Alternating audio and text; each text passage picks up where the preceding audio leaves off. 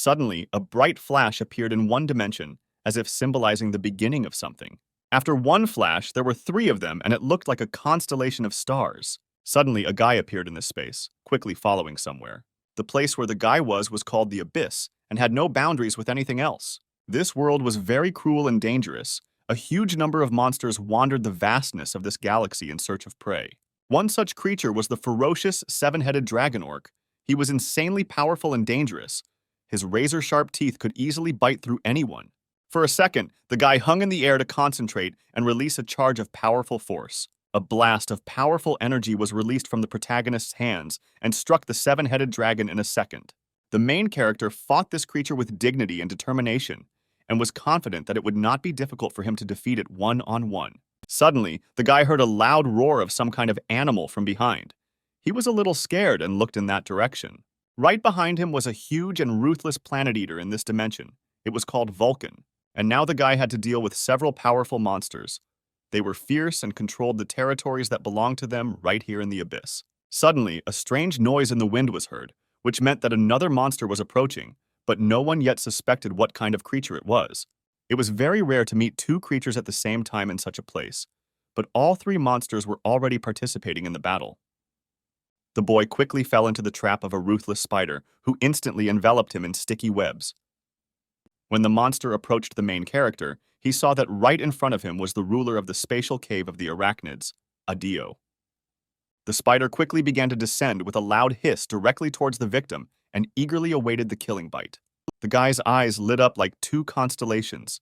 He was ready to fight this creature, and a moment later a charge of light was released straight at the monsters. At one point, it seemed to the guy that this fight had taken more than 300 years, but it would have been much easier to deal with them one by one. The huge monsters were defeated. He lost too much time killing them, and now he needs to quickly find a way to return to Earth. As the boy was leaving this location, he received a notification that he had achieved success worthy of the title of Invincible Master of Training, and that the world now resonates with him. His presence became more noticeable here, and as a constellation he became much stronger. When the Earth was first connected with the Abyss, mankind learned that mythology is not just a product of the imagination. The beings called constellations were the closest to what people considered deities. They blessed them and expanded the ranks of followers. But as with any other rule, as the number of followers grows, so does the authority of the constellation. The Earth, with nearly 10 billion souls, was like a gold mine for the constellations, who fought to take followers from each other. But among them were also far more evil constellations, who wanted to take over the Earth not through blessings, but through sheer force. And this man, no, after these battles, it's hard to call him a man. This constellation appeared to stop this, a completely young constellation, Skylar. At that moment, the man was frying meat and carefully watched to make sure the piece did not burn, and he managed to turn it over in time.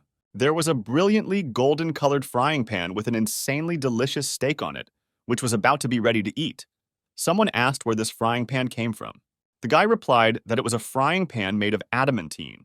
The goblin was very surprised that it could cook meat, especially the meat of a bear that eats planets. Even the constellations are wary of this.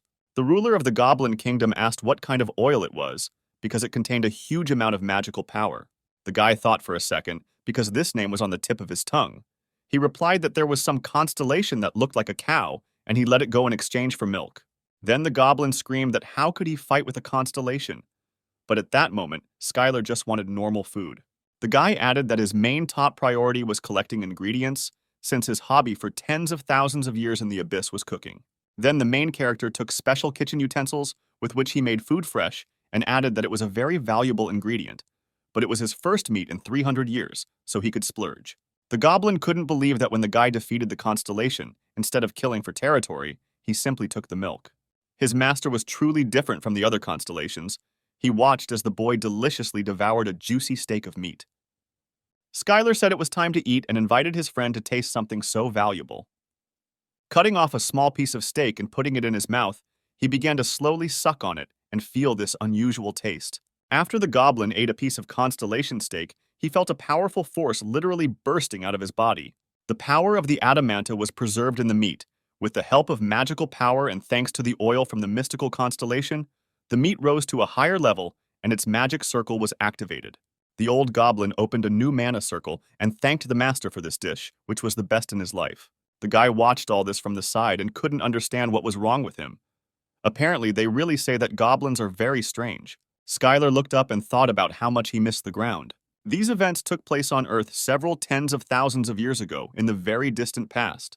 In the gym, they asked the guy why he was lifting weights and whether he really wanted to become stronger than he was now.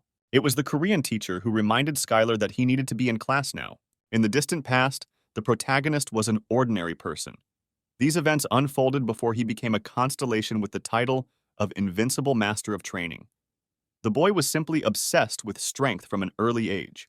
Skylar was an orphan with no one to rely on, and he knew he had to train to be strong, and he grew stronger and stronger every day. In the era of the Abyss, a new profession emerged. It was called Hunters, and was very honorable, because they were engaged in protecting people from the dangers of dungeons and monsters. There are cores and items that drop from killing monsters and are highly valued, as well as artifacts from dungeons where monsters appear and attract many people who want money and glory. The main character had nothing to lose, so he became a C+ rank human hunter. Sitting together in the gym, the guy's boss asked him to slow down a bit on the load. But Skylar knew that going into a dungeon with B rank monsters was too much. The boss said that they could barely even handle a C rank dungeon now. He added that even hunters of that rank were suffering losses in those dungeons, so there was no talk of a B rank at that time. When the young guy once again lifted the barbell, he thought about the skills of magic, martial arts, and artifacts that dropped in the dungeons, and that they were all great.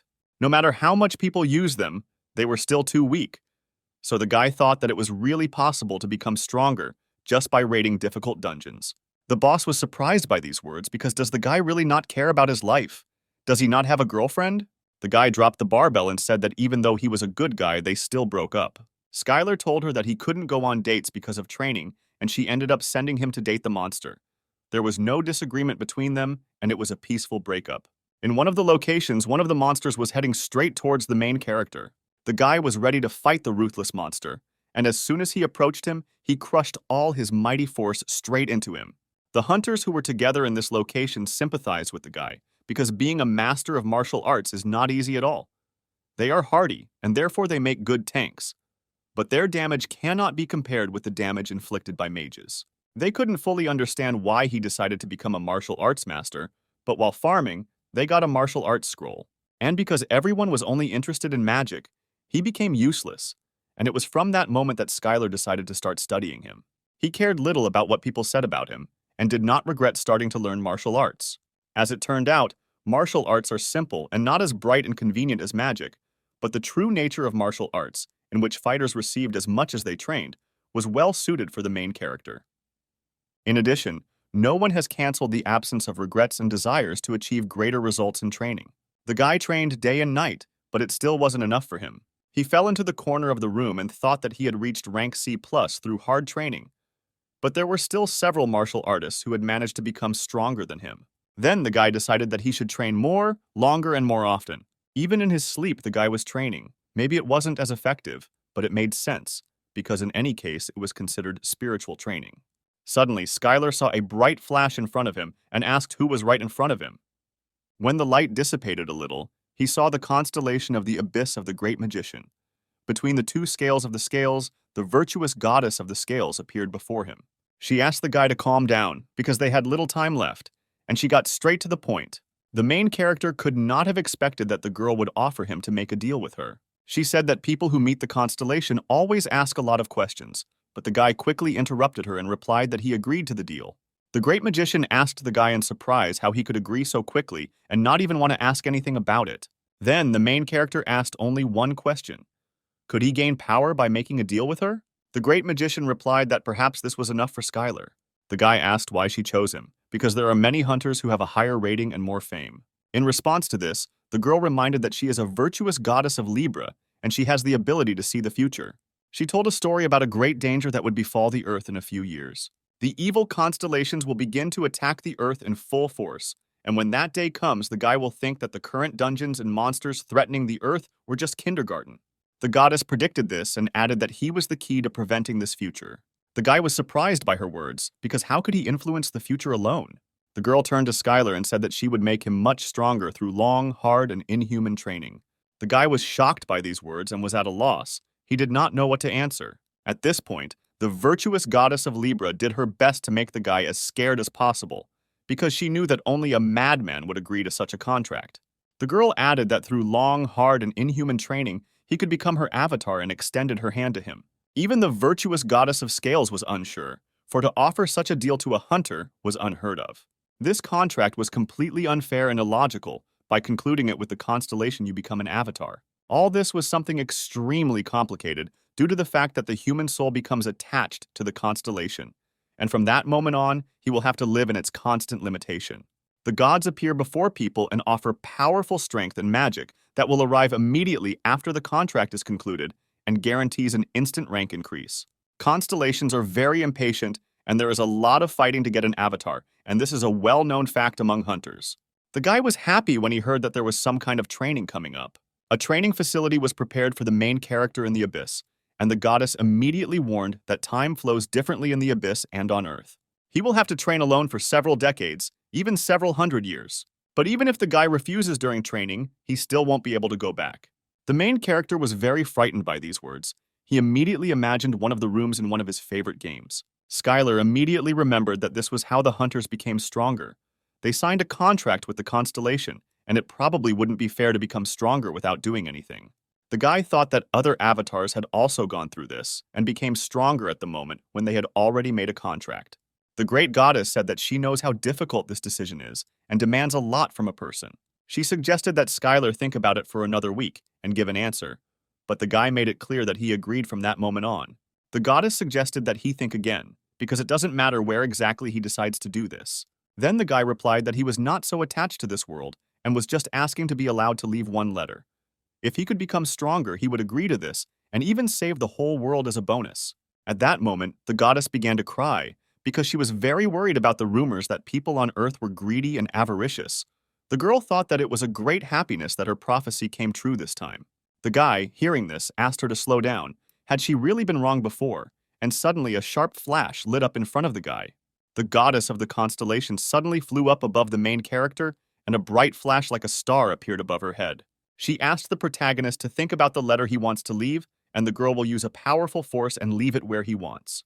The goddess opened a portal to another world and asked the guy to pass these tests, and only then she would accept him as a personal avatar. The main character had never seen such wonders before, and slowly approached the portal, trying to touch it with his hand.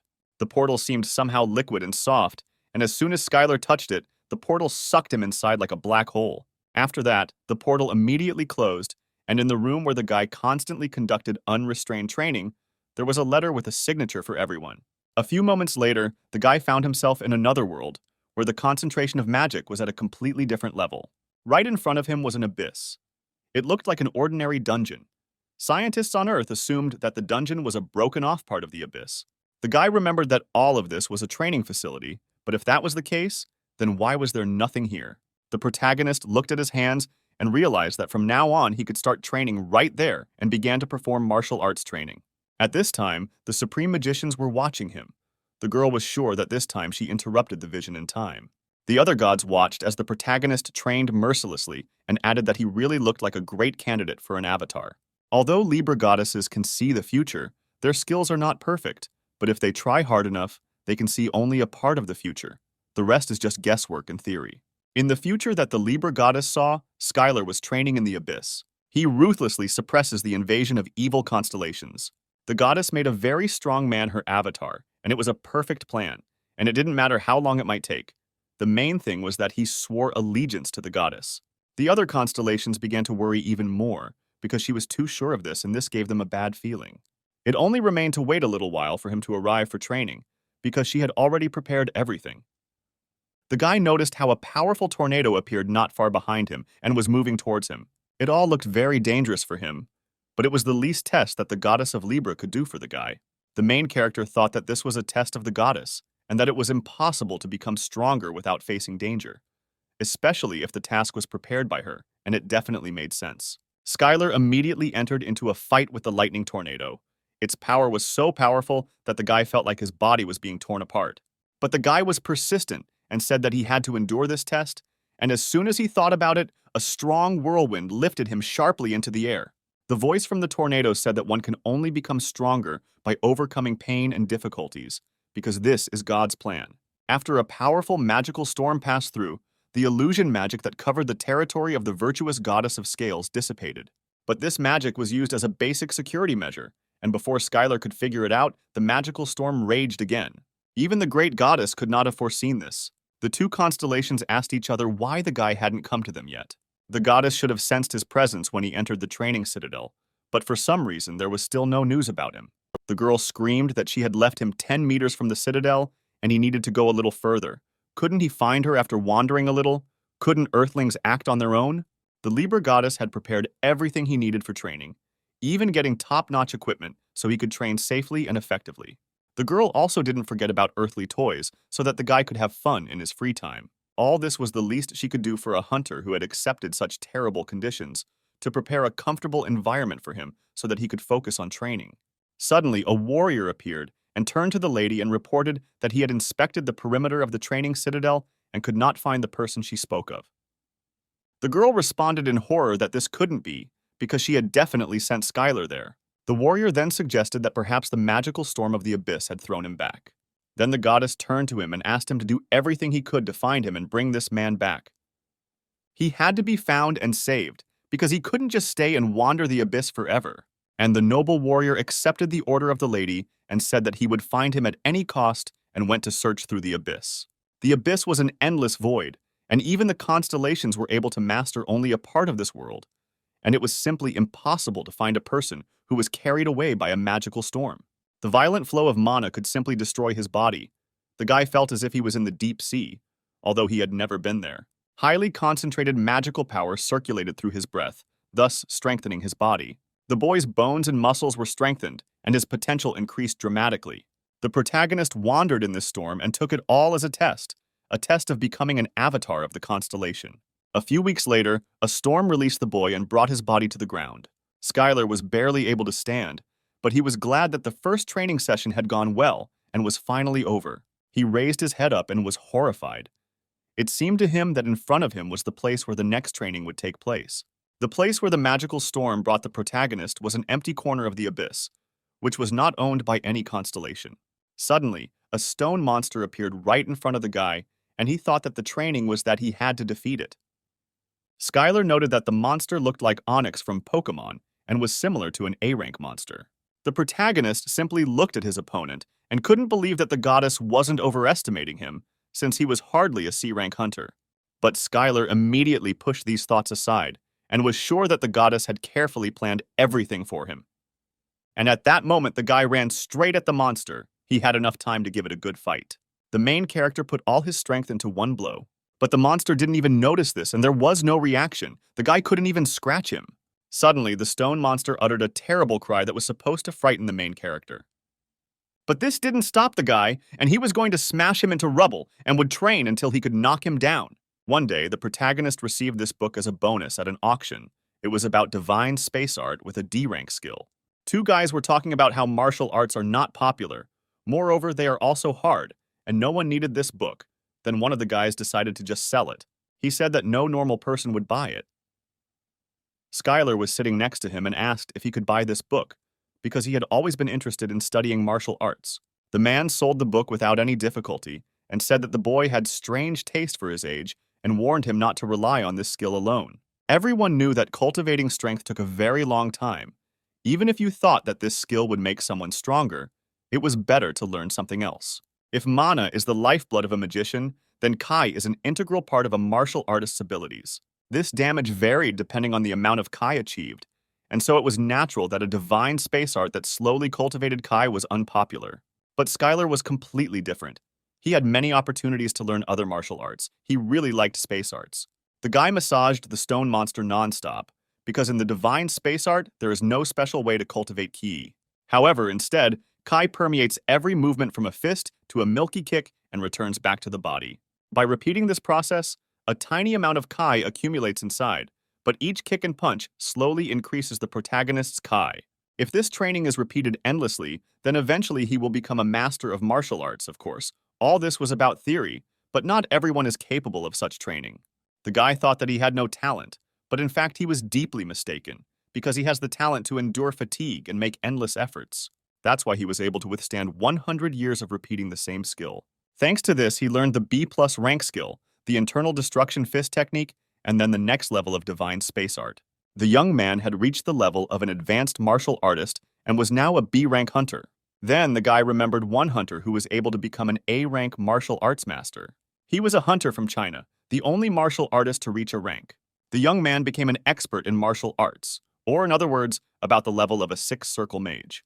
The girl asked him with great surprise whether he was going to apply for a higher rank and immediately received a positive answer. The guy planned to become the first S-rank martial artist. The main character was not very inspired by this thought, because at this rate he would only be able to reach this guy's level in 1,000 years. At that moment, a stone monster looked at Skylar. The guy asked him why he was looking at him like that, because there was a fair fight between them. The stone snake didn't just ignore him. After the boy had been cultivating ki for decades, it could no longer ignore the damage it received. At that moment, the snake couldn't hold back her tears, because the guy had forcibly chosen her as a dummy when she was just doing her usual everyday things.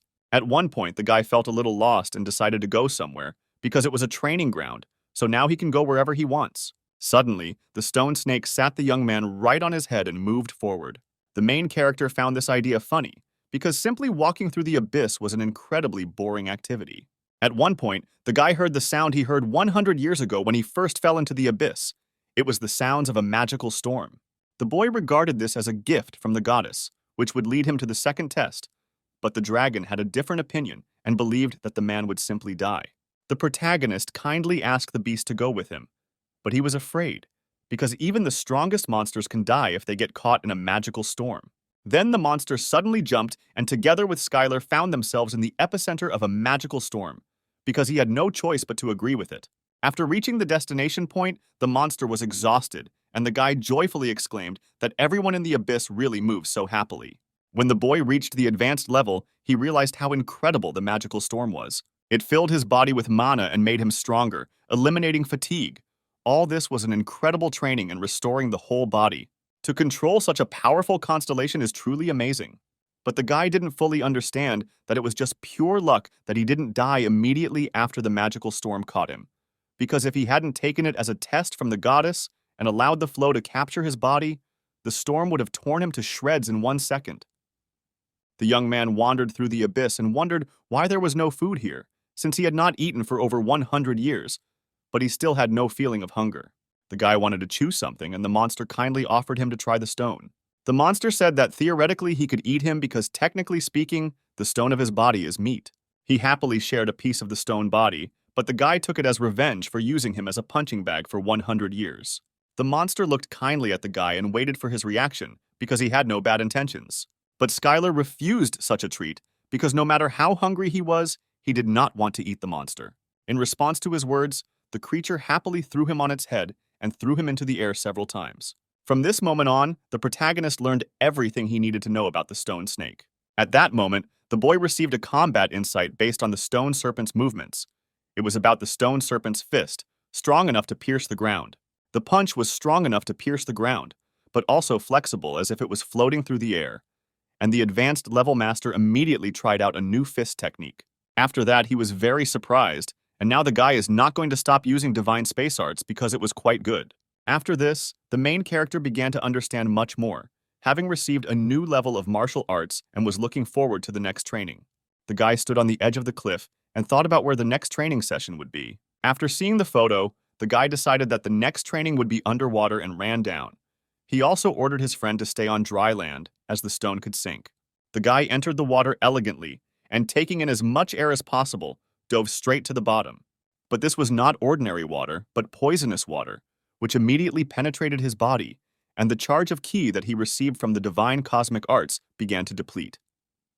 The boy began to be attacked by sea monsters, and if his power ran out, his life would be in danger. But with each attack, his body became accustomed to the poison, and his resistance increased. On the shore of the poisonous ocean, like a faithful dog, the monster waited for its owner. He saw something happening inside the water. It was Skylar, who with a powerful leap from the water, found himself right on dry land.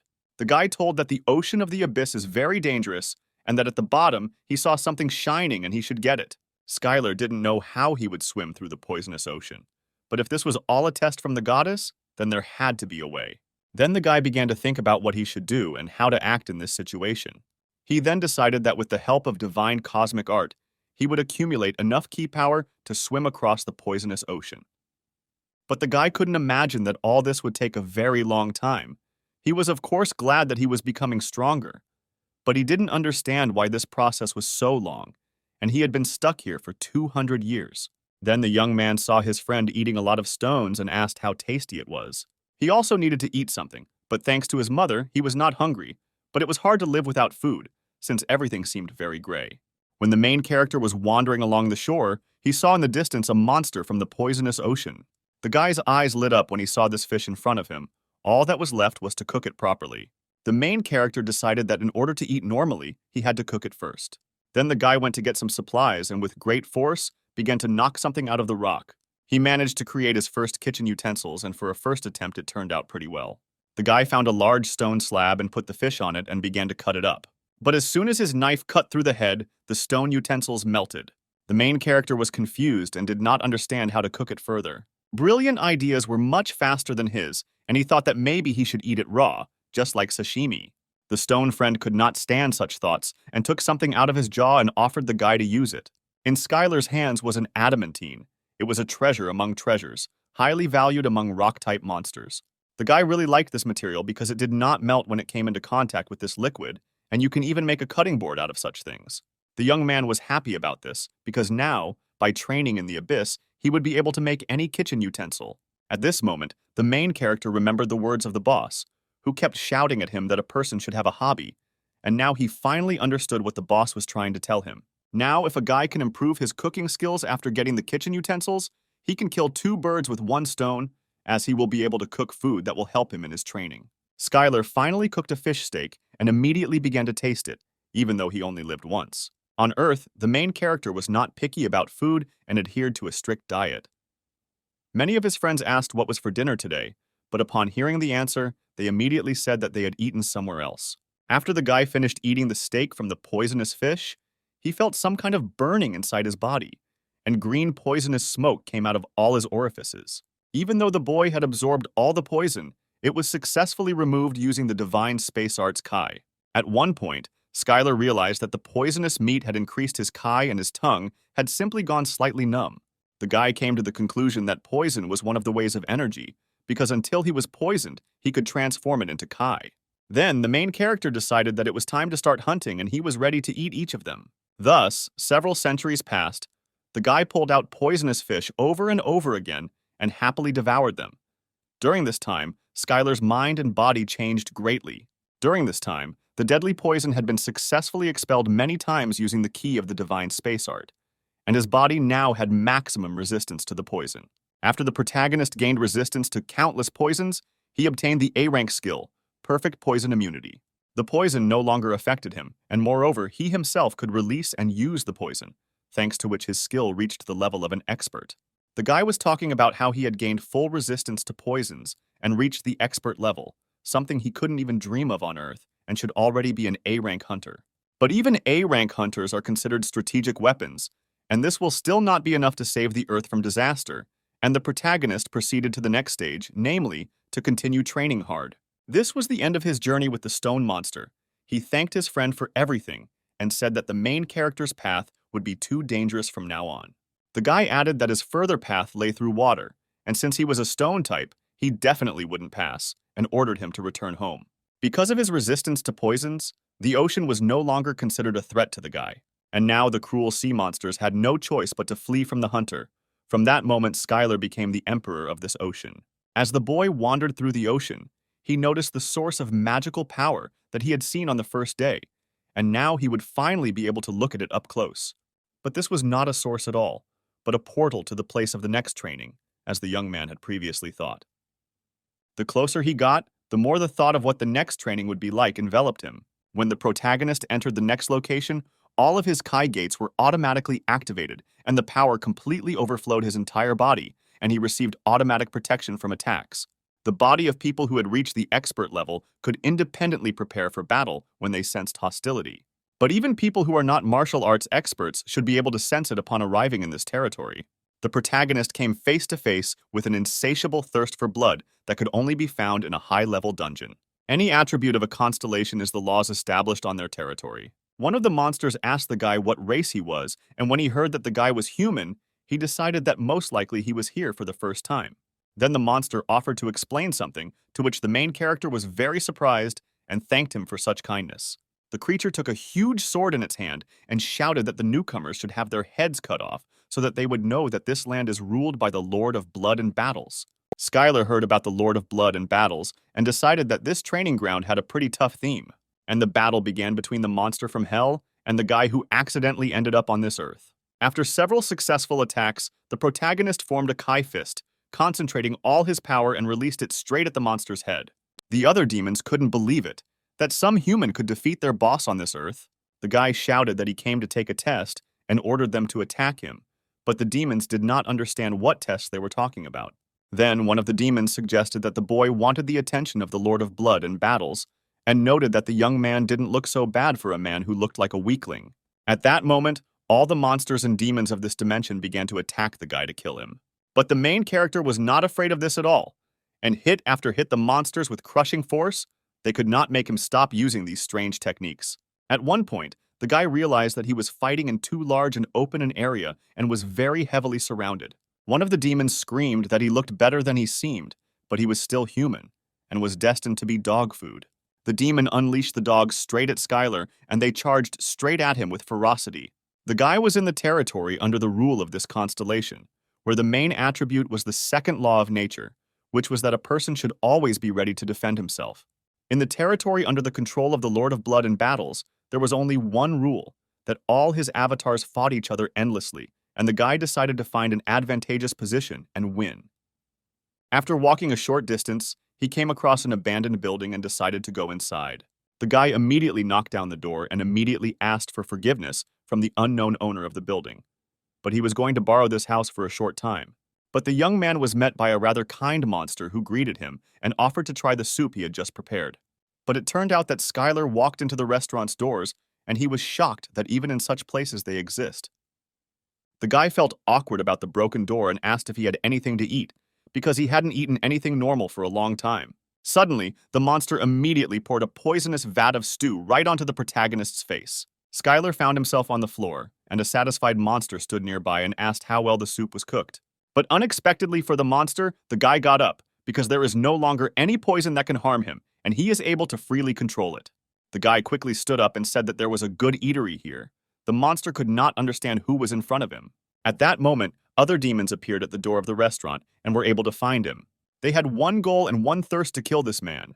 The guy quickly built a shelter out of tables and chairs and invited the demons to come to him.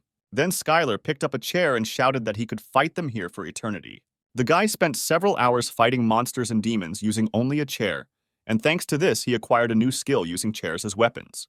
The main character was happy about this, because the best level of understanding can only be achieved in deadly situations, and he understood why the goddess had prepared such a test for him. At this time, the goddess of scales could not find a place, because there was no news about Skylar for a long time. She also hoped that everything was fine with her assistant too, but he had already flown through a bunch of dimensions and did not understand how he was supposed to find the only person in the abyss. After some time, the main character exhaled loudly. He wondered only one question. How many more times would he have to do this? Due to his mastery of combat skills, Skylar's sensitivity increased, and he felt something supernatural coming from the cauldron. When the boy took the cauldron in his hands, the owner of the building suddenly grabbed him by the leg and shouted that the Lord of Blood and Battles did not want fights to be interrupted by an insignificant death. That here, his power would endlessly revive him to continue, therefore no one could die here. The monster burst into tears like a little girl and asked to have mercy on him because he had gone through all the circles of hell to get this adamantine cauldron. But the protagonist ordered him to shut up because he believed that he got it by beating up other creatures. The guy added that the point is that now the winner takes all. The adamantine cauldron and this restaurant now belonged to Skylar. The young man picked up a huge stone slab because he had heard in a story about martial arts that a retired martial artist owned a small classic eatery. The guy came here only to look for a suitable place for battles, but suddenly acquired a diner that inspired him. The main character proudly walked out of the building, because now it was no longer an ordinary eatery, but a place called the Taste Factory. The amazed monster screamed at the boy not to even think about it, because it was all his. But Skylar didn't care anymore. He offered him a great bet. If he wanted to take the restaurant back, he should beat him, because that's how the rules work here. When the guy entered the kitchen, he was surprised at how often the demon chef kept this place. Right on the table in front of the guy were all the ingredients, dishes, and even a special place. The experiment section should not have any problems now. Then the main character decided to check what kind of food was on this table. First of all, he took some piece that looked tasty and filling and was similar to meat. As soon as the guy took a small bite, he realized that he had taken poison and was not very happy about it. He could not understand where the poison came from in the restaurant. Then the young man began to try one of the strange fruits. As he tried one ingredient after another, he realized that there was poison everywhere in this restaurant, and he couldn't understand why there was so much of it and whether demons really fed on it. The boy resigned himself to this and decided that he should eat everything raw and use his poison immunity to convert it into Kai energy. But Skylar suddenly remembered that the poison had no effect on him, and now he would simply use it as one of the ingredients for cooking. From that day on, the boy fought monsters to gain experience during the day, and he experimented with recipes at night, and all this continued in the diner for several hundred years. The main character was calmly going about his daily business, cleaning the restaurant and cleaning the floor from dirt. But each time the monsters and demons returned and screamed at him to give his restaurant back. But the guy shouted that this was now a pub, not some lousy restaurant, and quickly threw all the creatures out of the building. At one point, the protagonist discovered that he had obtained a new skill. Through countless battles, he had obtained an A-rank skill, harmony of body and mind. Now, divine space arts had become more natural. The man received a surge of wild energy. The circulation of ki in his body accelerated sharply. The skill of harmony of body and mind was a state in which the body moves in accordance with the mind. After acquiring this skill, the body becomes much faster than before. Every martial artist wanted to obtain this skill, but it was very difficult to achieve. Magic skills are popular and used by many, so they are often sold at auctions.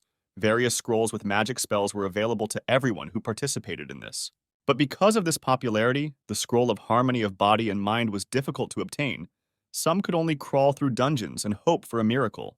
The protagonist did not understand why, but he was able to achieve harmony of body and mind through prolonged, deadly fights.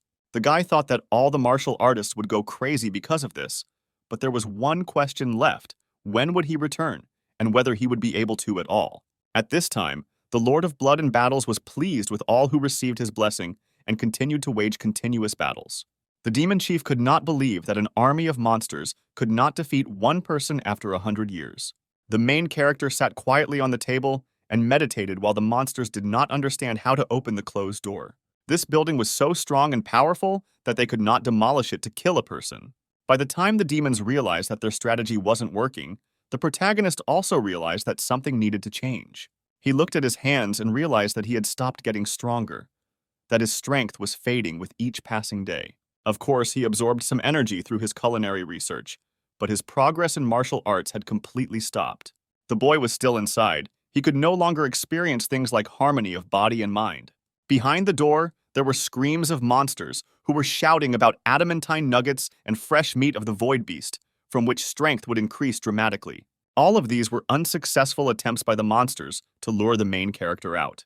Over the years, the demons had come to an agreement that as long as Skylar was hiding in a dive bar or a pub, they wouldn't even scratch him, and so they tried their best to lure him out.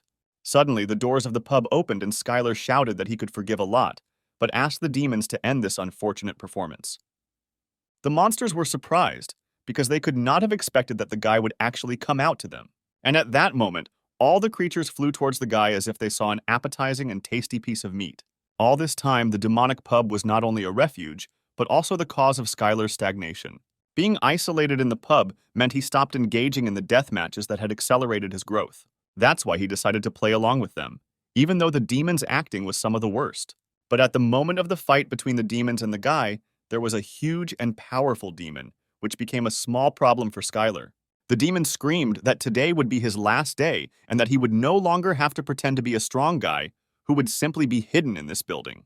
In response to this, the main character turned to the demon boss, saying that he was afraid that at this rate he would not advance in martial arts.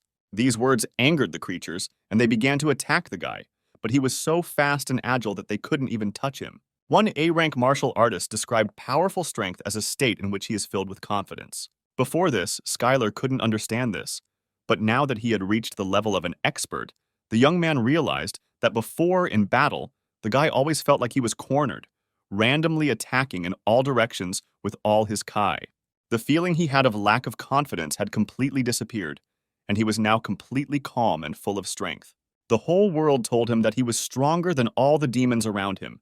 He could dispel the enemy attack with divine space art.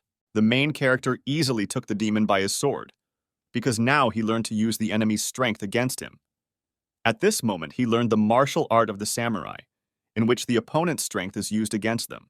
After a successful fight, the guy was happy that he managed to get a piece of fresh meat and an ingot of adamanta. Soon the guy returned to the pub again and shouted that he would gladly fight them again anytime if they brought him more gifts. The next day, a piece of meat and 2 beautiful ingots awaited the main character. The demons brought them as promised and offered to fight them again. The guy immediately left the building and was surprised. There was no one in front of him. He couldn't understand where everyone had gone because they wanted to fight him so much. Suddenly, the demons started firing from the air. They decided that the guy specialized in close combat and therefore decided to finish him off with long-range attacks. Skylar successfully escaped this barrage, and thus his body became even stronger after the demon attacks. All the demons were wondering the same thing: when would he finally die? But time after time, they received a direct hit from spells, because now Skylar had received the skill of invulnerability. From that moment on, the more the demons spent their strength, the stronger Skylar became, and each time the gap between them increased. More than several hundred years have passed since these events, but the merciless battles between man and demon continue to this day. A line of demons had already formed to wait for the legendary battle, but when the main character came out, he announced that there would be no fight. One of the demons waited the whole morning to fight under the pub and was very upset about it, but a resourceful guy suggested that next time he take a number for the first fight. The guy warned that he would not fight with those who did not stand in line and would make scenes, but one of the demons calmed the main character by saying that the demons who wanted to fight would obey him, because it was difficult to find a strong man like a human and they were forced to stand in line. As Skylar returned to the pub, the young man thought about how he had somehow become close to these guys, and he assumed it was natural after hundreds of years of fighting. The boy held an A-rank hunter card in front of him. It was a magical item received when first registering with the association, and when the owner filled it with magical kai, it showed the owner's statistics. The guy had long forgotten about this card, and after some time decided to take it out and look at the result of long training. When the boy took the card, he was shocked, because he received so many skills that on Earth he could only dream of it. But one of the last skills seriously interested Skylar. He didn't know what it was and what this skill gave. It had a worldwide resonance. The boy couldn't believe his eyes, because this skill was D rank when he first learned it. He had never seen the rank rise so quickly, but it was all because of the training in the abyss that had already taken several centuries, and even more than 1,000 years. One of the A-rank skills was perfect immunity to poisons, the ability to freely control poisons and gain kai when absorbing it. The second skill was the harmony of body and mind, the ability to use the body the way the owner wants it. The third skill meant the ability to redirect the opponent's power back, even if it was greater than the main character. The fourth skill was invulnerability, where the skin became harder than steel and was able to block most attacks. The guy knew about all the abilities he received, but then he noticed the card coherence. It was one of the skills he heard about back on Earth. The meaning of this skill was that hunters use mana or kai as a source of power when using the skill, and when the quality of this source drops, it will result in a loss of effectiveness or a failure to use the skill. However, if the user has an unimaginably large amount of pure kai, it will reach a legendary level, creating an illusion of 3 colors during kai meditation. Skylar was puzzled, because this skill was available to hunters who had learned a unique A-rank martial art like the Divine Twilight Art. But the guy didn't know that although the Divine Space Art is weak in terms of growth rate, it allows you to create kai stronger than any other martial art, and Skylar has been training this art for more than 1,000 years. A martial arts expert card meant that the person had the ideal physique to learn martial arts.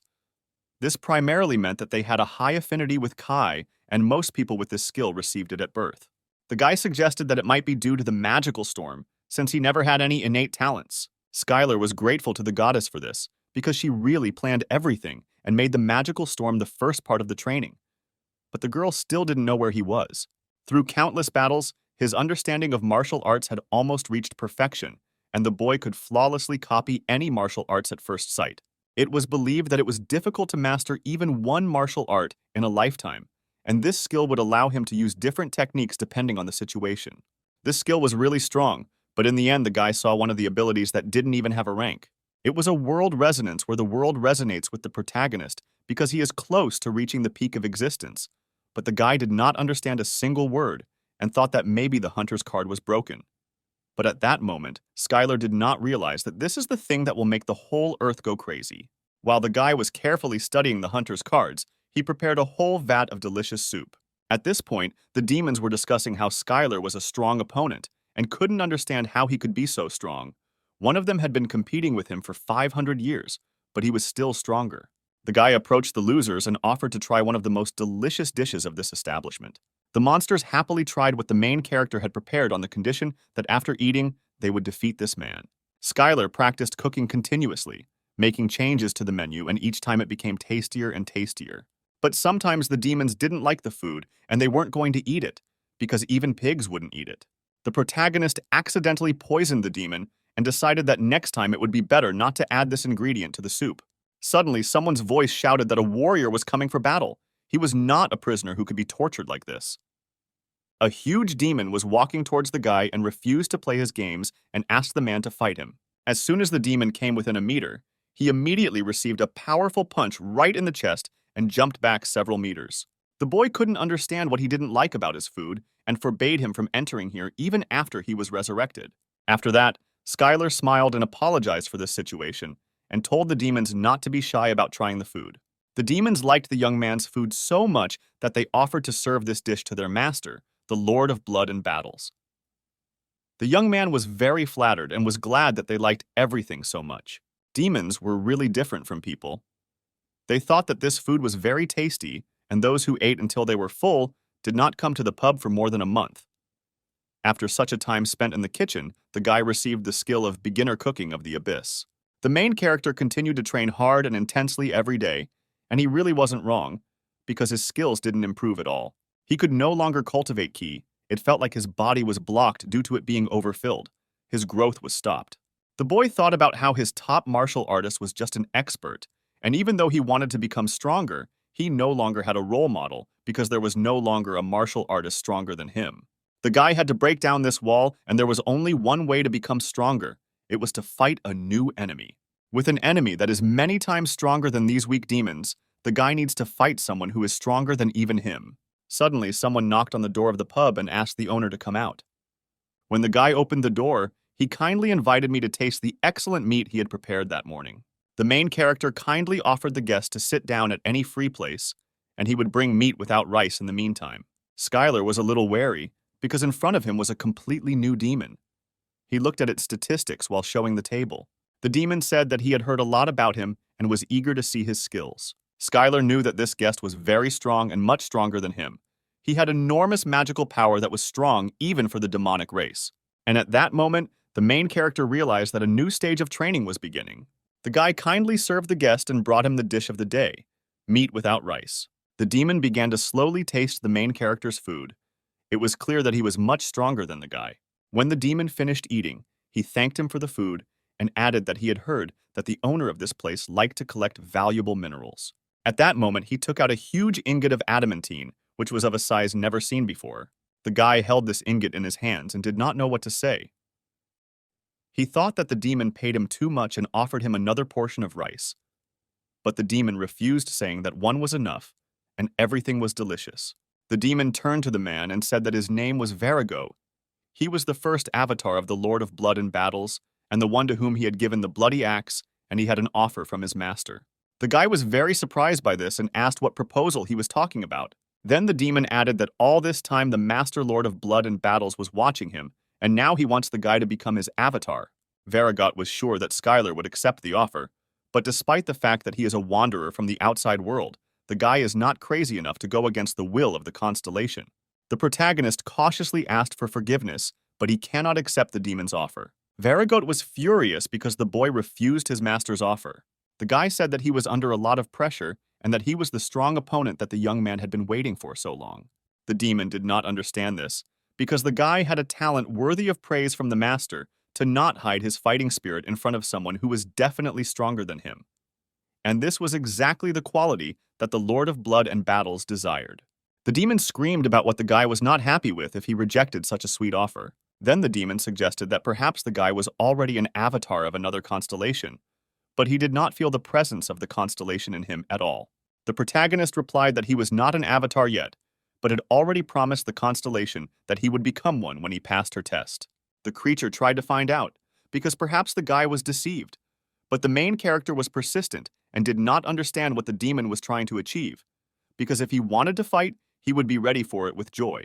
The demon asked the guy not to rush and listen to him, because what he was talking about did not add up in his head. Constellations enter into a contract with an avatar because of their desire. No constellation will accept someone unworthy as an avatar. And to be desired by one constellation meant that other constellations from the abyss would also desire it. And so the constellation immediately makes a contract with the avatar candidate so that others do not do this. But if they want to train the candidate, they do it on their own territory.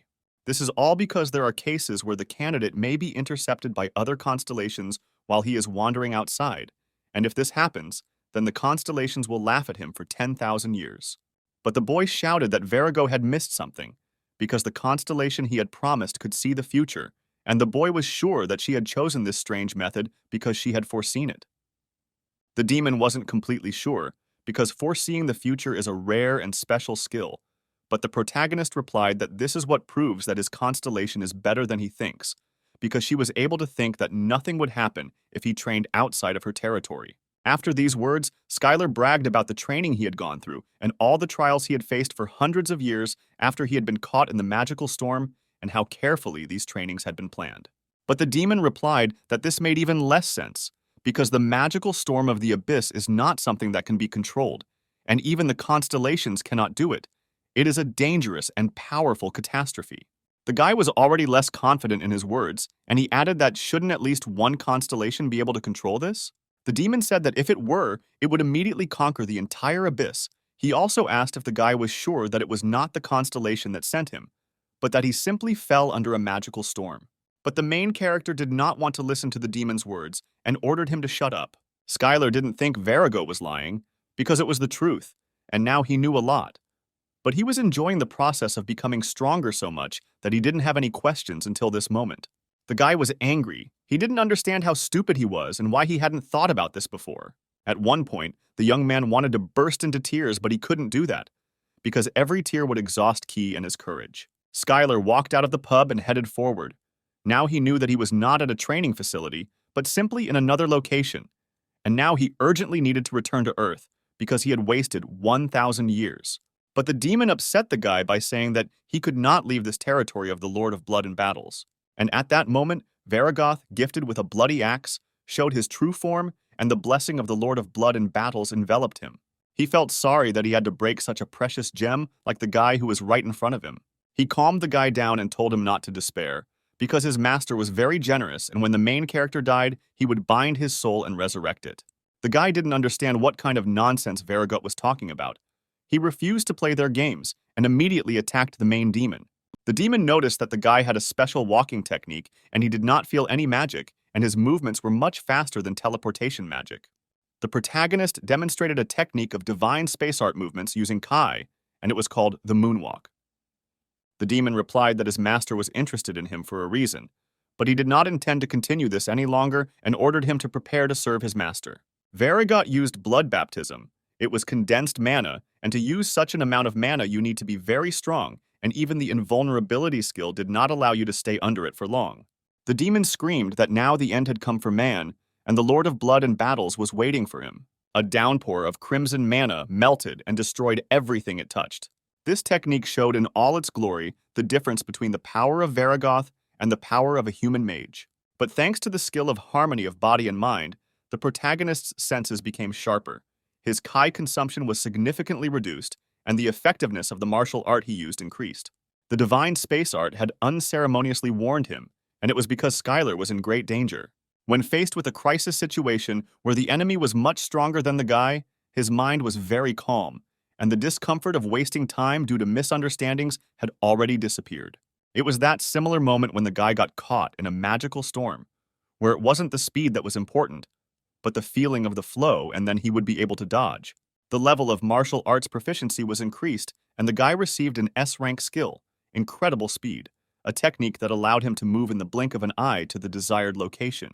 Verigo couldn't believe his eyes because the guy completely dodged the bloody baptism. Until this moment, he thought that martial arts were only studied by weaklings and expressed great respect for the man. In the Abyss, magic skills are the most popular. They consume mana, and magic users can take unlimited mana from the outside. On the other hand, martial arts consume the user's internal strength, and compared to magic, martial arts have a limit. After meeting the main character, the demon understood why martial arts were created, because it really amazed the mind. And he told an old story about slaves rebelling in the territory of some constellation. They wanted to resist the law of this world, and once they went against the constellation, they could no longer use mana. However, it was not so easy to suppress the rebellion because of their wonderful skill, thanks to which it was possible to use without borrowing mana from the outside. The guy thought it was about martial arts, but what if he used magic? The demon added that after his body had melted from the bloody baptism, he would have already met the Lord of Blood in battles. And at that very second, the guy flew straight at the demon so that he could see the true power of martial arts. The demon understood that before him was indeed a special person, but he was Verigo and his master gifted him with a bloody axe. And then the demon used the magic of the bloody axe and dealt a powerful blow to the main character. The guy shouted that with this magic, the fight was miserable, and maybe he at least has weaknesses in close combat, because it couldn't be that magic was capable of everything. For the first time in a long time, the main character was on edge, because he was faced with an enemy who was significantly superior to him in strength, skill, and magic. With each attack he made, he felt himself becoming stronger, and by gathering the required amount of Kai in one point, he created Kai fists. And as soon as he managed to do this, he performed the most powerful fist of space, which struck the demon with such force that Verigut could not have expected it. But even this was not enough, and the demon was amused by the interesting tricks. But this was not enough to completely defeat him. A few skills, such as using speed or dodging, were only good for defense, but the problem was with attack power. To break through the dozens of layers of protective magic with which Verigut defended himself, he had to deliver a powerful blow.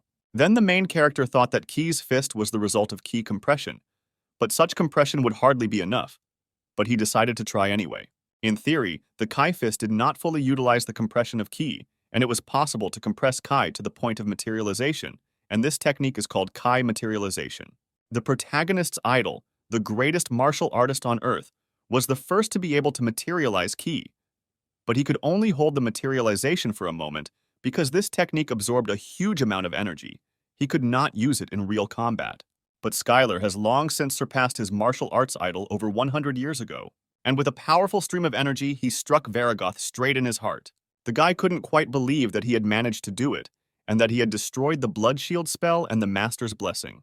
The protagonist managed to destroy all of Varigoth's defense, but if he uses the manifestation of Kai again, his energy will be depleted. The battle between the human and the demon was still going on, and the lower-ranked demons were wondering when it would end, because at this rate, they would grind this place into dust.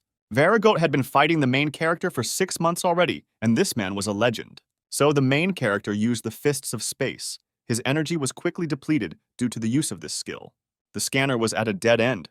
Although he could break through Varigoth's defense with the materialized Kai attack of the Divine Space Art, but he couldn't use this deadly attack due to the huge consumption of Kai.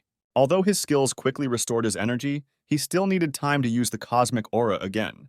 Varigot turned to the boy, saying that they had spent too much time on this, and he could no longer restrain the Lord of Blood in battles. And at that moment, a loud noise was heard, meaning that the Lord of Blood in battles blessed the demon with the power to win.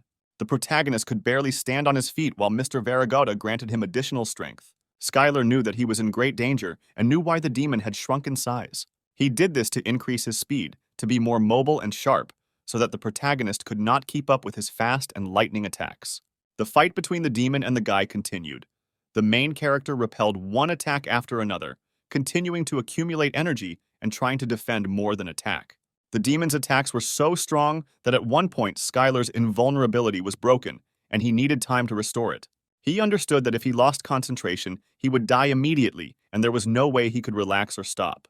From the moment he entered the Abyss, the protagonist never used up all his energy completely. After all, in the Abyss, where there were plenty of dangerous enemies and creatures around, using all your strength was tantamount to suicide, and there was no way to use it up completely. But the main character understood that he was not in a situation where he needed to accumulate energy and spend it in small parts. And then at one moment, Skylar released all the juices from his body, accumulating such a flow of energy that with one blow he cut off the demon's hand. At this moment, the protagonist learned the cosmic Kai breakthrough.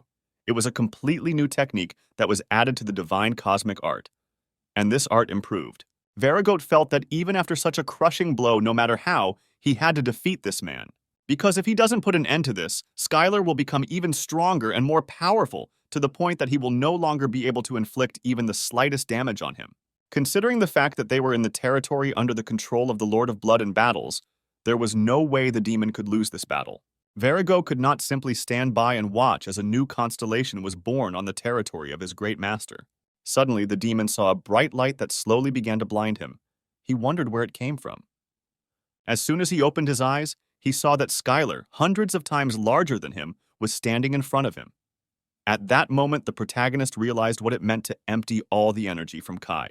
The wall that the main character had encountered, the amount of ki that was in his body, all of this was now completely unimportant, because all the powerful energy was inside him. And now if he can take all the energy outside the body, then the world will become his energy. At this moment, the boy had achieved a perfect understanding of the ki materialization skill and was now able to freely use this materialization. The skill of world resonance has increased, and now the world awaits his defeat. The constellation of the Abyss watching the battle showed great interest in it. From that moment on, all the constellations were ready to get the main character as an avatar. The guy finished off his opponent blow after blow, and at one point the demon was able to utter the last words that he had lost this fight to the man. The guy defeated the first avatar of the Lord of Blood and Battles, the Demon King Varagoth, gifted with a bloody axe. The protagonist received power from the whole world thanks to the skill of a master craftsman. The demon was trampled right into the ground and added that the boy had now earned the right to reject his master's offer. Even though the battle was long and difficult, Skylar thanked the demon from the bottom of his heart. Varago added that he should listen to his words because no matter what constellation offered him to become his avatar, he should not accept it from it. The demon advised the boy to become so strong that no constellation could look down on him, thereby becoming famous in this abyss and becoming a constellation.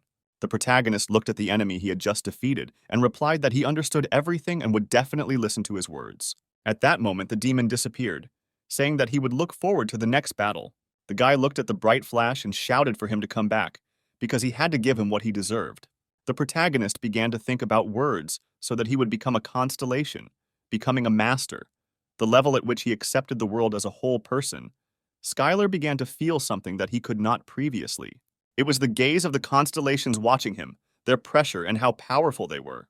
The protagonist decided that he could match them if he became a little stronger. Suddenly, other constellations of the Abyss began asking Skylar to meet with him.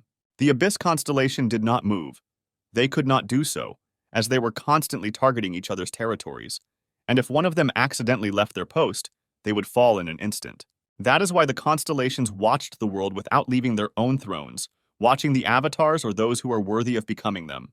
The guy couldn't believe that someone had been watching him all this time, as if he had been shown on the regional news. After the great battle, the Lord of Blood and Battles placed a bounty on Skylar's head, and every creature that was in that territory hunted him.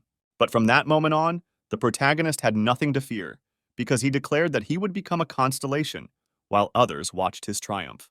On the ground in the gym, the men saw a guy on TV who had signed a contract with a star. He said that everyone envies him because they also want to sign a contract with the star, but in reality, everything is not so colorful and wonderful. The guys were surprised by his words, because they did not understand how one could speak about such things directly and openly. The man spoke about the rules of the constellations that connect him, and you are under observation 24-7 hours. Skylar heard his friends loudly discussing this guy about how he was handsome and became an avatar, and basically he already had everything. But why was he whining that it was so hard for him? At that moment, the guy realized what the hunter from TV meant. He was obliged to act according to the rules and obey the order of the constellation, but if he disobeyed, then an unimaginable punishment awaited him. Being an avatar that everyone envies means being a slave in beautiful shackles. All the while the guy was thinking, small demons attacked him and tried to avenge the honor of their master. Since childhood, the guy wanted to be strong. Not so that strong guys like them would pay attention to him, he wanted to choose his own path. As strange as it may seem, Varigot was right, and the guy can't leave his fate to the discretion of the constellation after he's come so far. At this moment, the main character received various messages from the constellations offering to give new skills or those who were simply impressed by the level of his martial arts. All this greatly irritated the guy. Skylar didn't know how to use magic properly, but it was as if it didn't need to be used, and it was better to achieve everything with the help of martial arts. Suddenly, one of the constellations of lava and magma gave the main character an ingot of adamantine and added that he looked like a hipster. Skylar thanked him for the gift, but immediately received an offer from the constellation to receive more valuable minerals in exchange for the contract. But the main character shouted that he was going to become a constellation, and it was pointless to lure him with such gifts. After the battles over the demon, everything was destroyed, and the main character returned to the pub and did not understand why he was considered a hipster, because he did not look like one at all. When the guy came back, he saw that the whole establishment looked like some kind of barn with a bunch of garbage and complete chaos. Among the pile of rubbish, the boy dug up a golden vat in which he cooked food. He carefully wrapped the vat with rope and no longer paid attention to the notifications from the constellations. The guy got ready to set off. The main character left the modest restaurant that brought him so many emotions and went into an unknown world.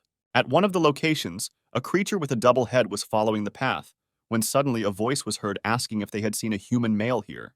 It was one of the guardian angels of the constellation, who continued to search for the guy all over the world and showed what the guy looked like. The creature smiled when they saw who was shown to them and asked what kind of ugly creature was in front of them, and why they should answer to some angel at all. Suddenly, there was a loud noise, and the same creatures that were in front of the angel crawled out from under the ground. The vicious dogs began to threaten him, saying that he had entered the wrong area and had completely lost his sense of smell. They added that this area is not subject to any constellation and is the most secret and isolated neutral zone in the abyss. The dogs immediately pounced on him so that the angel could feel the fierce claws of freedom. But as soon as the creatures got closer to the angel, they immediately received a powerful blow, after which they flew back several dozen meters. The man then repeated his question, asking if they had seen the guy, and the dogs, horrified, apologized for making such a mistake and replied that they had not seen anyone. After these words, the guardian angel flew away to look for Skylar and thanked the creatures of this location for the information. The angel of the virtuous goddess of Libra continued to search for the man all over the planet. He talked to races capable of speech. He endlessly asked if anyone had seen Skylar.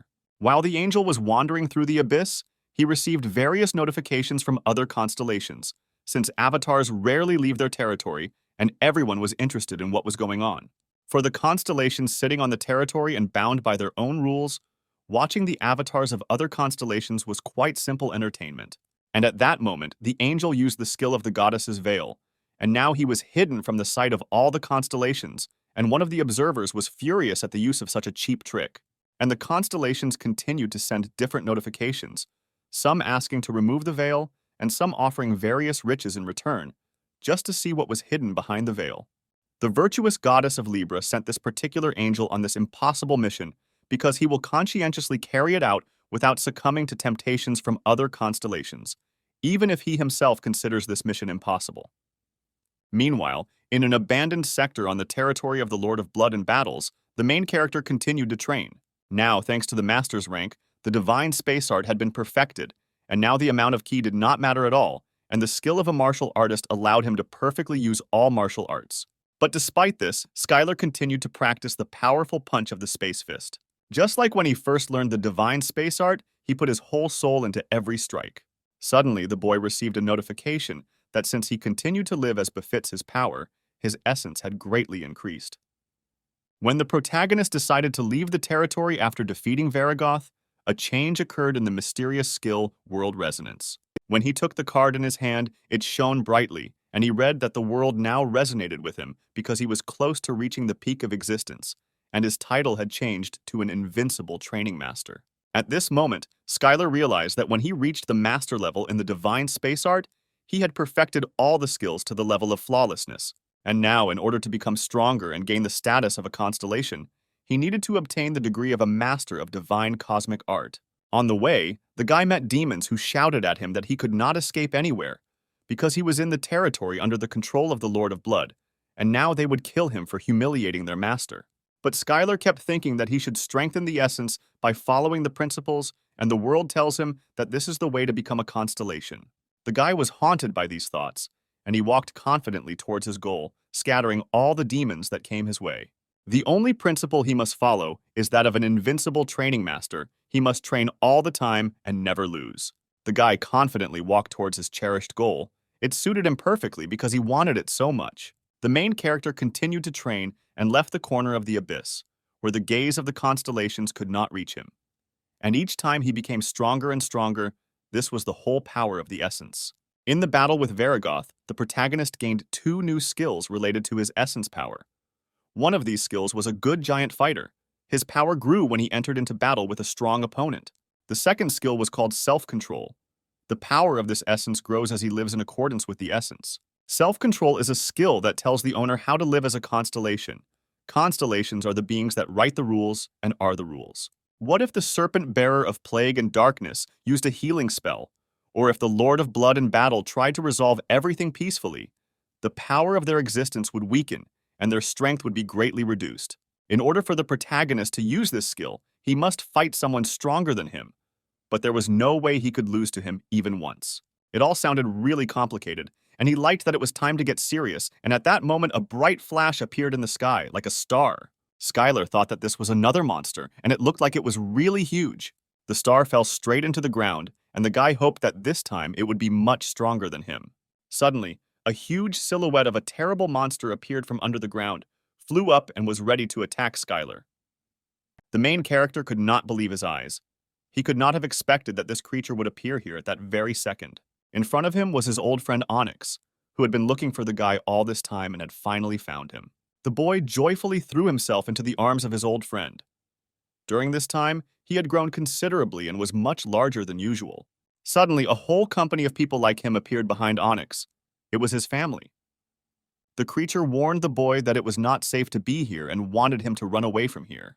Suddenly, there was a fierce roar, and the ground beneath their feet split into 2 parts. Skylar's old friend Onyx and his family were city-sized monsters, but this monster that just appeared was on another level. The guy saw a supergiant monster that had never appeared on Earth before. It could be classified as the highest rank. The whole world should be on full alert when it appeared. The protagonist felt that the monster was emitting too much magical power, that it gave him goosebumps, and that it was definitely stronger than Varigoth. The guy discovered a hydra, a 9-headed snake, which was at the level of a constellation in strength. All this time, Skylar found the attention of the constellations annoying. There were constellations that became such by watching the adventures of the main character, but most mocked or ridiculed him, and some were even hostile. One such constellation was the Lord of Blood and Battles, whose first avatar suffered a crushing defeat. To all of them, Skylar was a beast that had not yet reached adulthood, so they must do everything in their power to prevent him from becoming a constellation. That's why the boy went to the neutral zone, where the constellations couldn't track him, but the lawless zone was a place where the strongest ruled. It was a place ruled by monsters that were as strong as constellations, and they weren't bound by the rules like constellations. The creature was amazingly strong and used powerful magical power and went at everyone like a bulldozer. If the guy defeats the Hydra, his power will essentially increase significantly. The World Resonance skill now resonated, and the boy received a notification that he was now an invincible training master. The protagonist's skills forced him to fight this monster, but even without them, his choice remains the same. The guy accepted this fight and immediately screamed sharply for this clumsy snake to attack him. Hydra had bullied his friend and his family, and it didn't matter how strong it was, the monster would now regret it. The creature began to attack the main character. It considered him an insignificant creature and was impatiently waiting for his death. It added that even the constellations fell to their knees because of its poison, and its breath would incinerate him in a second. His 9 heads emanated a powerful force that would freeze most opponents due to telepathy and bloodlust. But Skylar was already used to this, because he had already been in many battles on the territory of the Lord of Blood and Battles. The guy suddenly took off and delivered a powerful blow to one of the Hydra's heads. This blow was so strong that it took off the head in a second, and the Hydra could not understand how this brat dared to do such a thing. But the Hydra restored its head thanks to the divine regeneration skill, and all the guy's efforts were in vain. The monster turned to the boy and said that he was able to cut off his head, but now he had to pay for touching him. The entire body of the Hydra was suddenly filled with the strongest poison, from which neither the hero nor the constellation could withstand. The guy didn't understand why the creature was saying what it was going to do, and why it needed all this. But before him stood a monster that even the constellations of the entire abyss feared. They could do nothing, even if they found out what would happen next. And only the nine-headed Hydra announced the fate of the enemy. The enemy has no choice but to accept the fate that the Hydra has predicted for him. When the monster filled the entire atmosphere with the strongest poison, a bright flash appeared inside this steam. In the distance, the Hydra saw a guy who managed to cope with this poison and survive. The monster could not understand how he stopped their poison. At that moment, the guy felt like his head was about to explode because of that telepathic scream, and if he hadn't had perfect immunity to poisons, he could have suffered. But this feeling was not the same as when he fought Varagoth. It was far superior to the power of divine space art and the materialization of Kai. The boy screamed that he wanted to cut his head off and began to perform one of the most powerful blows he had mastered.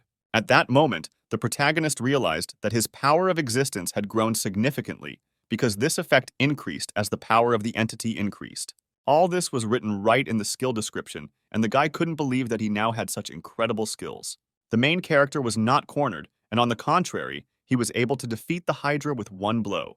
But even after this blow, when the Hydra lost several of its heads, the battle did not end there. Despite the fact that the guy knocked off the Hydra's heads with his numerous series of blows, it regenerated them too quickly. The monster wanted to kill this man as soon as possible. His breath was too dangerous that being near him was already fatal. Skylar had an invulnerability skill that should have protected him from any damage. But even in the fight against Varagoth, he was unable to block all of his powerful magic. But the Hydra was many times stronger than Varagoth, and it was impossible to block its attacks with invulnerability. And then the main character decided that he could run along this breath with the help of the moonwalk and get straight to the monster's throat. From that moment on, the guy began to move as quickly as possible, moving faster through the Hydra's poisonous breath. And at one moment, a miracle happened. While Skylar was moving between safe zones repeating the phrase faster and faster, the flame and poison emitted by the Hydra stopped, and time immediately slowed down. Hydra couldn't control his breathing intentionally, but none of Skylar's martial arts had the same effect. And finally, the main character realized that all this was happening for the same reason that his attacks were much stronger than they should have been with his level of martial arts and skills. The power of the essence is not the same as enhancing magic or martial arts. It is the power that allows one to change reality. According to his imagination and desire, he received an insight on how to use the power of the essence because it was a power that could change reality. Now the guy is able to control it as he wishes. As a result of the insight, the skill of the essence's power has increased, and this power allowed constellations and creatures that have reached the peak of existence to rule in the abyss. The constellations use this power to transform the abyss and create a kingdom and bring gifts and blessings to their followers. As long as the constellations have enough essence power, they can do anything. The Hydra was furious. She couldn't believe how the guy dared to do this. The monster screamed that she would not forgive this and would definitely kill him. This being had a gigantic soul and a strong will. With the current power of the essence, Skylar could not shake or change her will. But did he need to do this? Because his goal was to change the power of the protagonist's essence, and not the Hydra. The power of Skylar's essence infused his materialized Kai and became a sharp blade capable of cutting through both the Hydra's massive body and the poison that could seal divine regeneration. And the guy with great speed like a razor blade began to rush through the body of the Hydra. She could not believe that this was possible. The main character remained calm and did not give in to his emotions, because this was also training. And thanks to this power, the Hydra's heads could not regenerate, and they immediately lost to this man. They used Plan B, which was to hide in a cave and wait until regeneration returned to them again. But with so many heads like the Hydra, it was hard to come to a consensus, and someone didn't want to return to the cave with such a body, because it was a great humiliation. Neither fire, nor poison, nor brute force ever had any effect on the monster, but without regeneration, the Hydra quickly died, and for it was a shame, because they lived for 10,000 years and never faced such humiliation. And at that moment, while the Hydra were arguing with each other, a sharp beam of light crashed into them straight from the sky. It was Skylar who bid farewell to the snake with a powerful fighting technique and admitted that she was indeed a strong opponent. After this battle, the main character greatly increased all the skills that were used during the battle, and the world began to resonate with him even more strongly. The main character inherited the Hydra's karma of divine regeneration, and now his invulnerable body is endlessly regenerating from this moment on. The guy noted that life was a strange thing, because being a martial arts master, He never thought that he would receive so many A skills. Now he only had to look at them. Even just one skill like that would make the boy an A-rank hunter, but that no longer mattered once he decided to step beyond being a hunter and step onto the path of the constellation.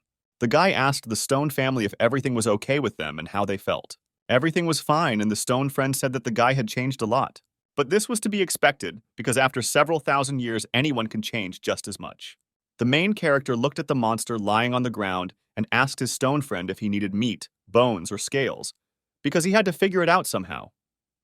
But the Hydra's body emitted a frightening poisonous aura, which required one to forget about it, because even touching the monster's body was dangerous. But this didn't stop the guy, and he quickly began to chop the snake into small pieces. There was so much meat that it was impossible to take it on the road, and he decided to eat the meat right before leaving. At that moment, the Stone friend asked the protagonist to take one amulet as a gift. It was a token of gratitude for protecting his entire family from the Hydra. When the guy took the gift in his hand, he received a notification that in front of him was an artifact of the subspace necklace. Thanks to this necklace, the guy could place all the pieces of the Hydra directly into it. The bones of the Hydra could be used to create various items and weapons, and the Hydra's tough scales could be used to make armor if carefully crafted. The guy was delighted with such a generous gift because he could throw in a cauldron and even unenriched ore, and it was all very convenient. The main character said that during this time, he had accumulated a large amount of adamanta, and even the piece that his Stone friend had given him remained. But the guy still did not know how to process this ore. Skylar already imagined that as soon as he learned how to melt this material, he would immediately make a frying pan and a cutting board. But the gifts from the Stone friend did not end there, and he presented another stone. Ever since Skylar decided to become a constellation, he started seeing messages about other constellations. He could also see the amount of power that beings like Varagoth and the Hydra possessed. The reason he was able to use the subspace necklace was not because he had simply become smarter and more observant, but because he was a being capable of reaching the peak of existence. He could also hear the world talking to him. In his hands, he held unenriched orichalcum. It was a metal that emitted pure magical energy. And then the guy had a eureka moment, because he could make a knife and cutlery from orichalcum, and a frying pan and board from adamantine, and it was just the perfect plan. The Stone friends thought that the guy probably had problems with his head, but they believed that he was a very kind and strong person. The guy held the necklace up and said that it couldn't hold things indefinitely just because it was a storage artifact. The main character decided that there was nothing he could do about it, and all he had to do was eat what was left. Skylar was a generous guy, and so he said that he would be happy to share the food with his friend. He had studied cooking for thousands of years while he was the owner of the Demon Pub, and his cooking skill was quite high. But even despite this, these ingredients were not so easy to handle. It was the meat of a powerful creature that had survived after refusing to become the avatar of the constellations, and in front of him was an ingredient that did not exist in the territory of the Lord of Blood in battles. Consuming abyssal monsters gave power proportional to the consumed creature, but if cooked incorrectly, the dish would be deadly poisonous. But Skylar still refused to back down from this idea. For the guy, preparing dishes from complex ingredients was a kind of training. The main character tried to calm his Stone friend and suggested that he try the dishes and not be afraid of it. The guy made tartare because it can be hard on the stomach to digest, and he thought it would do him good. But Onyx was also a powerful creature. He managed to escape from the Hydra, but it was simply impossible to avoid the terrible poisonous meat prepared by the main character. After trying a few pieces of fresh tartare, the Stone friend immediately screamed from the taste, and bright flashes of light began to come from his mouth and eyes. The Stone friend quickly called the whole family and offered to try it, because it was incredibly delicious, and the guy was incredibly happy that his friend liked it. Skylar decided to share the secret of why there is no poison in the meat, all because the Chief of the Abyss took care of everything, and he could not poison his friend's family. And the guy immediately received a notification that the giant stone of snakes and his entire family decided to trust him and honor him. After this, a bright light began to form in his hands, and he, like a constellation, began to have followers. And at that moment, the power of the entity increased significantly, and the main character felt the energy coming from his snake friends. Skylar finally understood why the constellations wanted to increase their number of followers, because the real reason why the constellation was so interested in the Earth. It was a world with billions of potential followers, and any constellation that took over the land would gain the power of an entity capable of changing the entire abyss. The guy needed to quickly find a way to return to Earth before the future, and what the goddess predicted came true. Skylar sat on the ground and thought about his next steps. At one point, he raised his head and looked at his stone friend and was horrified. He couldn't understand what he had done wrong, why his body had grown so much. Had he fed it something wrong? He remembered that some foods should not be given to animals. For example, chocolate should not be given to dogs or onions to cats. Perhaps hydra meat is harmful to give to stone snakes and it harms their liver or something else. But Onyx tried to say that all this was not so, but it was all in vain, because he did not understand this language yet. Being close to a friend was cool, of course, but Skylar couldn't stay here because there was no way to stop the journey as a constellation, and this steadfastness in his personality was the reason the goddess chose him. The main character looked around and thought that there was definitely something in this area. On the ground, he noticed a drawing of some kind of creature and could not fully understand who it was. The silhouette looked very dangerous, especially the face that was depicted in the drawing. Then the guy wondered if any demon could cause him any harm, because after he had visited the territory of the Lord of Blood in battles, he had lost all desire to fight demons. But now Onyx was trying to say that there was a demon that was much stronger than Varigoth and the Hydra, and it was here. And if all this is true, then the guy was looking forward to meeting him, and at that time he entered the territory of the owner of dreams and desires. The surrounding constellations were watching him. The avatars of the owner of dreams and desires found out about it and immediately headed towards the main character. The guy hoped that all this was a welcoming party. When all the avatars had arrived, they asked one question. Was there really an invincible training master in front of them? The guy answered that it was true. One of the avatars greeted the mister and added that his master wished to meet him. Suddenly, a notification appeared that one of the avatars had used soul seduction, and the power of the divine space arts key immediately resisted the seduction. The guy replied that it was too rude for a greeting, and the avatar immediately apologized, because they are not able to control this ability. The avatars added that their weak abilities would not work on him and addressed him as a constellation, and this was the most pleasant thing he had heard in a long time. Then the main character asked what would happen if he refused to meet their master. They answered that in that case, they would simply be forced to let him go and swore that their master would not harm him. The guy was still curious about what they wanted from him and agreed to meet with him. On the way to the master, Skylar asked the avatar if she had ever heard of the Earth, of a planet outside the abyss.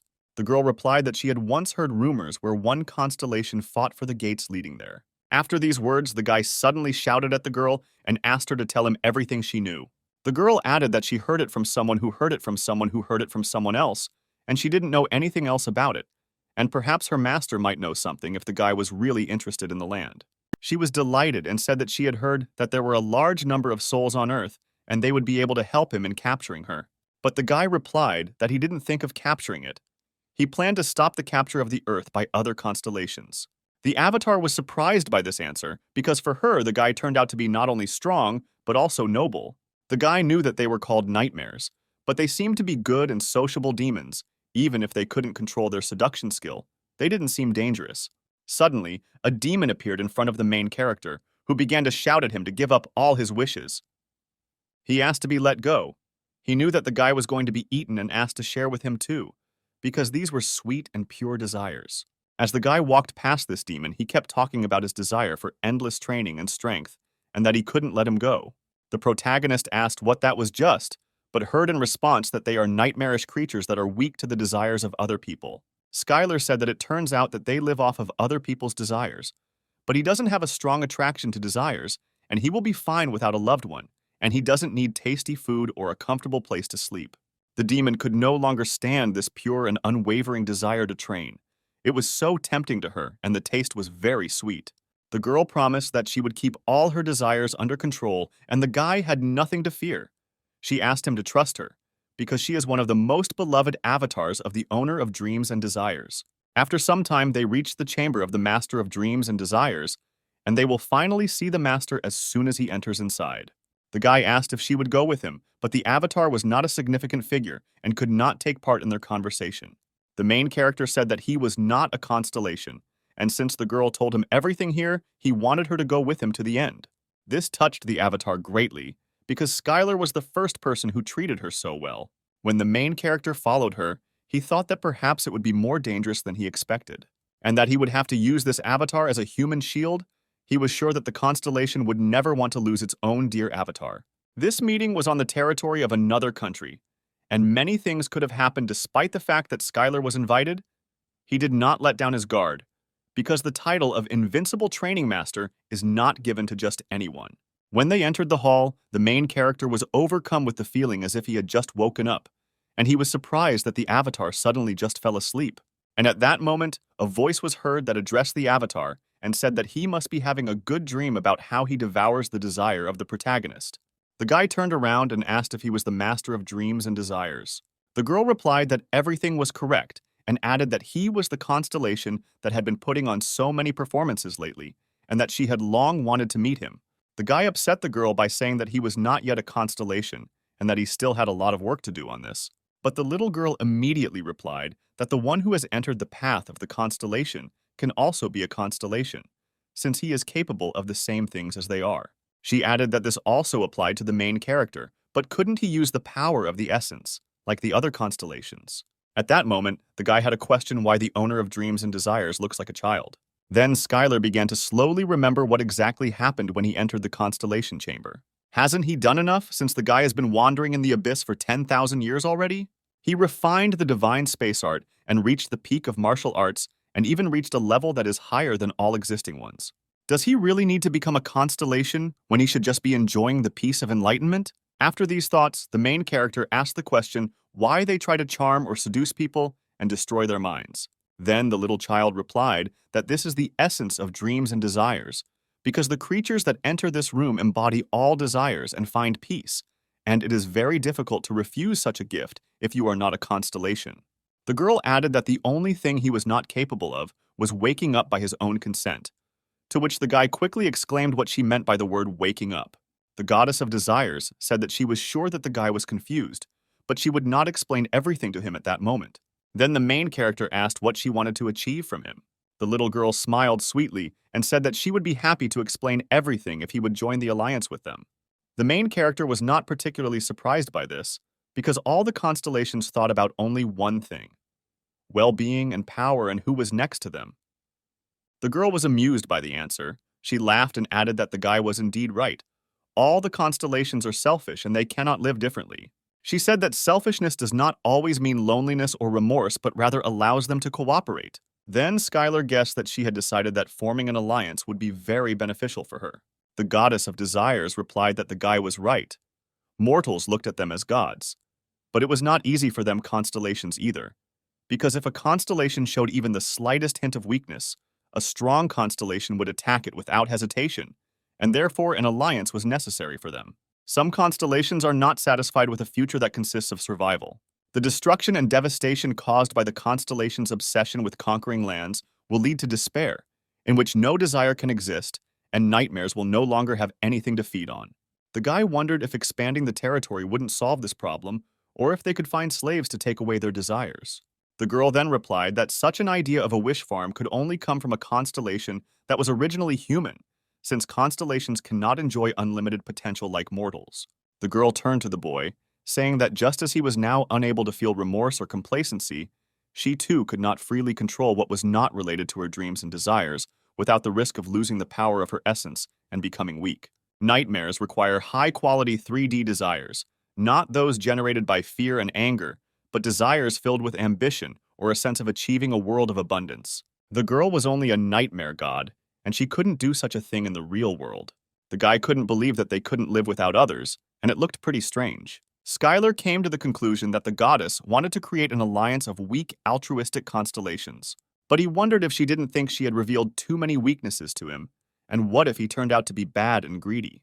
The girl replied that she had thought about it, but thought that it would be easier to come to an agreement with him than with the other constellations of the abyss. The main character found it very strange to be so trusting in this decrepit world. But in reality, the guy was radiating a huge desire, but none of it was about conquest or power. The only thing they had was continuous training day after day, achieving perfection in martial arts and tasting various products in the abyss. The protagonist still had a few questions, because it seemed to him that all this sounded like a very good deal.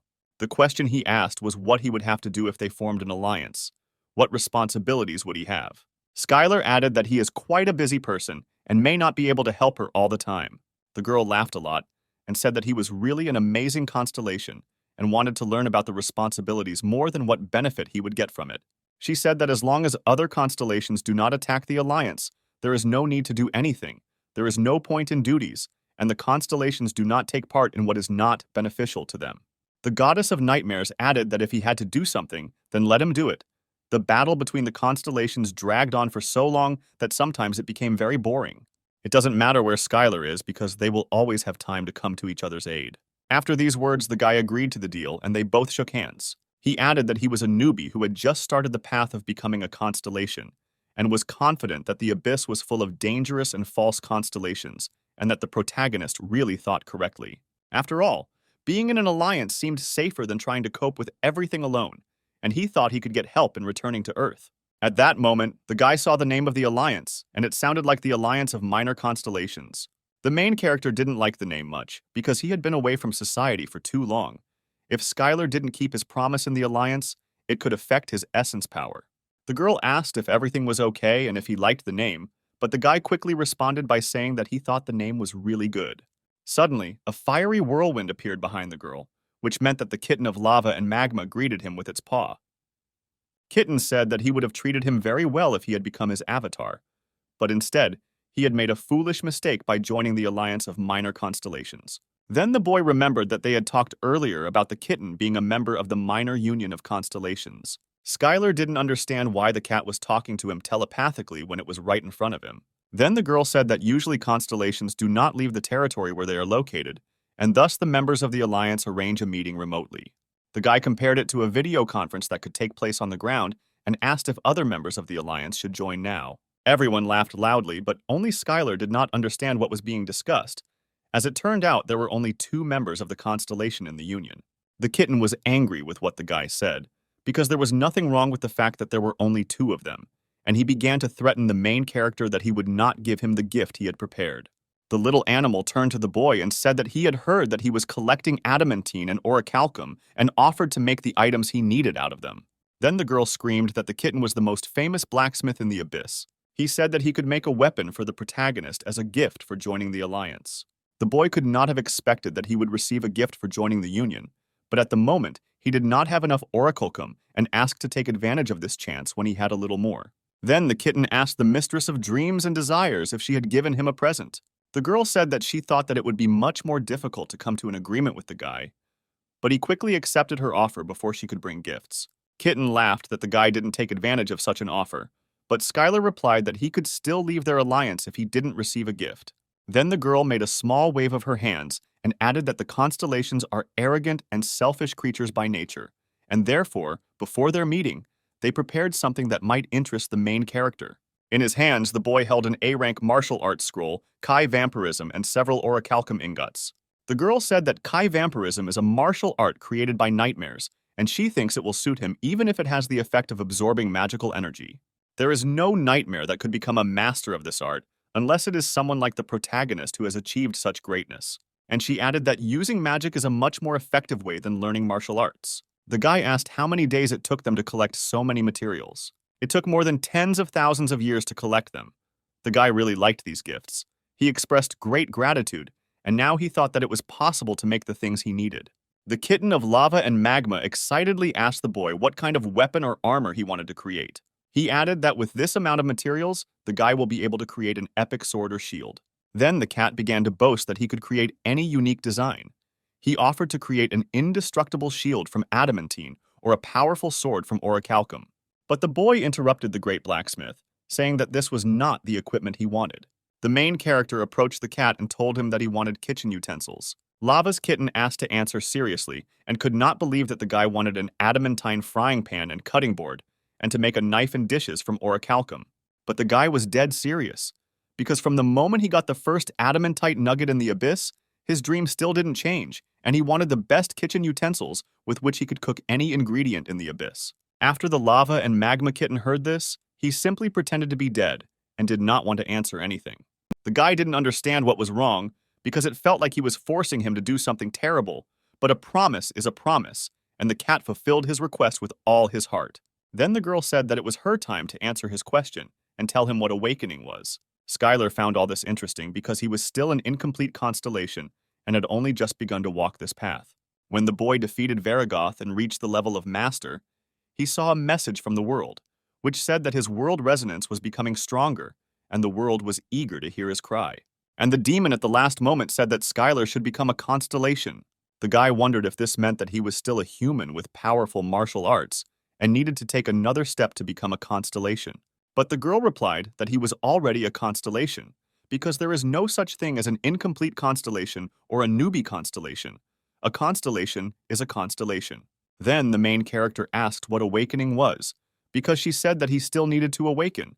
But the girl meant that he still did not understand that it was a constellation. Skylar was very surprised by these words.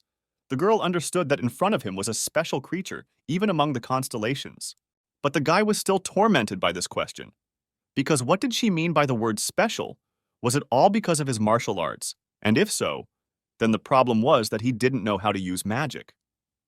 The girl tried to calm the boy down by saying that she didn't mean that, but that mortals very rarely become constellations. Then the goddess told the story of how she was born as a constellation, that the power of existence of dreams and desires was released by nightmares and came together to create her. This was her true form as the mistress of dreams and desires, since most of the other constellations were the same, such as the Lord of Blood and Battles, as well as the Kitten of Lava and Magma. They are constellations from birth, and for a creature that believes that being a constellation is natural, but for a girl, the fact that she does not understand that he is a constellation surprises and irritates her at the same time. The goddess of desires simply asked the guy to adopt the fact that he is a constellation, and that's all. After all, he had overcome such a difficult path to becoming a constellation. Is he really disappointed that there are no more difficult trials ahead of him? And at that moment, the guy acknowledged the girl's words and said that he was a constellation, and suddenly a bright flash of light enveloped the main character. The world resonance was activated. The whole world accepted his cry. As a constellation invincible training master, he can use the power of the constellation. The world asked to see how a new star opens its eyes in the dark depths of the abyss. While the new star was being reborn, a bloody battle was taking place in one of the dimensions of the abyss. One of the avatars tried to fight the monster, but his attacks were too useless to defeat it. But suddenly he saw a notification that the invincible training master was watching their battle. And after that, the invincible training master gave him a blessing, thanks to which he was able to defeat the ruthless monster. The avatar was happy about this and swore that he would never disappoint him. Meanwhile, Skylar was watching the battle, using a small amount of essence power. He gave a great blessing and even sent a few messages.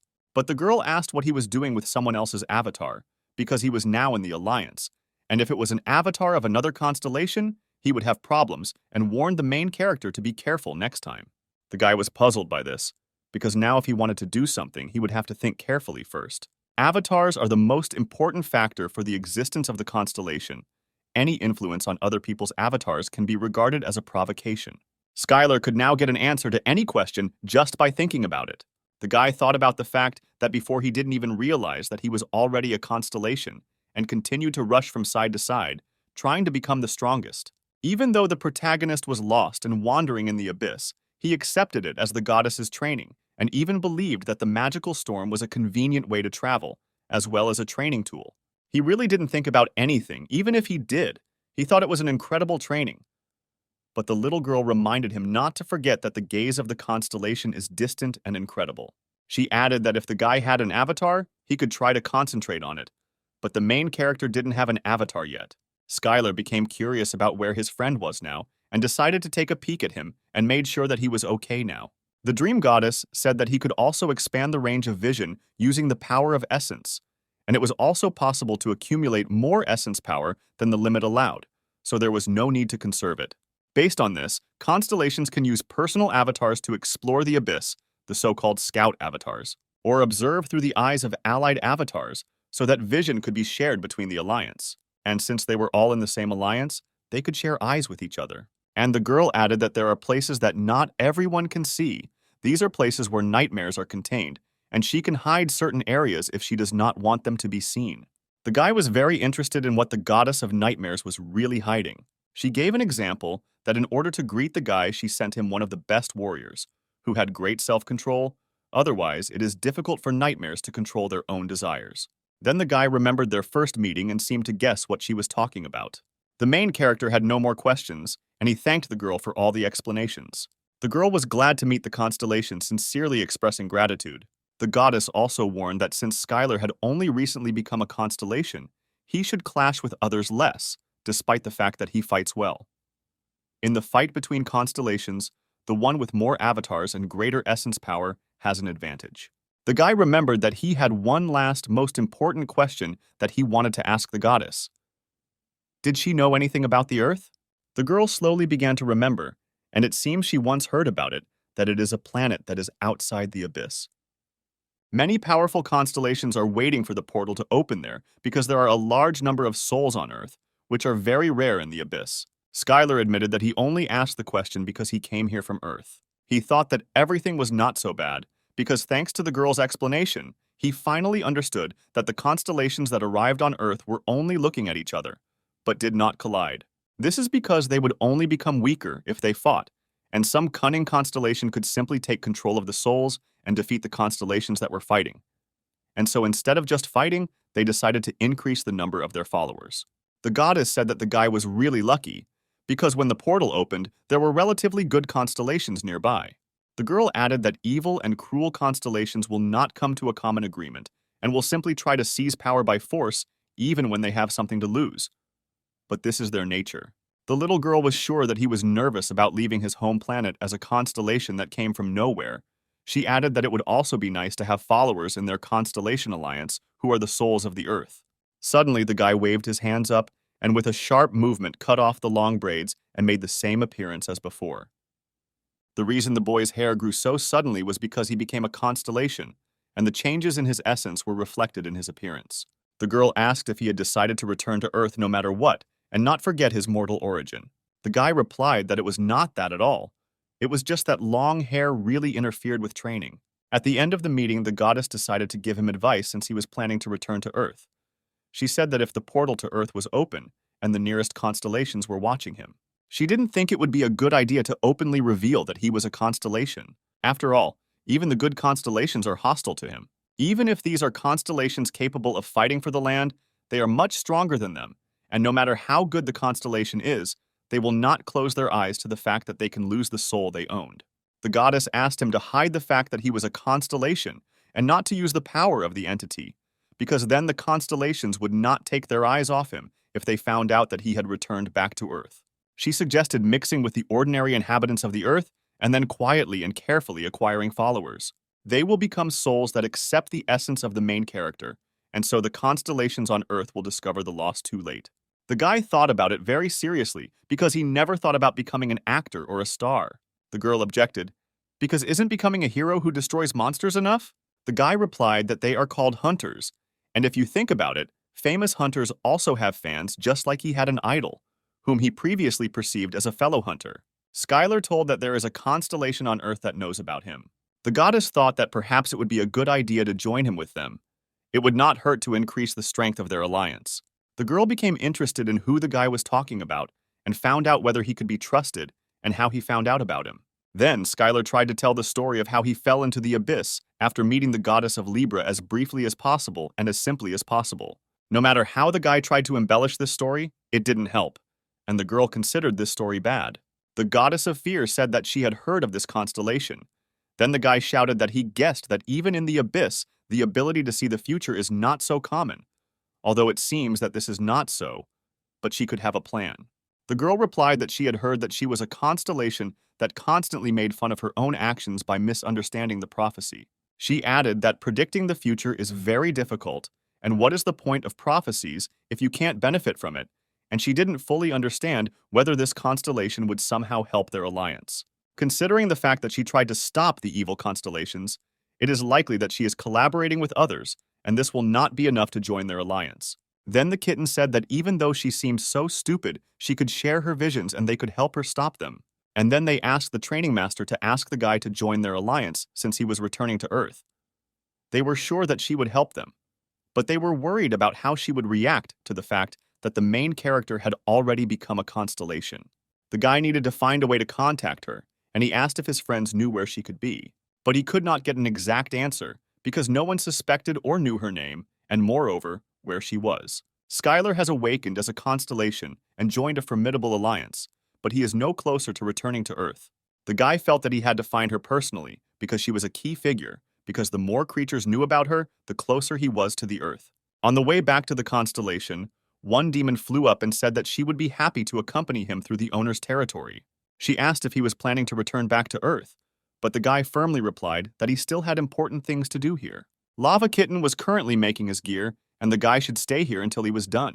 The girl replied that she remembered those valuable minerals that the main character had been collecting for so long, and was absolutely sure that if the great blacksmith kitten made it, then this equipment would become legendary.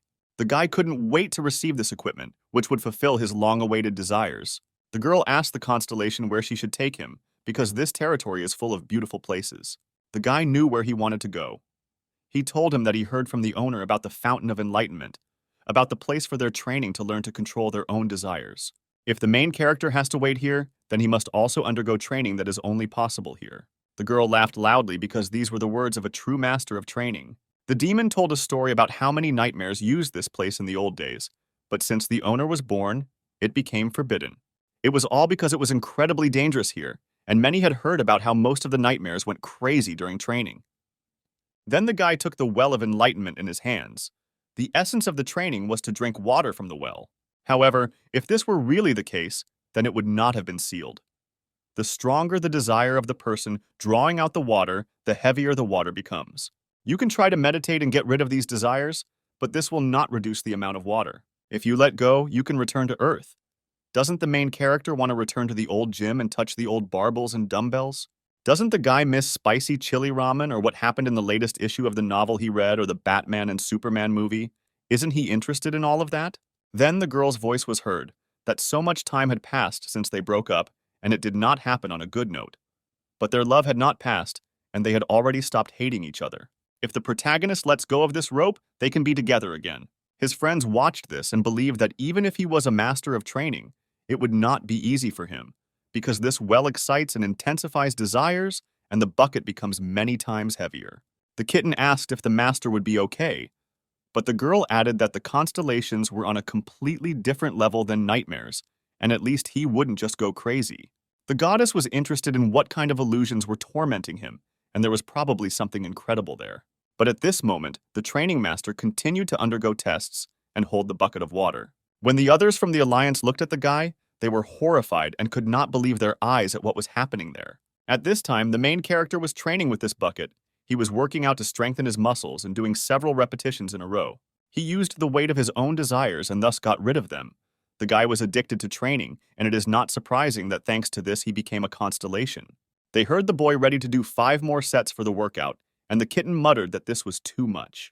The essence of the training was that you had to pull out a bucket of water as heavy as your desires, and the one who wanted to pull the bucket out of the well would see illusions corresponding to his desires, and the water would become heavier.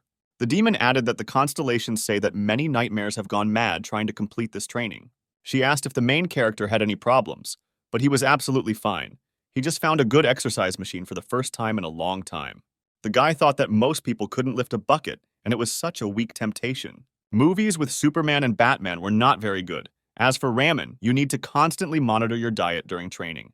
Starting from scratch with an ex-girlfriend, the guy has long had such a thing as the awareness that if they get together, then nothing will change. All these illusions were too weak, and this machine is simply an improved squat with weights. Then the goddess was ready to swear that there are no creatures without desires, and the constellations are no exception.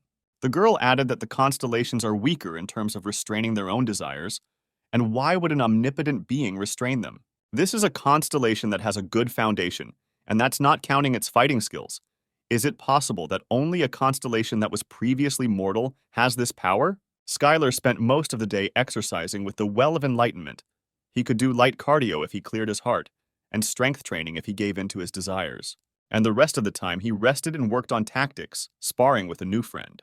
The girl thought that it would be problematic for the main character to stay here for a long time, but apparently he had a good time here. Then, the goddess added that he was a person who had the potential to grow avatars and found his own kingdom, and the guy was very interested in these words. The girl replied that everything was correct, because first of all, he was a master of training and could raise avatars. She thanked the guy for the productive training because thanks to it, her avatar became much stronger. At this time, the kitten of lava and magma lay without strength and screamed that he would not do anything like that again, and now he could take the items. The couple looked at the created objects and were pleasantly surprised. The girl believed that this was the end of his carefree training. The guy was holding an orichalcum knife created by the famous constellation blacksmith, thanks to which he could easily prepare any ingredient, and the sharp blade could also be used as a weapon. Then the main character decided to test the new tool and hit it straight into the ground. And from the impact, there was a powerful surge of energy that blinded everyone. The girl screamed for him to stop, because if he wasn't careful with it, he would destroy everything around. When it was time for the utensils made of adamantine, the girl and the cat were already ready for it. All the dishes were right in the corner, and the guy decided to check them with the accumulated materialized kai. But after a powerful blow, not a single scratch appeared on them. And at that time, the kitten boasted that this utensil was stronger than even magical armor. The protagonist turned to the kitten and said that he would like them to be a little bigger. But the cat replied that it was the fault of the one who provided such materials. But the guy thanked the cat for his excellent work anyway. Skylar's short break in the nightmare world was over. Even though he was human when he entered here, he left already as a constellation.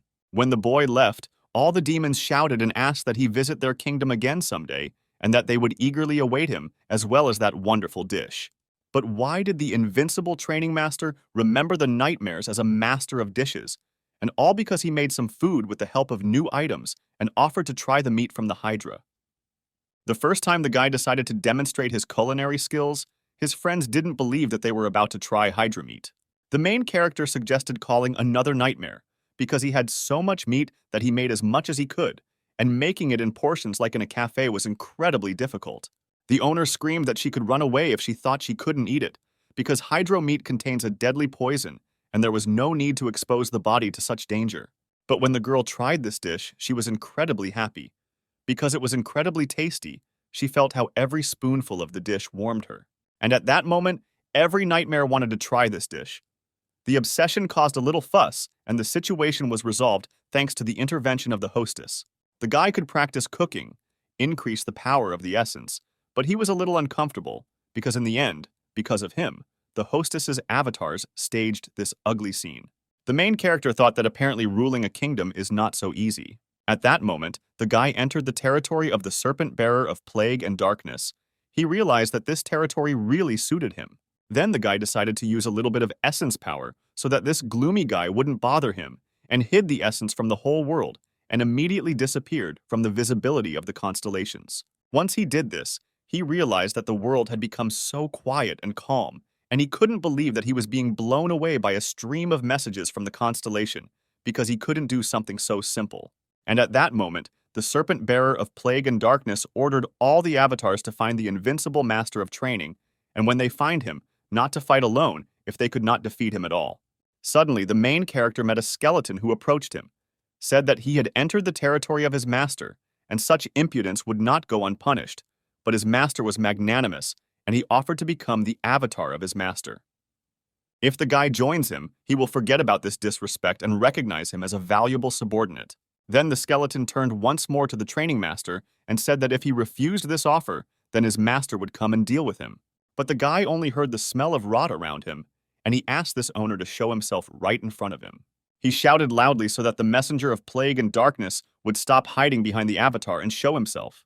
The main character did not understand why the skeleton was still here, what it was doing here, and why it could not call its owner. Then Skylar decided that since he wasn't showing up, he would force the skeleton to do it and punched him with a powerful blow. The guy continued to insist that the serpent-bearer of plague and darkness show himself to him and stop hiding behind a weak avatar. And if he didn't show himself, he would consider him a coward who couldn't even protect his own territory. The owner and the cat were stunned that the main character decided to start a war between the constellations. They tried to stop him, saying that it was madness. Then the boy remembered that they could be watching him, and the mistress said that challenging a mid-ranking constellation to a fight was reckless. But Skylar did it because he had to get back to his roots. After all, even after he fell into the abyss, the guy was never a force to be reckoned with. Being a weak man, he always fought against hostility. From the point of view of the powerless, he did everything he could. However, after he became a constellation, nothing changed. He always hid from the older constellations and, like the last coward, remained in neutral territory away from the prying eyes of the constellations. The protagonist has lost the meaning of fighting and must now follow his own path, living like a constellation, putting his own life on the line and fighting the messenger of plague and darkness. The fact that his opponent was a constellation didn't change anything. Skylar's friends screamed loudly because the main character's opponent actually heard him and came to fight. The Ophiuchus of plague and darkness came to the protagonist at his request, and the kitten screamed that it was too late to run. A mid-rank constellation, the messenger of plague and darkness, came with an army of skeletons. He appeared before the avatars and those doomed to die. The messenger of plague and darkness thought that his opponent was more insane than he expected. The messenger did not understand why a constellation much weaker than him challenged him. The constellation turned to the guy and said that if he was defeated, he would be completely destroyed, and even if he got involved in this battle, nothing would come of it. But if he lost, he would lose a lot. However, if the messenger of plague and darkness does not accept his challenge, then his status and reputation will greatly decline. The creature approached the protagonist and asked how he dared to challenge him.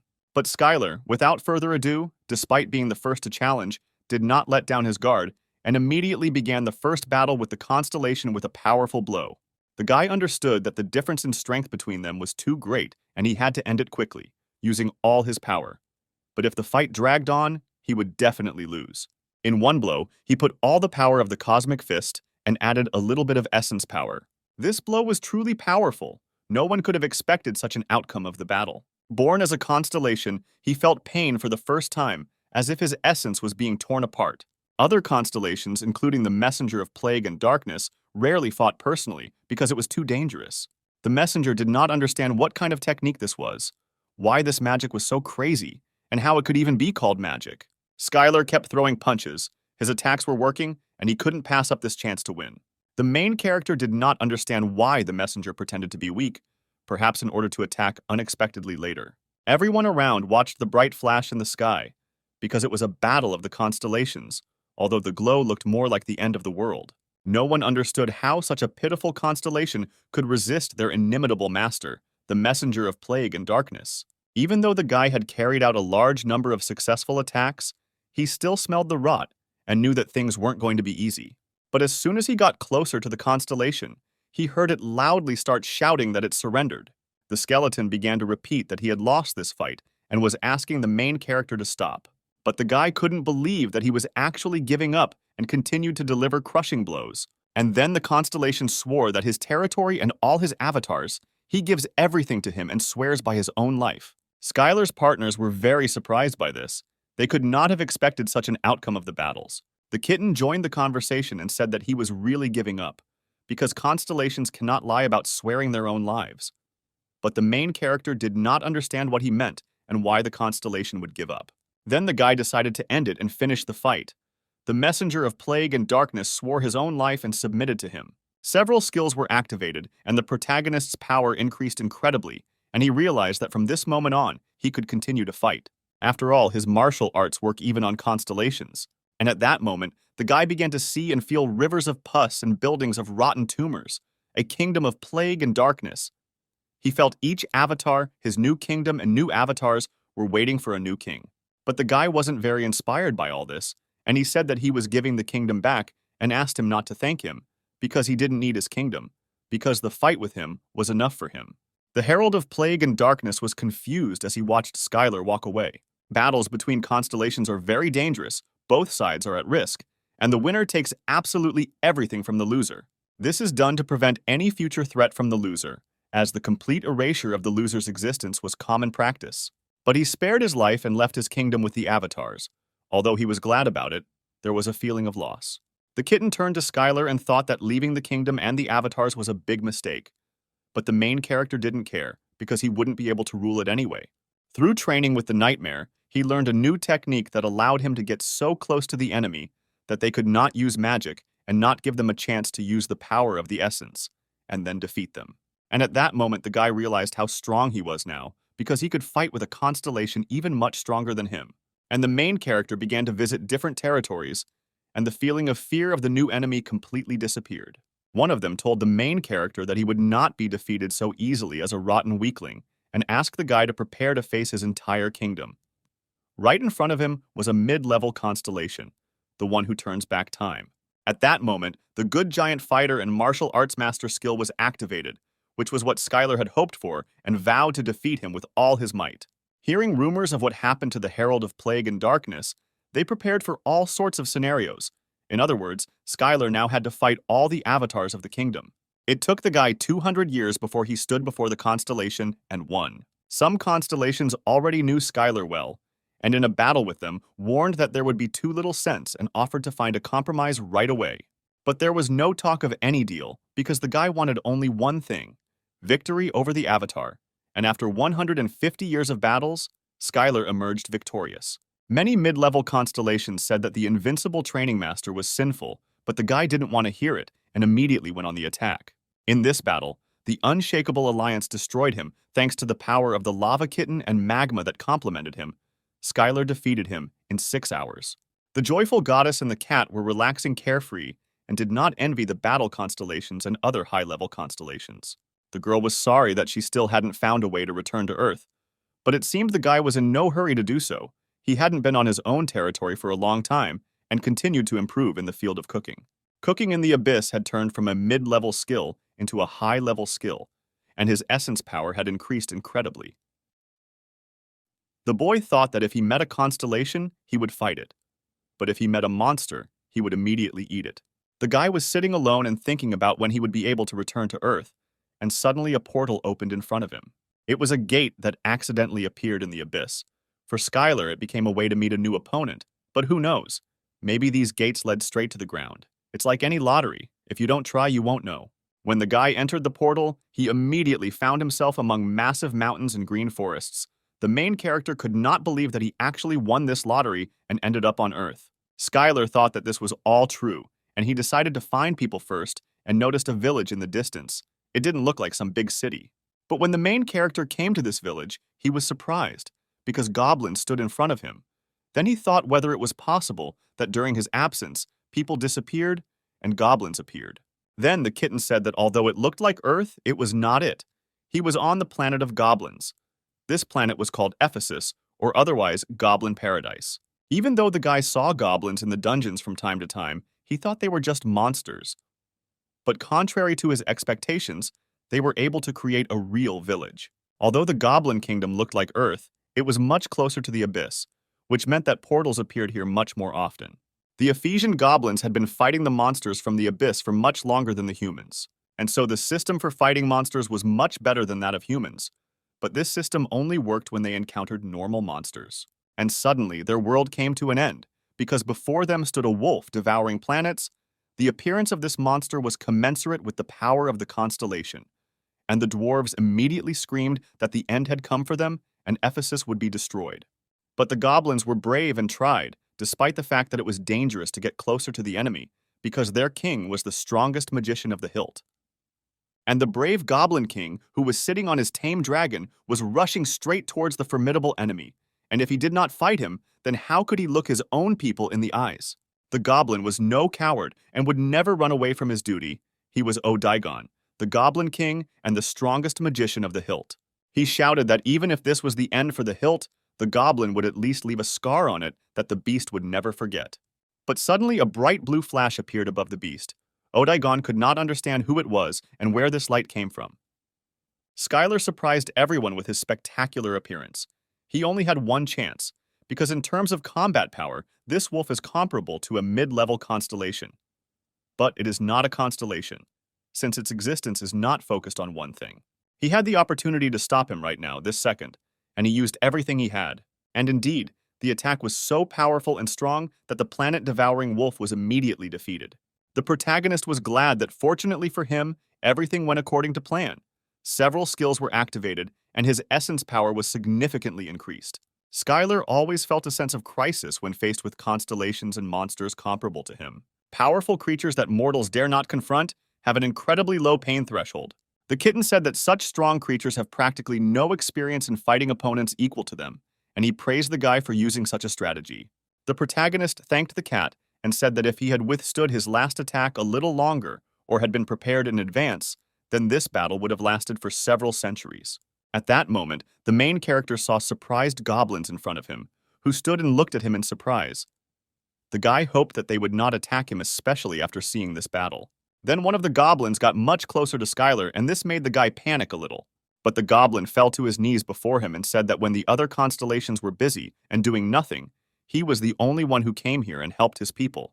He bowed low to him and said that he was now his god and his master. From that moment on, the Goblin King Odaigan swears allegiance to him, and all the goblins who were there bowed their heads before the main character.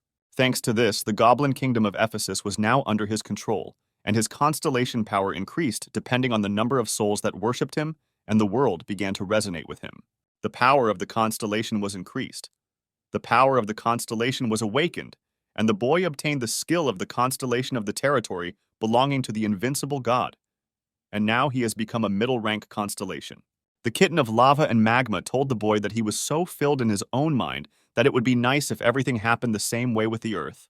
But the guy didn't think that people would be so simple, because the Earth is different from this planet, where there are only a few hundred goblins. After all, if Skylar defeats the huge monster on Earth, he will simply become famous. And that will be all, because people are not like goblins, they will not obey. Because the reality is that they are constantly trying to destroy and subjugate others. As the boy was leaving the scene, the Goblin King caught up with him and shouted that he would go with him and would always stand by his side. The main character addressed the goblin by name, and he was very grateful to him for remembering his name. Skylar said that he was going into the abyss and that it would be difficult for mortals like him to follow him. But the goblin was not stopped by this, and he would follow him even into the darkest depths of the abyss. Odaigan added that he was the king of the goblins, and was not like the dwarves who broke their own promise because of difficulty. And if he and his people did not repay the savior, they would live with even greater regret. The protagonist noticed that magical power surrounded his entire body.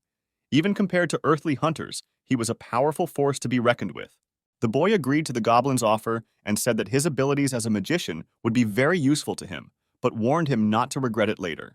The goblin asked what his master wanted to find in the abyss, and then the guy told him about a planet called Earth and asked if he had ever heard of it. But the Goblin King heard this name for the first time. They set off on a long journey because they must arrive on time, because most likely she is too far away. This story has been up until today about how Skylar became an invincible training master and how the Goblin King became his subordinate. The goblin and the boy looked at the meat and thought about what to do with the large pieces of animals. But there was no more room in the spatial necklace, and then the goblin suggested using spatial magic. At the moment when Skylar was unloading huge pieces of meat, the dwarf turned to the owner, saying that a strong magical storm was starting nearby, and they should find shelter. The guy looked at the storm and said that he had been waiting for it for a long time in order to move a long distance. The protagonist added that he had spent too much time fighting 3 monsters at once, and now had to use the storm to move faster, a thought the goblin didn't really like. They were standing right in front of a magical storm, and the goblin was ready to do anything for his master, and would go where his master would go, even if he died. Odaigan looked at the continent-sized piece of land that was destroyed in an instant. Although a magical storm was not that rare in the abyss, but this particular one was very strong.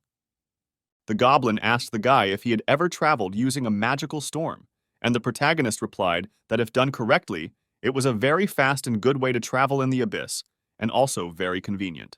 Odaigan said that even the constellations avoid it, but he will follow it to the ends of the earth. But suddenly, the magical storm began to disappear. The magical power began to concentrate and transform. Since the size of this magical storm was too big, it would produce a lot of byproducts and disappear. But the guy didn't understand what kind of byproducts the goblin was talking about. Odaigan then revealed that many of the places in the abyss were actually byproducts of a magical storm, and that this magical storm would leave the dungeon. A dungeon is a part of the abyss that has special rules, and some dungeons are connected to other places. The monsters of the abyss appear exactly there, and if you don't deal with them, they will simply wipe everything off the face of the earth. One such appeared in Nevada, USA, in the Mojave Desert. This dungeon is called the Mirror Illusion of Chaos, and had an entry limit of about 10 people. There were 2 weeks and 11 hours left before the new monsters would come out, and people had no information about which monsters would appear again. It was the sacred right of humans to name things. But since when did they have a dungeon with monsters and constellations? According to the Federal Dungeon Analysis Department, this dungeon was ranked C. Fortunately, this dungeon rank was quite popular. If this dungeon rank is popular, then B rank hunters will appear and the danger will be significantly reduced, and the rewards here were quite large. It was at this moment that a team of hunters named Gangster received permission to enter the portal and were already on their way. The team of hunters named Gangster was recently created by the son of the founder of the Parker Foundation. It was the most controversial team. Since the magic and monsters of the abyss entered the Earth, people's lives have changed greatly. The core of monsters with magical power has become the most environmentally friendly way to obtain energy on Earth. And thanks to the connection of the Earth with the abyss, humanity has received a new environmentally friendly way to obtain energy. In addition, other parts of the monsters were also very useful, and thanks to all this, the level of biology and other sciences rose greatly. With these many opportunities, the Parker Foundation quickly began to develop, and a pharmaceutical company specializing in artifacts from major players in the abyss industry, all of which were owned by the Parker Company. And the leader of the gangsters was Richard Parker. He was a B-rank hunter and was also the youngest son of the second chairman of the Parker Foundation. When his team arrived, they immediately began an attack on the dungeon called the Mirror Illusion of Chaos. The young men began to check the list of participants and said that they saw that there were 8 people on his team, but only 10 could enter this dungeon. One of the participants on the list had an E+ rank, which meant he was only a newbie. But the guy was too confident of victory and said that he had 7 C-rank hunters, and with such a B-rank hunter, it shouldn't be a problem. No one was against it, and they continued on their way. E-rank hunters can only use 1 or 2 circles of magic at most. They won't even be able to cause any damage to monsters from the C-rank dungeon. The dungeon with this rank contained large rewards, and if one was lucky, one could obtain items worth tens of millions of dollars. Usually, these rewards were not given to E-rank hunters who did not make a significant contribution to the battle. After the final roll call, permission was given to enter the Mirror Illusion of Chaos, and the team was warned to make their final preparations. One of the newbies had high hopes for the leader, but the leader asked him not to worry and just do the job he was hired to do. The guys thought that he must be a porter for the leader, and he just hired him for money. The newbie won't get a reward until they return from the dungeon. And the whole squad, one after another, began to pass through this portal. At the moment when the squad had fully entered, the status of the dungeon changed to the fact that there were currently battles taking place there, and the countdown was temporarily suspended. When everyone entered, suddenly there was a loud explosion, and a powerful stream of energy came from underground. All the workers and soldiers were shocked by this phenomenon. One of the workers shouted that most likely monsters would crawl out now, and it would be the end for them all. But as it turned out, it was just that the dungeon had grown in size. And then the scientists assumed that there must have been an error in assessing the dungeon's rank, and it was not a C-rank dungeon, but an A-rank dungeon.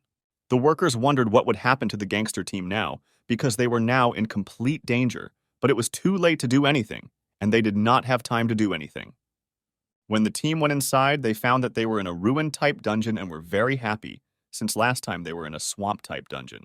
At this point, the man ordered that a report be sent to the dungeon control team, and added that after someone sent the report, they should call the Parker Foundation and report it just in case. But they understood that even if they followed the instructions and informed everyone, the chance of saving them would be minimal. At this time, in the dungeon, a newcomer pointed out to his leader that he noticed some creatures in the distance. It was a huge horde of monsters that were running towards the squad. The first day of the raid of the group of hunters in the dungeon was very suspicious, because it was very good, much better than the dark and slimy underground tunnel. This location resembled a temple that had been destroyed. Then one of the soldiers suggested finding the exit first, while the others would try to find the boss. The team captain warned his soldiers to be sure to look between the ruins, as monsters could jump out from around the corner, and allowed them to use enhancement magic to scout out the area. One of the soldiers reminded the captain that there were 2 exits from the dungeon, the first connected to the outside world, and the second to kill the boss guarding the center of the dungeon. And in C-rank dungeons, instead of looking for an exit, it's better to find the boss right away. When one of the soldiers was looking for a way out, he unexpectedly found a monster that was located not far from the squad. The squad captain ordered them to line up and not to get nervous, because their movements would be very easy to predict. But in front of them were F-rank monsters that weren't worth a dime. The monsters surrounded them from different sides, and one of the soldiers shouted that the magic of the second circle would be quite enough for them. The flaming arrows attacked the monsters, but they continued to advance and advance. The fighters were confident that they could handle them because they were ordinary ghouls and could be stopped with just a couple of area of effect spells. After several shots towards the monsters, the fighters' mana was depleted, but the monsters continued to advance towards them.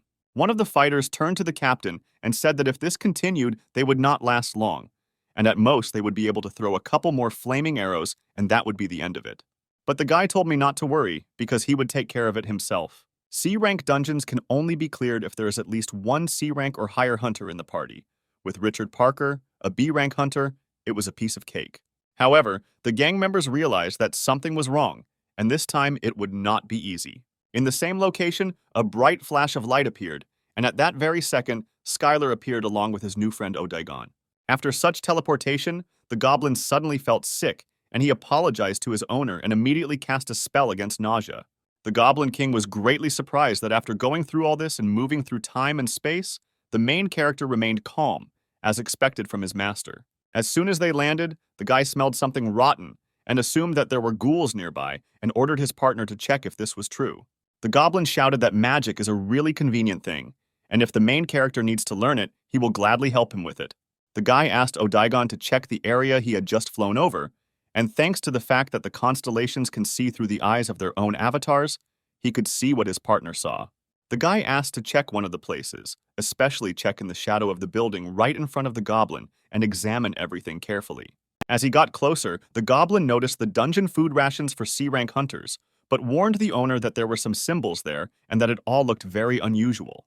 The goblin added that if you look closely, you can tell that it was used to wrap a special magical weapon, most likely made by the same tribe that built this temple. Suddenly, Odaigon shouted out that the master was seeing this, because he was circling right above a huge horde of ghouls. There were several thousand of them. The Goblin King suggested using the 7th Circle's area of effect spell to wipe out the pathetic ghouls in one fell swoop, turning them into ashes, so they could take care of the boss who was hiding somewhere. But the guy asked the goblin to calm down, because if there were ghouls crowding there, doesn't that mean that they surrounded someone or something? And Skylar immediately rushed to help, to save those who were trapped. The protagonist thought that if his intuition was correct, then those inside would probably lead them to the ground. When the main character discovered the monsters, he deprived them of their heads with powerful blows per second. He added something that they found in the square, it was earthly food, and asked Odaigon to transform into something with the help of magic. Because if he appeared in this form in front of those who were stuck here, they would have a lot of problems. Not all goblins in the abyss appear to be adequate creatures. Hunters from the earth have already become accustomed to meeting goblins in the dungeons. Odaigon couldn't believe that he could be considered a dungeon monster. But despite this, the Goblin King fulfilled Skylar's request and used the magic of the 6th Circle, polymorphism. And right in front of the guy, a handsome and tall guy descended from the sky. The guy could believe in such a power of transformation. Odaigon didn't want to brag, but he added that among the goblins, he was known for his incredible beauty. The guy said that now he looks like a perfect person, but his outfit was like a wizard's. The main character was surprised because the monsters simply surrounded the hunters and did nothing to him. It was interesting what kind of boss was in this location, and maybe he was hiding somewhere nearby. But the goblin reasoned that perhaps this was not so, and if he had intelligence, he would not have simply surrounded them. Perhaps constantly sending ghouls was all that the boss of this location could do. There was a possibility that these ghouls were not controlled by a truly powerful black magician, but by a monster called Tarun. In the abyss, they are known as the Ghoul Kings. He looked like a monster made up of thousands of ghouls. Those who see only ghouls and try to find the one who controls them risk suffering from a surprise attack. For most, ghouls do not pose a particular threat, but those whose skills are at an average level can be overwhelmed by numbers. At this time, a group of hunters found themselves inside a cave. The only food they had left was gloves and boots.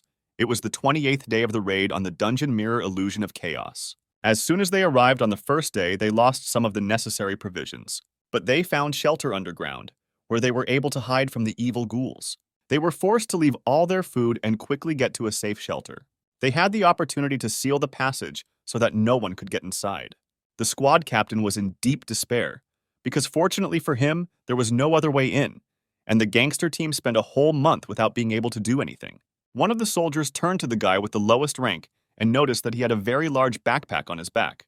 The guy didn't want to show what was in the backpack until his commander-in-chief gave the order to show all team members the contents of the bag. The commander allowed them to look and take what they needed, but in such a situation there was still little that could help them from there. And no one could refuse such a generous offer from the captain. But from the large backpack, all they could find were a few bottles in French that were intended for skincare. Then one of the soldiers shouted that it was all because of the group leader, that they had found themselves in this situation, and now he should answer for this misdeed. The second most senior gentleman refused to give any comments and said that they should do whatever they wanted to him, since he would not take anyone's side. He added that in this situation, internal conflict is a direct path to the death of the entire group, and everyone needs to calm down and focus on surviving until the rescue team arrives, and that's all that can be said as the second in command. But one of the soldiers reminded that there could be no rescue squad, because only 10 people could enter this portal. And all because their leader took a useless porter, the rescue team can only consist of one person, but even one person can't defeat all these ghouls. Suddenly, a rebellion occurred in the squad. The soldiers wanted to throw out the ghoul leader and force him to clear the way for liberation, and at the same time look at the actions of the B-rank soldier. But the commander replied that they were simply sucking up to those who had money and power, and they would never be able to force him to do what they wanted. But it seemed like he had no choice, since there were 6 C-class hunters against him. Suddenly, their boss started to use a high-speed ice bullet. It was a spell of the 5th circle that would attack the enemy with ice bullets at a certain distance. At this point, the guy was determined and offered to fight if they wanted, and he would kill the first 3 who attacked him right away. The guy asked his colleague why he hadn't said anything yet, since they had said so much and thought so much about him. But the man replied that they wouldn't even listen to him if he said anything. He added that he still considered him a decent person, and it seemed that after this he would be able to change. But the commander asked not to praise him, because until the very last moment, he did not understand what was happening here. He had no hope, and he thought that he would die here anyway along with these bastards. And after all, they had already held out here for almost a whole month. Even if a rescue team arrives right after he surrenders, won't he regret it? The guy added that if someone really comes for them, he will give them all the wealth he has. And at that moment, the commander's words were interrupted by a powerful explosion. Skylar came to their aid, who was ready to help them. When he went inside, he immediately asked if there was anyone from Earth among them. When Skylar entered, he saw 2 men standing in front of him and asked them if they came from Earth. The commander did not know how to react and responded and looked at the guy in surprise. The team that was behind was delighted because they thought that there was a rescue team in front of them. After a few seconds, everyone began to rejoice and be happy because after a month, they were finally rescued. But the second commander said that they were idiots and that they should better prepare for battle. The soldiers were outraged by this and thought that their commander had gone crazy. But he added that the soldiers should not dare to discuss the orders of their superiors. If he told them to jump, they would jump. If he told them to fight, they would fight. He pointed his finger and asked if there was a 1-person limit to entering the dungeon. Then how could 2 people be here? The main character looked thoughtful and asked if there was a limit per person and apologized for this misunderstanding. He said that he got to this place not through the entrance to the dungeon, but the frightened people asked if not through him, then how? And the guy said that they got here through the abyss. After the portals opened, accidents often occurred when many were pulled into them or into the dungeon, where they disappeared. Most people did not return, but there were lucky ones who did. But the squad didn't want to believe it at all. For them, they could be either monsters or illusions. It was hard to believe that they were really from the abyss. Then the guy replied that it didn't matter whether they believed him or not. But did they have a choice left here? One of the commanders thought about this situation. 2 energetic individuals of unknown strength level who could have come to this place from the abyss and exhausted conflict-torn hunters who had been starving for a long time, otherwise ordinary hunters below rank B. And he agreed, because even if they don't believe, in such a situation they have no other choice. The main character addressed everyone and asked them not to be too suspicious of the saviors, because in any case, all the people of the earth in this was true. After Skylar was convinced that the people came from the ground, his body became covered in goosebumps, and he suddenly began to tremble a little. The commander noticed this reaction and thought how many emotions this guy had. Apparently, he really was lost in the abyss. Then one of the guys shouted what to do with these ghouls now.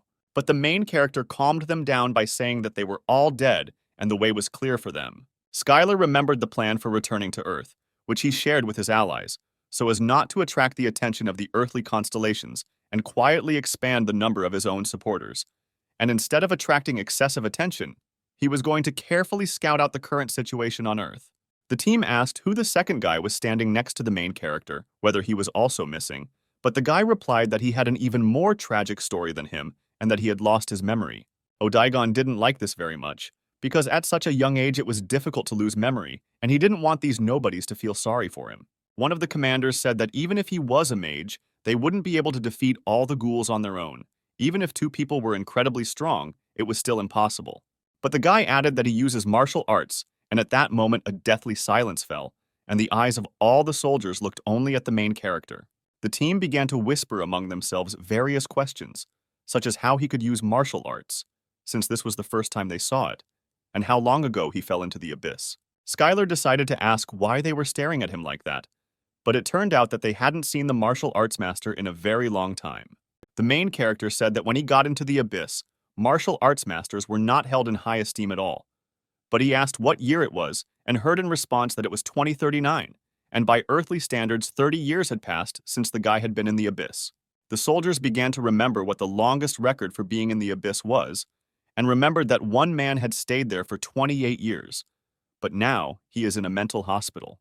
Then Skylar said that now talking about martial arts and dungeons is not so important. He asked Odaigon to give him a little fire, and he replied that he would do everything as the master said. And Skylar immediately reminded him that he had told him not to call him Sir, but only by his first name. The guy immediately began to chop up one of the large stones, which was located right at his feet. The group of soldiers saw something like this for the first time. They watched in amazement as the guy skillfully juggled with the stone and thought it was incredible. The main character was surprised by this.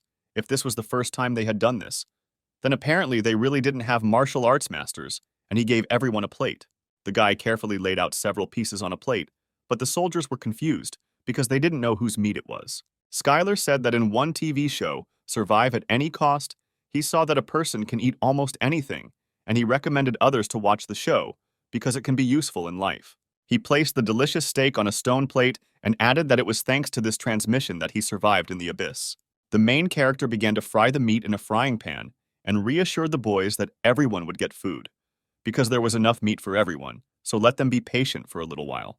A few moments later, each piece of delicious meat was on a plate, and the guy offered everyone to try it. At first, people doubted whether they should eat this meat that the one who returned from the abyss gave them, but the enchanting aroma of the meat quickly convinced them.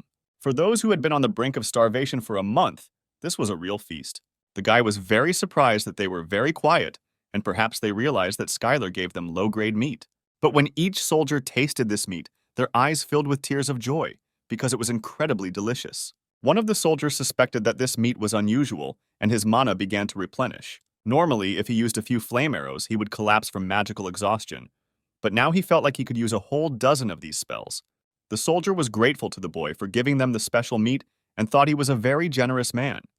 But the silence made Skylar disappointedly decide that they looked so hungry that they would eat anything, and next time it would be better to throw away the low-grade meat.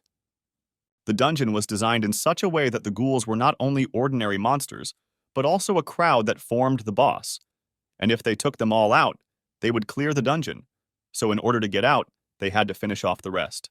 The guy was asked how he knew all this, but he replied that it was all because he had seen all sorts of things in the abyss.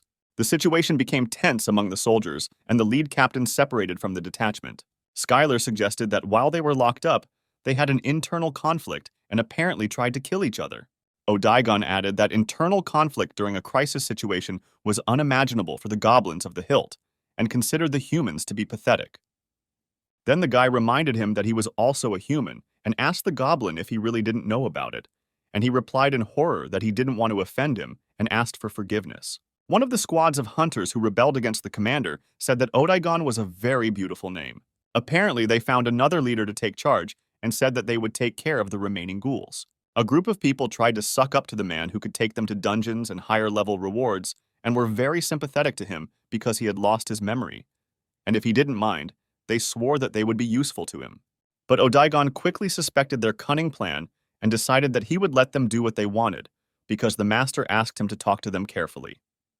Skylar asked what they were doing, and one of the commanders replied that it was hard to find a strong hunter who could lead others into a high-ranking dungeon. The soldiers were very polite with the guy because he was their savior, and since he had been here for more than 30 years, he was also an elderly man. But the main character suggested taking into account only the earthly age of 28 years.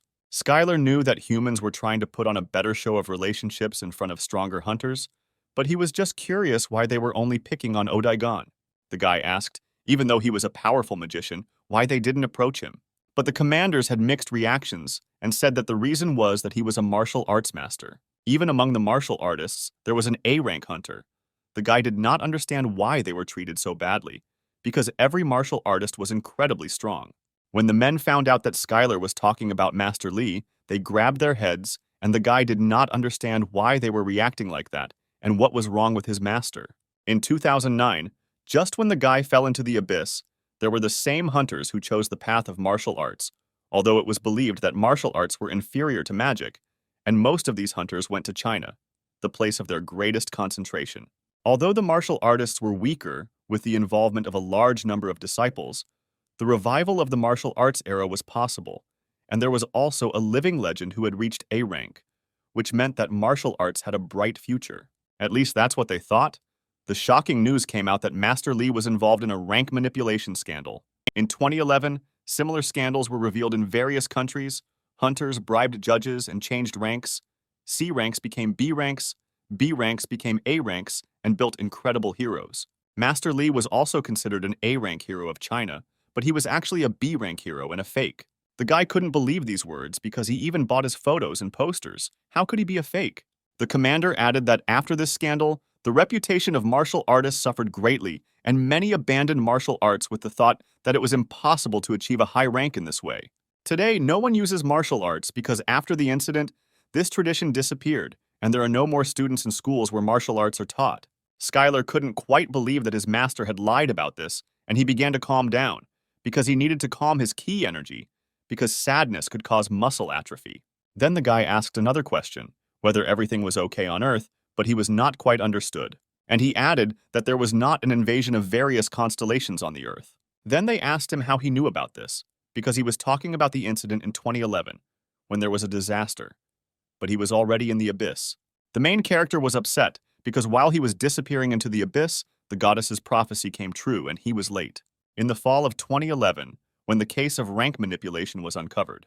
That day, everything was not as usual, and a bright flash similar to the sun was approaching the Earth. It was a portal that was different from the normal portals in the dungeon, and the monsters were intelligent. It was an army with a purpose, an army that followed orders and acted according to a strategy to take over the land and lay the souls of Earthlings at the feet of their constellation. The guy started shaking the man hard and demanded that he tell him what happened on Earth next, whether the Earth had been seized by evil constellations, and he was late. But the man asked the main character to calm down, because where would they be if this happened, and he replied that they fought back.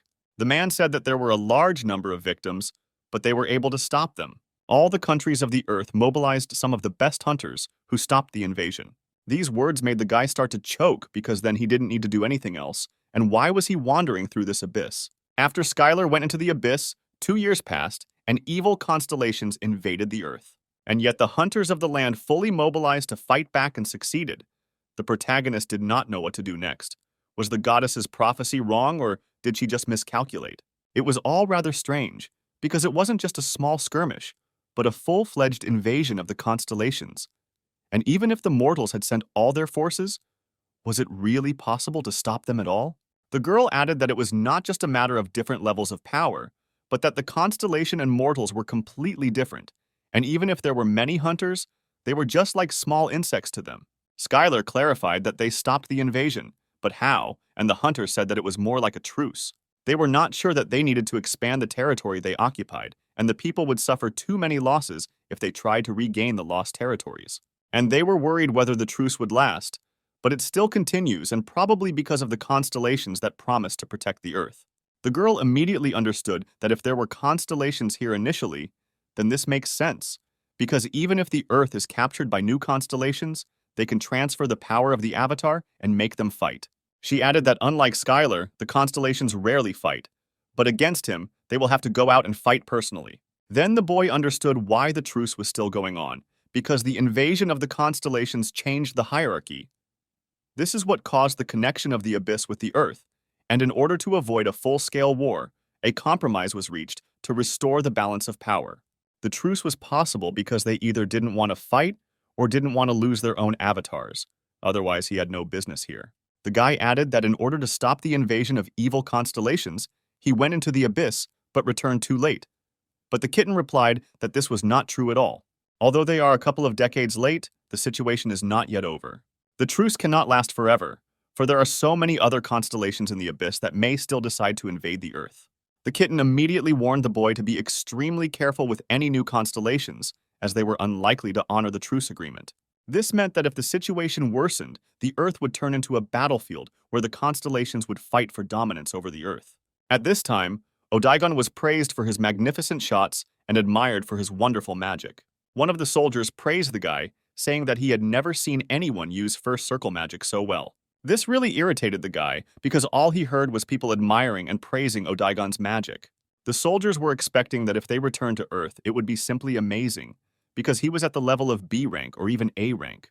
They discussed the guy and realized that he had lost his memory, and the soldiers were going to convince him to leave this Skylar and join them. They had one goal, to take the place of the main character, and then they would no longer have to obey the commander-in-chief of their squad. Skylar looked at Odaigon and didn't understand if everything was okay with him because he looked like he was eager for a fight. But he was even more frightened by the commander-in-chief of the detachment because he also looked as if he wanted to fight with someone. Then the main character asked directly if he wanted to fight these guys, but he waved his hands sharply and said that it was all wrong. Skylar didn't mind at all if he fought them because he was in such shock, and even if fighting each other in a dungeon for hunters was a crime. The boy began to fear that perhaps his thinking had become abnormal after being in the abyss for too long. But his friends warned him to be careful, because on Earth it was not enough to simply hide the power of existence.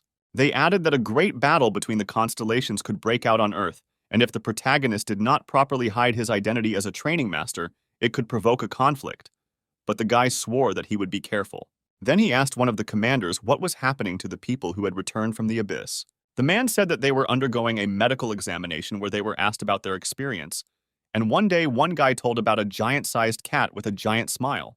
The man also added that after the invasion of evil constellations, most countries banned becoming avatars of evil constellations. The guy was surprised by this and replied that after the war people became very strict, and this was true. The fighter said that in any case, the procedure is not that complicated, and asked what country Skylar is from. He replied that she is from Korea, and then they will offer him new citizenship. He also added that most likely everything will be fine for the guy who lost all his memories.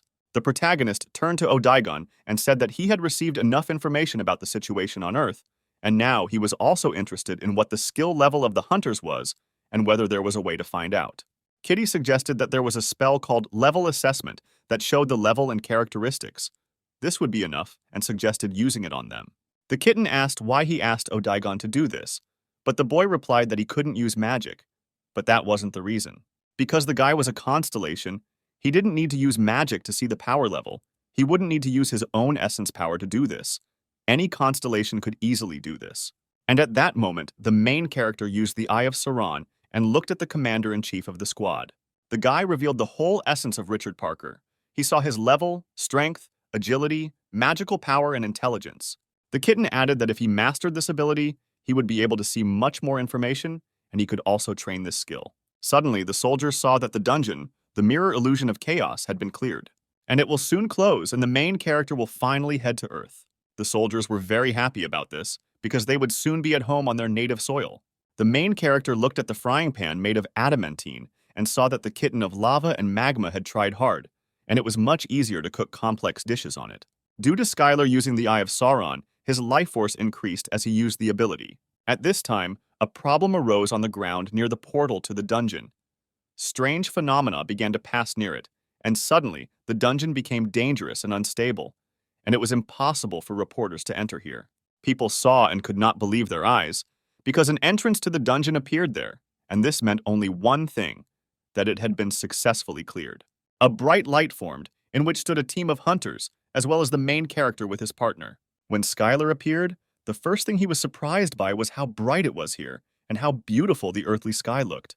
In a group of hunters, the gangster managed to clear the dungeon mirror illusion chaos in the Mojave Desert.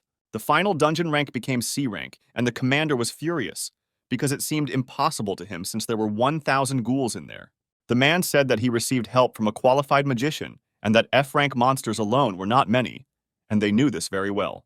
The dungeon prank was determined by the strength of the main boss. They looked at the test stats, and that's why it was rated C instead of F. In any case, the sheriff congratulated him on his safe return, and added that his father was very worried about him. Since the Earth didn't know about the Ghoul King Tarun, they didn't know that they had passed the A-rank dungeon. The protagonist held a magazine in his hands and was wondering why the commander of Parker's group was a real celebrity and why there were so many paparazzi around him. At that moment, doctors entered the room and announced that Skylar, based on his test results, was completely healthy. The girl was very surprised because she had never seen such a perfect body, as if God had given it to him. The guy replied that the only thing he could do in the abyss was to train. The doctor added that he was also mentally stable and he was really lucky. After all, 30 years have passed and now he will have a hard time with rehabilitation, and if he wants to move to another country, they will be happy to help him.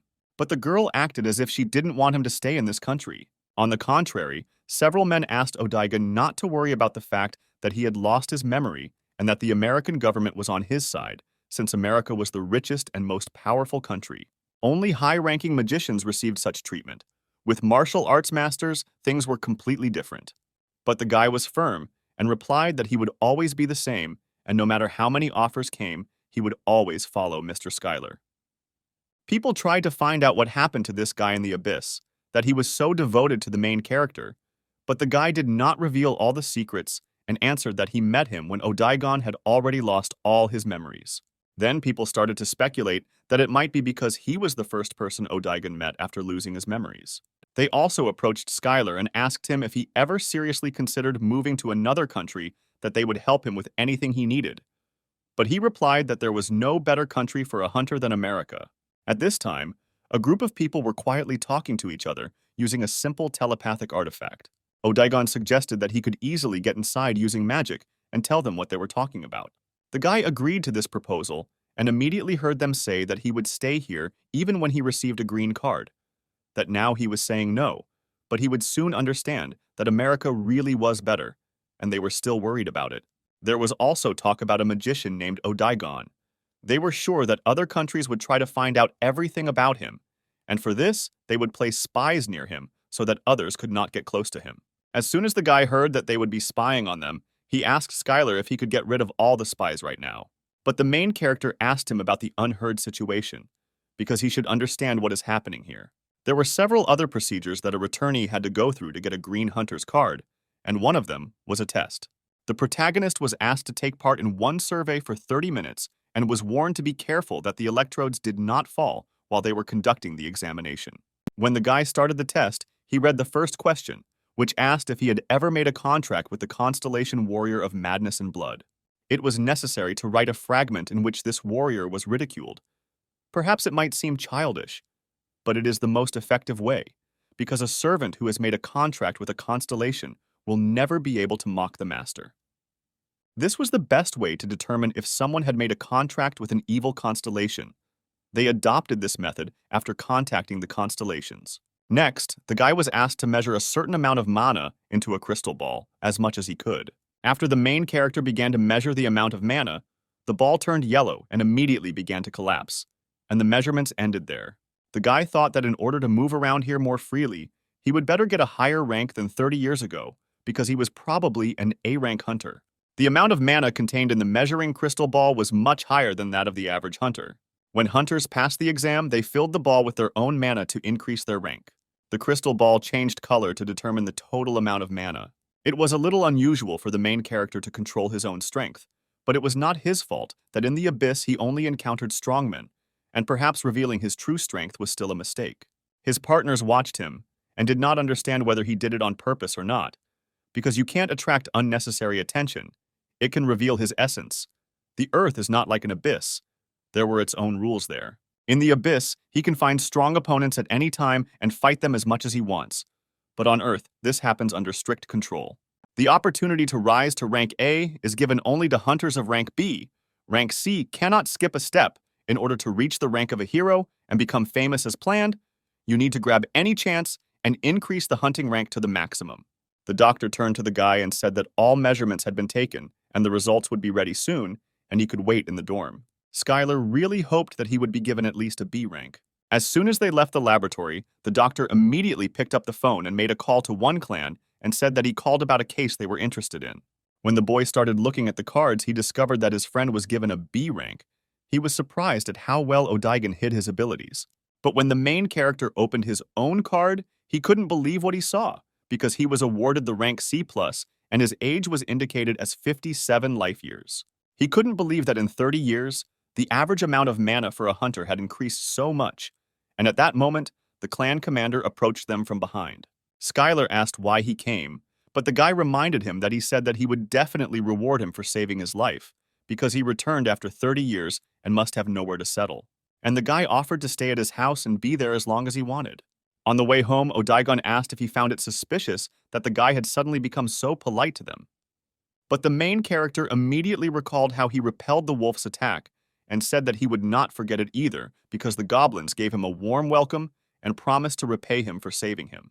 He told how they prepared a bath of acid slimes for him and offered to gladly accept the children of their nobility as sacrifices. But the goblin could not believe that all this caused him inconvenience. But as it turned out, it was all about the difference in culture. In any case, this guy might also have wanted to repay for saving him, but Odaigon had a different opinion. He believed that the race was annoying and incapable of magic, and yet gratitude was alien to them. The main character was surprised by these words, because in fact he was also a human, and the goblin remembered this and immediately asked for forgiveness. Skylar approached Richard Parker. He introduced himself to him as a very famous person in business circles, and then the guy added that he was looking forward to him giving him all his fortune. The main character said that he heard someone in the dungeon promising to give up all the inheritance for saving the commander.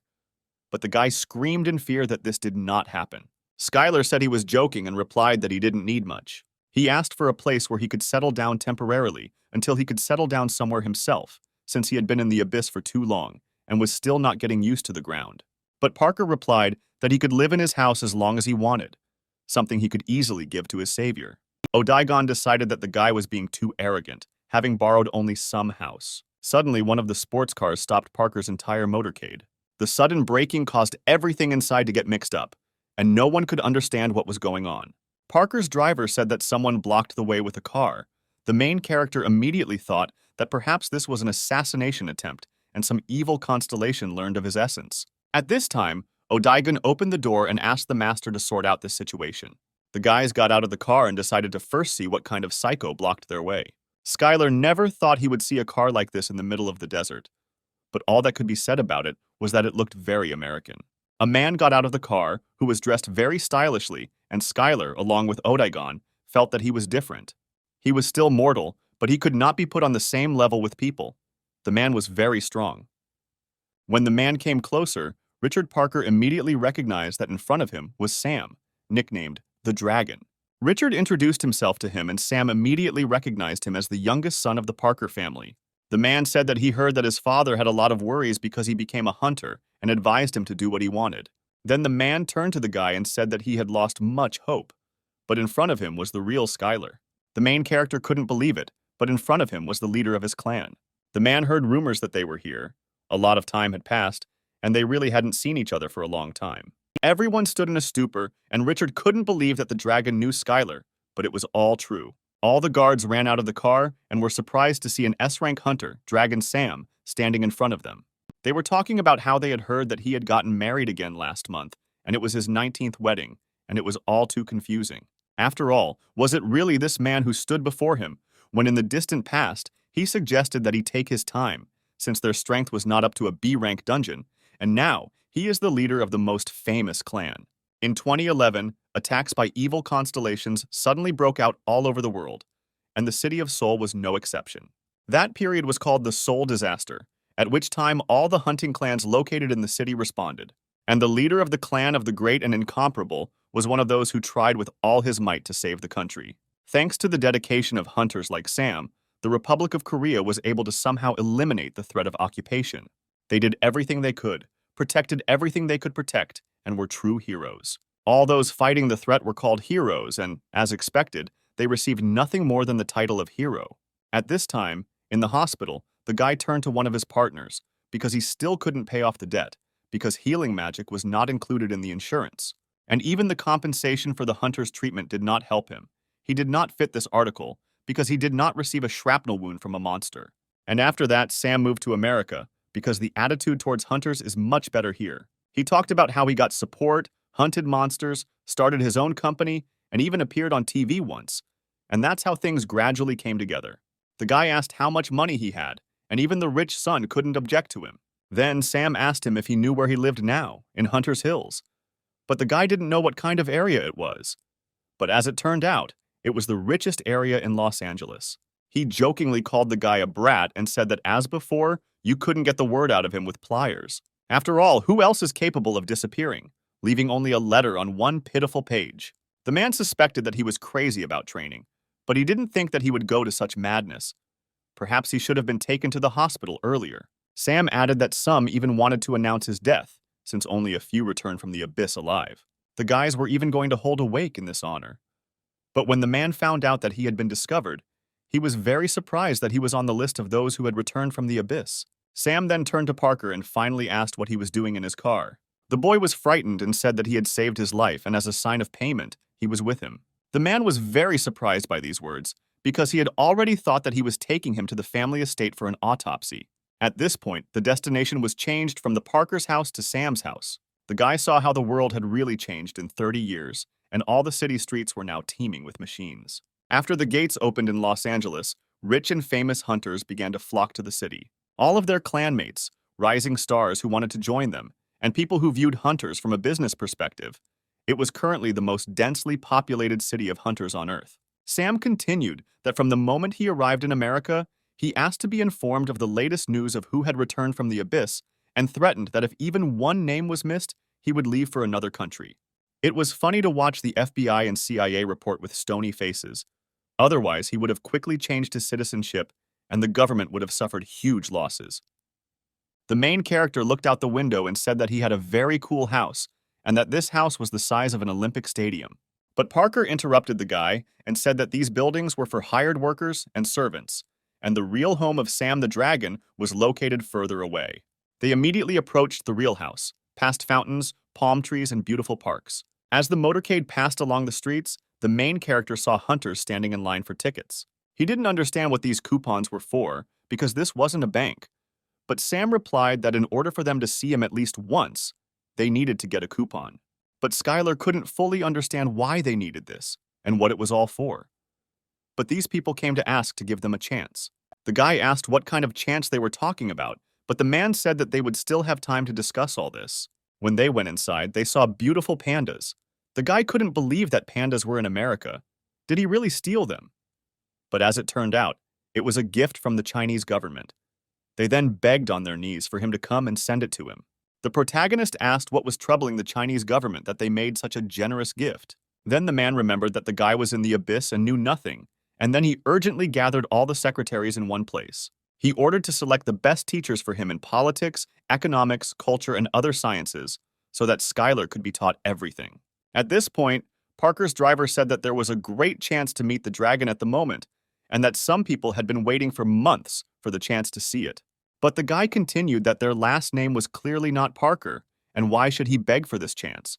Besides, he had the feeling that next to him he was getting a year older with every minute. At this time, one of the secretaries asked if there were too many teachers and too much information, and if he could find out the real reason for this commotion. But as soon as the man introduced himself to him, he immediately heard that he was fired from that very second, because he hired them for a lot of money in order to entrust them with troublesome work. Sam's words and request did not sound like a joke, and he did not ask not to answer stupid questions. Then the man turned to the sixth secretary and asked where all the models who were supposed to be at the party were, because he clearly remembered that he had missed one and ordered her to work faster. After Sam gave everyone their assignments, he turned to Skylar and said that they could now calmly think everything over.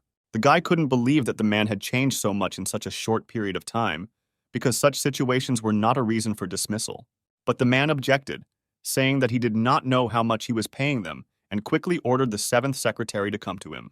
When the secretary approached, he said that in 2 weeks he had received about $230,000. But the main character still couldn't understand how the size of the salary was connected with being fired on the spot. Then Sam replied that when he hired them, he clearly warned that he was paying the highest salary. But in return, one mistake, and the employee is fired, and they all know about it. But Skylar was very disappointed with this approach, and then Sam decided to leave the seventh secretary. The guy turned to Sam and asked why he didn't become a role model, as a true clan leader should. In one of the audiences, a Stanford University professor who specialized in the science of artifacts and caves spoke to the main character. She also had experience as a manager of 2 B-rank hunters and 1 A-rank hunter. These words really surprised the guy, and he decided to surprise her in return and told her that in high school he once lifted a total of 500 kilograms. The teacher decided to briefly explain what had happened over the past 30 years. And after 30 minutes, the guy screamed loudly in the audience. He couldn't believe that evil constellations occupied China, North Korea, Europe, and Latin America. South Korea was not captured because it was one of the countries that resolved the situation relatively quickly. But after that, many Korean hunters went abroad, because America seemed especially profitable to many. Also, clan leader Sam also moved here at that time. His leader was so kind. What did he have to endure? He was the kind of man who was dumped by women every day and who discouraged him from going into a B-rank dungeon. But suddenly, he became the Dragon Sam, an S-rank hunter with a lot of money, who at 70 years old has married 19 times. The Lava and Magma Kitten said that everything worked out great and that this hunter could be a great avatar. Could this person really not be trusted? He could be trusted. Then Skylar went to Sam and told him everything about how he suddenly went into the abyss to prevent the end of the world. And while he was trampling there for a couple of decades, he suddenly became a constellation, and whether he wanted to come under his wing and become an avatar. The man was very surprised by the guy's words, and he replied that they don't dabble in drugs. The kitten of Lava and Magma said that there was no need to do that, and that he could and would understand everything if everything was explained to him in detail. But something still bothered the guy. The leader had not given up for 30 years. Trying to find him, the guy thought that he was the one who could be trusted, because there was training equipment here like a gym in the backyard, and the guy did not want to just drag him into the affairs of the constellations. When the guy came to the gym, he said that it looked more like a concert hall and that he must have invited various pop stars to parties here, but Sam replied that there was a cooler place for that. The kitten of Lava and Magma exclaimed in surprise, because it was the magic of the inside of the world. But the guy did not understand why he was so surprised, because it was not complex magic. The kitten said that it was rather a very popular magic among the constellations and that mortals did not know how to use it properly. Sam said that even if you get injured in the other side of the world, they will not be reflected in reality. Roughly speaking, it is magic, something like super advanced virtual reality technology. But this constellation was used to train their own avatars. But the kitten said that most often the constellations use it as a playground to relieve boredom. The guy wondered if the magic of the underside of the world had taught the constellation.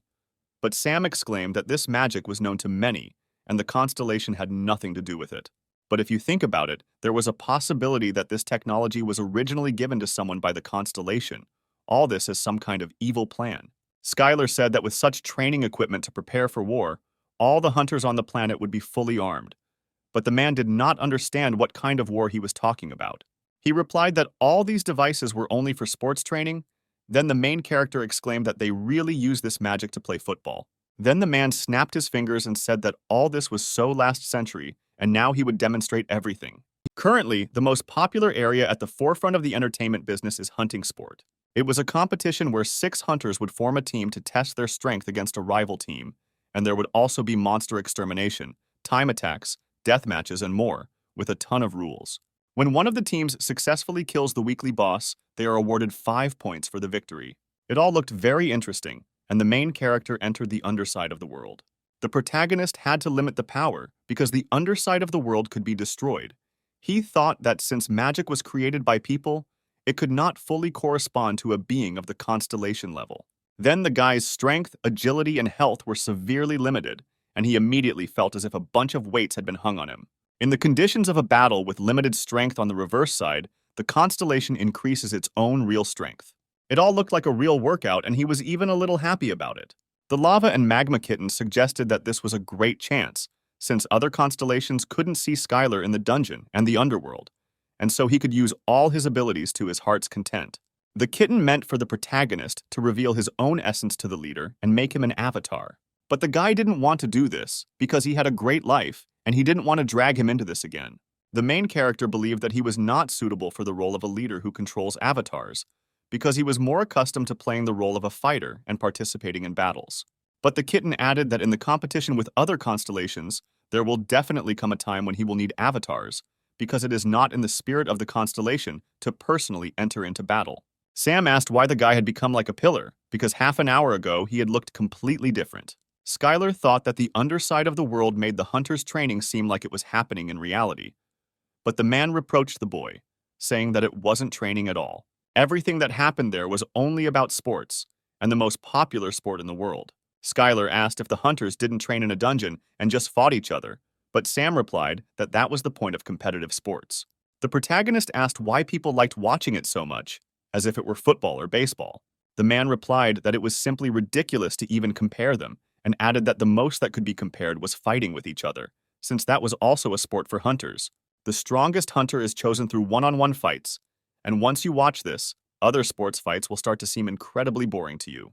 But no matter how much Sam hoped to surprise the guy with this whole story did not stir Skylar's blood. He was confused and worried that the Earth was now in danger. The guy spent all his time training and was afraid to find out that he was already late. He was constantly overcome with anxiety while he tried to find his way back to Earth. And in the end, the hunters of the Earth became sports stars, and Skylar did not understand at what time they were catching monsters. Then the kitten added that this world and fighting with each other is quite usual for the constellations and for the god of training, who does not take avatars under his own wing. This may be new, but for the constellations with an army of avatars, this is like an indirect war. The kitten suggested that this could be related to the spread. The protagonist thought that in that case, they shared it on purpose to find candidates for avatars, and Sam added that recently there were many hunters who had never even cleared a dungeon. The guy didn't fully understand then why they became hunters, but the answer was one: only for money and fame.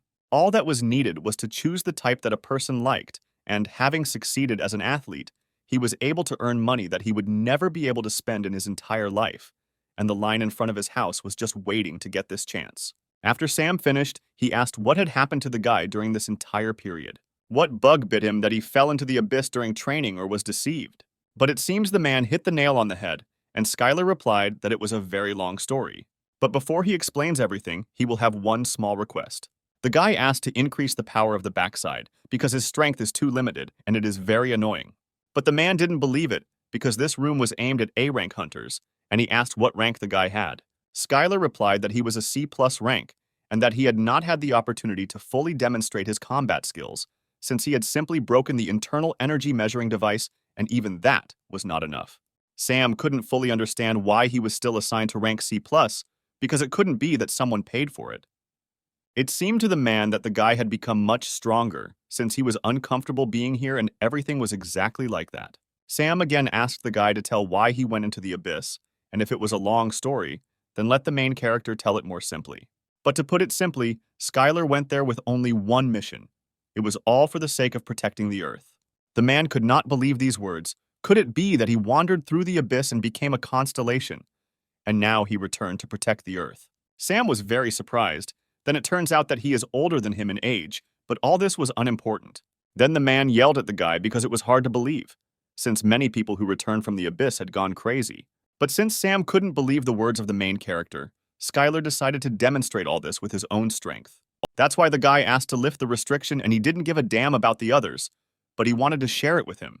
The man then took off his jacket and replied that no matter how strong he had become, he had never encountered an S-rank hunter before. Sam talked about how he had crossed paths with various opponents many times, and that on his last breath, he had gotten an A+ rank skill and leveled up through death. The guy laughed, because the man loved fantasy novels so much that he ended up becoming one of the main characters. Then Sam flew into the air and shouted that the little rascal hadn't gone far, and that it was not for the fans of fighting novels to talk about it, and immediately offered to wrestle for a while. The man asked the boy if he had ever heard of artifacts in the form of tattoos. Suddenly, Sam started shooting out magic projectiles and shouted at the guy that he would be able to dodge them now. But the main character didn't see any danger in this, and didn't see any point in dodging at all, and released a powerful stream of energy from his hand. This blow surprised the man, and as the first champion in one-on-one combat at the time, he understood that the opponent in the ring must be forced to focus on defense, attack first, and not give him time to catch his breath. Sam activated the 6th circle magic, which was called the Path of Lava, and turned to Skylar and asked when he learned this type of magic. But in response to this blow, the guy activated a protective Kai barrier and easily stopped a powerful shot of lava. When the man saw this, he screamed, "Is it really because of this skill that false rumors started in China?" The main character did not understand what was being discussed and added that there was a viral fake video with a similar skill to his. The guy was very surprised by this. He couldn't even guess that they could even fake something like this. It really shocked him. Unfortunately, His barrier has consumed a fair amount of energy, and at this rate it will soon be empty, and apparently there is no other way, since he has limited powers here. The guy had to control all his power to make sure he didn't destroy the reverse world. And that was a pretty big headache, since it had been a long time since he had fought like a real person. And then Skylar decided to show the absolute maximum and concentrated all his power into one magic ball. This ball was so fast that Sam didn't even have time to use fast teleportation, and his magic was destroyed, and after hitting, he received a lot of damage. He was shocked that it was cancelled even before it was activated, and how the guy could use those skills so quickly. But Sam didn't give up on this. He had no choice but to strengthen his own body with magic. But the guy literally found himself next to the man in a second and quickly used several techniques. Sam had great hope when he tried to switch to close combat against someone who uses martial arts. His friend admitted that he quickly became confused because he usually never dealt with martial artists and found the guy to be quite assertive. Sam asked the guy how martial arts levels work and how he reached the highest level in martial arts. The protagonist replied that it doesn't quite work that way because he currently has the highest level, and if he steps a little further in development, he can go beyond the mortal boundaries. And at that moment, the man realized that in front of him was a real constellation.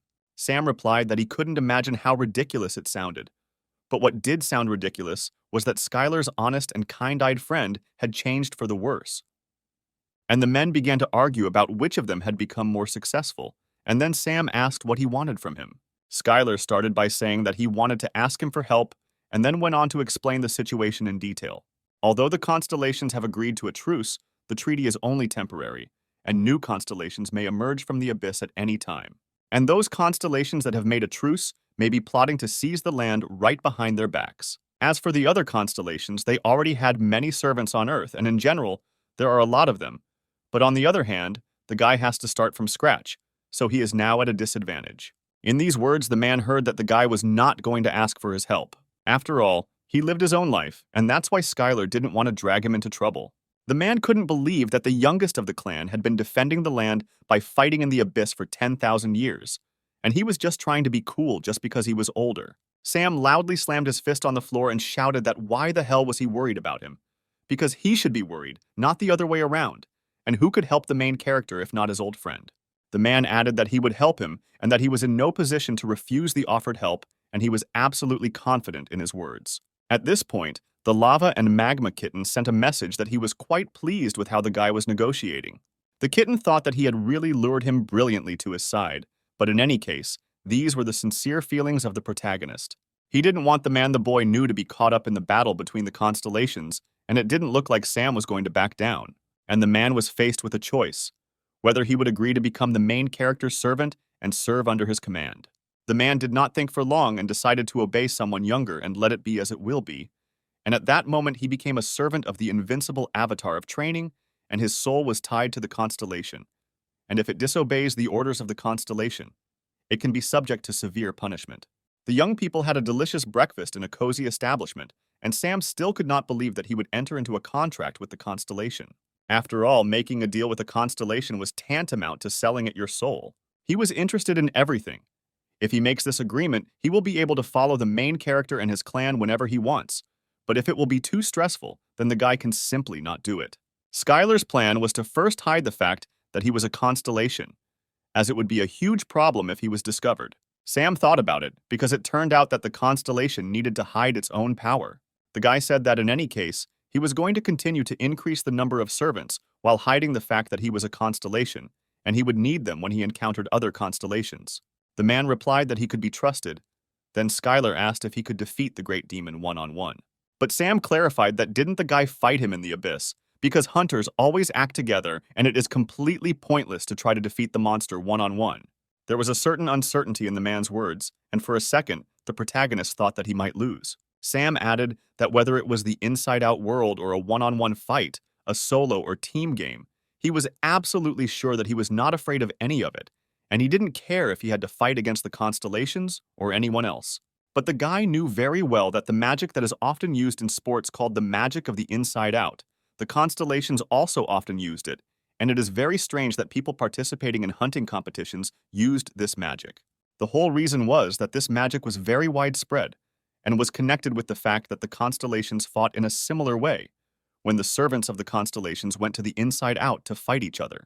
There is a very good chance that the constellations intended to make hunting competitions like one-on-one combat so popular that it would be easier for them to choose servants based on their strength. The guy wondered if this was too much for such complex speculations, because did the constellations really look at such nonsense? But everything was correct, and the kitten of lava and magma added that one should not underestimate the boredom of the constellations. Even now, most of the constellations are fighting with each other in the train car out of boredom. In any case, if the services fight as they do in the hunting competitions on the ground, it could be a great help to Sam, because he has participated in such battles and is a champion hunter. The number of servants the main character would have depended on all of this, because he had to become the object of their envy. He himself understood what he was talking about. He understood that the guy needed to become famous as a hunter and become one of the strongest hunters on Earth. With such hunters, everything is always very interesting. As soon as a Class A portal opens, the government of the country will be on its knees begging them for help. And despite the fact that people claim that their country's hunters are the strongest, everyone knows in their hearts that this leads to their faith and devotion. Sam certainly understood everything, because Skylar certainly has incredible power. Another thing was how they would demonstrate his power in the game. Then the man said that he would introduce him to the clan, but the guy didn't even suspect how many groups of clans Sam was responsible for, because it wasn't just one clan, because the profit of the company's clan groups went beyond this world. All the cores and items in the dungeons are purchased by the company, including support, bonuses, and other things, and with just loyalty, Skylar can be generously rewarded. But the main character still didn't understand why Sam was telling him to join the clan, because he could do it on his own. Then the man menacingly replied that he was going to hide the fact that he was a constellation. So why did he need all this if he needed to hide his own power properly? However, the protagonist decided to limit his own power to the maximum possible level, and so far he has been able to control it, and he can fight a monster or an S-rank adventurer. The man would send the boy to a clan that accepted the best candidates, so he recommended him to look for some nuggets there, because he could take them as servants if they proved themselves useful enough, and this was a pretty good idea. Skylar wondered if they would mind if he joined their clan, since his rank was still C+, which specializes in martial arts. Sam replied that they definitely wouldn't like it, and suggested that the guy just raise his rank, because as soon as he becomes an A-rank adventurer, he will immediately be listed as a strategic weapon controlled by the state, because only those who have achieved high results can get S rank. If you think about it, it sounded pretty cool that the old man had an S rank, since less than 10 people in the entire world had received that rank. He shouted that it was enough to sit around and it was time to do everything they could, and they immediately went to the qualifying round for the competition. The guy clarified what qualifying round Sam was talking about, but he added that the main character can't even imagine how many hunters want to participate in this competition, because he needs to pass the qualifying round and win in order to be accepted as a professional in the league. The next preliminary round will be in exactly a week, and during this time the guy can get a little more comfortable here. The guy didn't understand what he needed to get used to and what he needed to do. Then Sam took his phone out of his pocket and asked him if he knew what a smartphone was and showed him. This phone is used for almost everything, including watching the news. The guy carefully took the smartphone and did not fully understand how to use this thing. But one thing was good, that now he could calmly watch Korean news anywhere. Sam was in the office and called a few workers. He asked the hunter department to bring him the evaluation equipment right away, because he needed to re-evaluate someone. Then he thought that they would need another reliable manager. But when he looked at these guys, he realized that they were not suitable for him at all. The man asked what his daughter was doing now and began listing that she was not the 10th or even the 8th, but let them call him the 11th, who had the worst character. He ordered Laura to be brought here immediately, but he was not entirely sure that she would show sympathy towards Skylar, since he was also not easy to deal with. At this time during training, the man could not believe that he had lost control of the third circle magic. Laura turned to him and said that he had a lot of mana, and that did not mean that he could handle high-level magic, and that he should have first studied first circle magic more thoroughly. The guy then shouted that he was a C+ class hunter, and had already received an offer from the other close-ups, and how could she force him to repeatedly practice just first circle magic? When Laura was returning from the training class, she turned to one man and said that the guy did not deserve to be trained, and that the girl no longer wanted to study with him, and ordered that they take care of him on their own from now on. When the manager entered the classroom, he immediately started kicking him with his feet, because this stupid idiot didn't even guess who she was, because she was not just an ordinary manager. Miss Laura was a B-class hunter and a renowned A-class manager. She was the type of person who turned worthless rookies into diamonds in any clan. He didn't say anything because she didn't like it when her identity was revealed.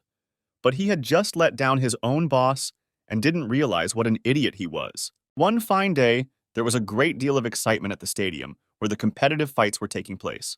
When Skylar approached this place, he was surprised that this qualifying round would really take place here. Some hunters arrived in luxury cars. They enjoyed great popularity and fame.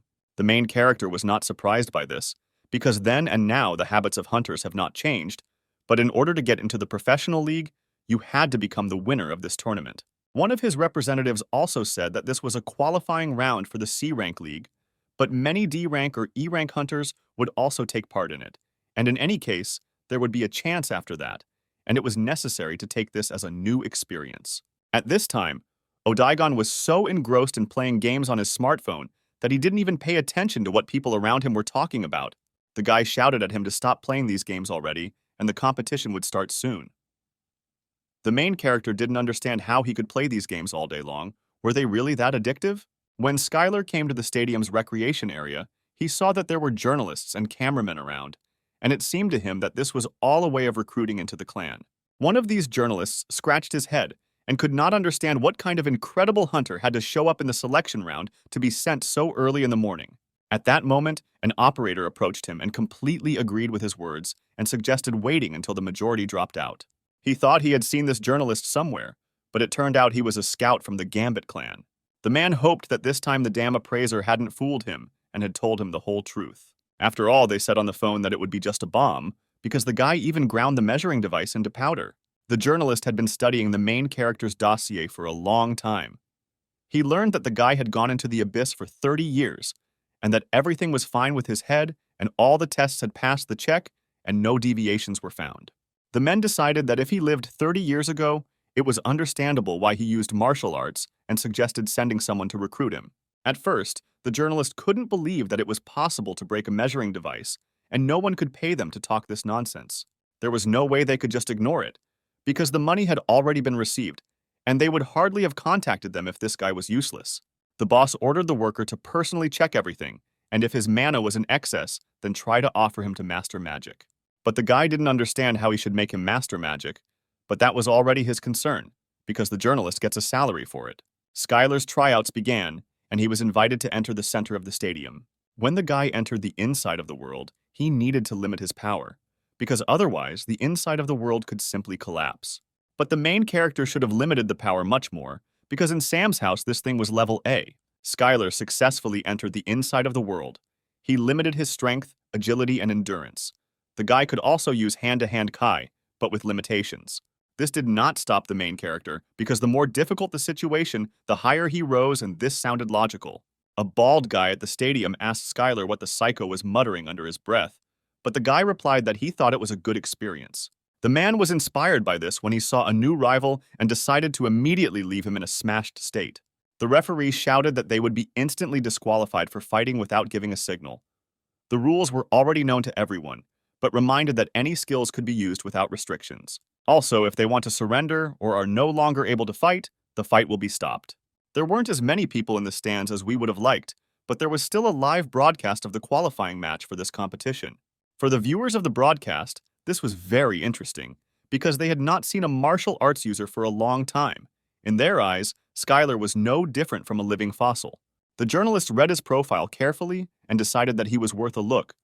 But when they read that he was a martial arts user, they couldn't believe that they still existed and had already forgotten the last time they saw them. The bald fighter met a man who possesses martial arts for the first time.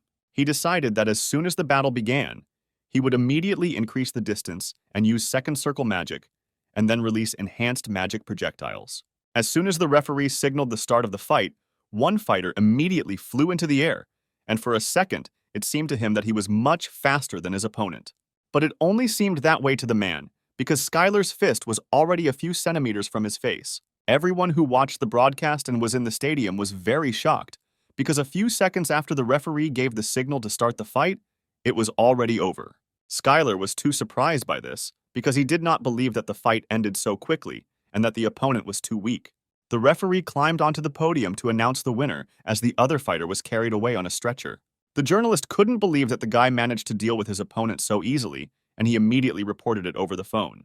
On the phone, the boss heard that the appraiser had not made a mistake, and they had found a simply amazing diamond that would immediately become their driving force.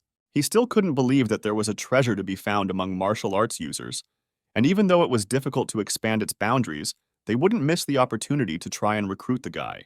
And the journalist decided that he would achieve success at any cost if he did not want to lose this job. While Skylar was resting in the waiting area of the stadium, other fighters were performing. At one point, a journalist entered the room.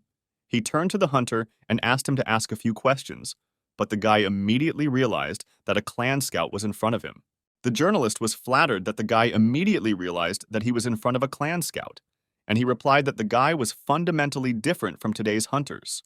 The man added that although the guy already knew, the current hunters in the past were not fit to hold a candle, because in a real fight, they could not even be called hunters. Skylar replied that he thought so too, but he thought that things weren't that bad, and it made absolutely no difference where you trained if your strength would end up being the same. The man carefully asked if the guy knew why he was here. Skylar replied that the scout had come to recruit him, and there could be no other reason. The journalist introduced himself as a representative of the Gambit clan, and he really came to hire him. The man hoped that the boy already had an idea about this clan, but the main character replied that he was hearing about them for the first time. Skylar said that he had recently returned from the Abyss, and that not much time had passed since his return, and he simply could not hear about it. The man began to gesture with his hands and convinced the guy that most likely he was having a hard time getting his bearings in the current situation, and was overcome with anxiety about what to do next and which team to join.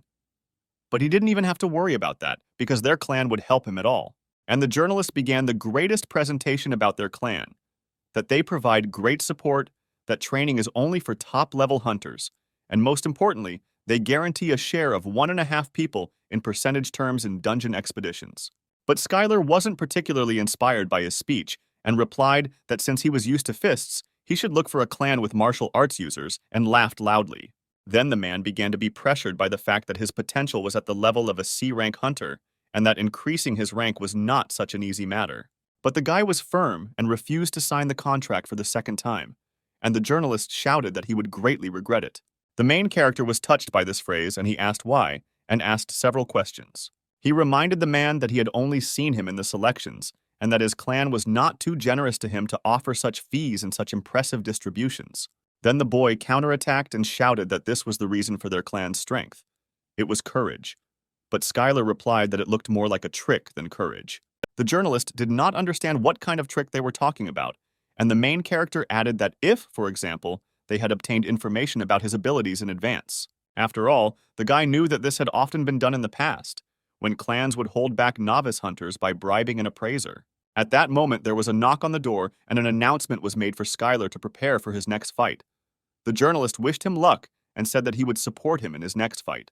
The main character was at a loss as to what to do in this situation, but he gathered his will into a fist and decided that he should first show what rank B is capable of. When the guy entered the ring, he put 90% of his internal energy into speed and limited the power of martial arts, and with this, a new B+ rank martial art was successfully formed. The system asked Skylar to name the new technique, and since it was incredibly fast as light, he decided to call it Light Dispersion Mastery. The protagonist's strength steadily increased, but the speed was too slow and there were few ways to fix it. But the Lava and Magma Kitten thought it was nonsense and said that a good solution would be to recruit avatars and prepare a constellation temple or increase the number of believers. The idea was simply brilliant, but first the guy needed to sort out the qualifying rounds and then continue the main mission. Before the fight began, Skylar became curious and decided to check his power level and saw that he was close to rank C and was specialized in close combat. But he didn't fully understand why an opponent who specialized in close combat would hold a bow in his hands. As soon as the referee counted 3 seconds before the start of the fight, the opponent immediately took the bow and arrows and began to make the first attack. But the guy barely had time to release the arrow from the bow. Skylar was already next to him, and with a powerful push pierced him straight into the body. The man did not believe where such speed came from, and decided that things would not go any further, and decided to move straight to close combat. He unleashed the full force of his blows with numerous fists that were aimed straight towards the main character. But the guy dodged these blows without any problems, using well-honed fighting techniques. All the people in the stands jumped up and shouted that this was a martial arts user's step technique, but such a close fight with Gregory was very dangerous. Skylar immediately counterattacked and with a powerful blow threw his opponent back several dozen meters. The operators couldn't believe it. They were photographing this fight and were completely amazed by this monster. No one could understand where this hunter came from. It was not for nothing that they said about him that he returned from the abyss, and from that moment it became clear why no one had seen this martial arts user. The journalist understood at that moment that he could not miss this chance, and he had to sign a contract with him by any means necessary. Otherwise, he would not be able to explain anything to his clan. The spectators were impressed that the guy finished all the fights with one punch, but since these were C-rank qualifiers, there was nothing surprising about it. The news quickly spread throughout the city. People were confused and did not understand who this guy was and whether he really was the one who returned from the abyss. People did not understand why hunters do not study martial arts, because they look very cool. All this was fine, but among the participants of the competition, there was one hunter, a newcomer of the Star Clan, who specialized in one-on-one fights and therefore never went on raids, but competed exclusively against people. Scanner continued on his true path to first place and defeated one participant after another. Even the newcomer from the Star Clan was no exception for the main character, and he, like the others, was carried away from the battlefield on a stretcher. And now the long-awaited finale has arrived, and one of the rivals from the Rainbow Clan has entered the battlefield. He knew that the protagonist's movements were too obvious, but he couldn't block him. And a few seconds later, the final whistle blew, signaling that the fight between the opponents was over. The referee shouted loudly that there was a winner of the C-rank elimination round among them, and it was Skylar. The spectators in the stands could not believe that the martial artist had won and won the final. But only the main character knows that he has been practicing combat for about 10,000 years in the abyss alone, and his level allows him to determine the enemy's tactics just by his breath. All hunters seemed like a mere trifle to Skylar.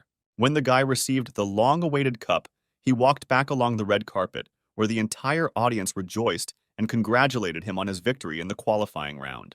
Even though it was a win in the C-rank qualifier, beating all the participants was a significant event, because in the eyes of the constellations, Skylar began to look like a real treasure.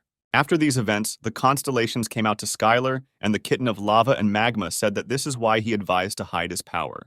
The warrior, shrouded in madness and blood, warned the kitten that the constellation, which had no earthly agreement, should not interfere in the affairs. But the kitten replied that the avatar contract had nothing to do with the agreement, so he could do whatever he wanted. But the warrior warned him that he could attack a constellation that did not have an agreement at any time. The kitten did not agree with the warrior's words, and a squabble of constellations began between them. Despite the fact that it was only an exchange of messages, the pressure was simply deadly, and the kitten answered the warrior with such confidence because no one knew where his territory was. The warrior warned the cat that he would never forget this, and that in one moment he would wash himself with the blood of his avatars. At this point, the guy added that he had no intention of signing a contract with a loser like this warrior and ordered him to get lost. The constellation could not stand such impudence and responded that all arrogant mortals would face inevitable punishment. The boy shouted back that the constellation should not be proud of the fact that it managed to cheat death. It cannot even commit atrocities in front of other constellations and still continues to be called a warrior shrouded in madness and blood. Other constellations admired the main character's words and noted that the guy was very confident in what he was saying. The protagonist added that he doesn't know what concerns the rest of the mortals, but at some point he will enter into battle with him, because Skylar never saw any particular need to stand on ceremony. At this moment, the lava and magma kitten was greatly impressed by the mortal's answer and handed him 10 soul fragments. The rest of the constellations were in shock. The main character was very surprised by this, but it was only part of the kitten's strategy, and he asked to accept them. Soul fragments act as currency among the constellations, and now the kitten has given them to Skylar on purpose to provoke the other constellations. The guy needed money if he didn't want to be looked down upon. Up until that point, he only cared about strength and didn't even think about money. At this time, in one of the city buildings, one of the workers approached Sam. He apologized and said that at the moment, an additional investigation was being conducted to catch the appraiser. Sam couldn't figure out which clan this bastard came from, and his protege suggested that perhaps the Gambit clan was involved. Although the Gambit clan was considered an influential clan, it was no match for the Dragon clan, because the Dragon clan was endowed with the powers of the government at that time. The Gambit clan was just a newcomer that was just starting to gain strength.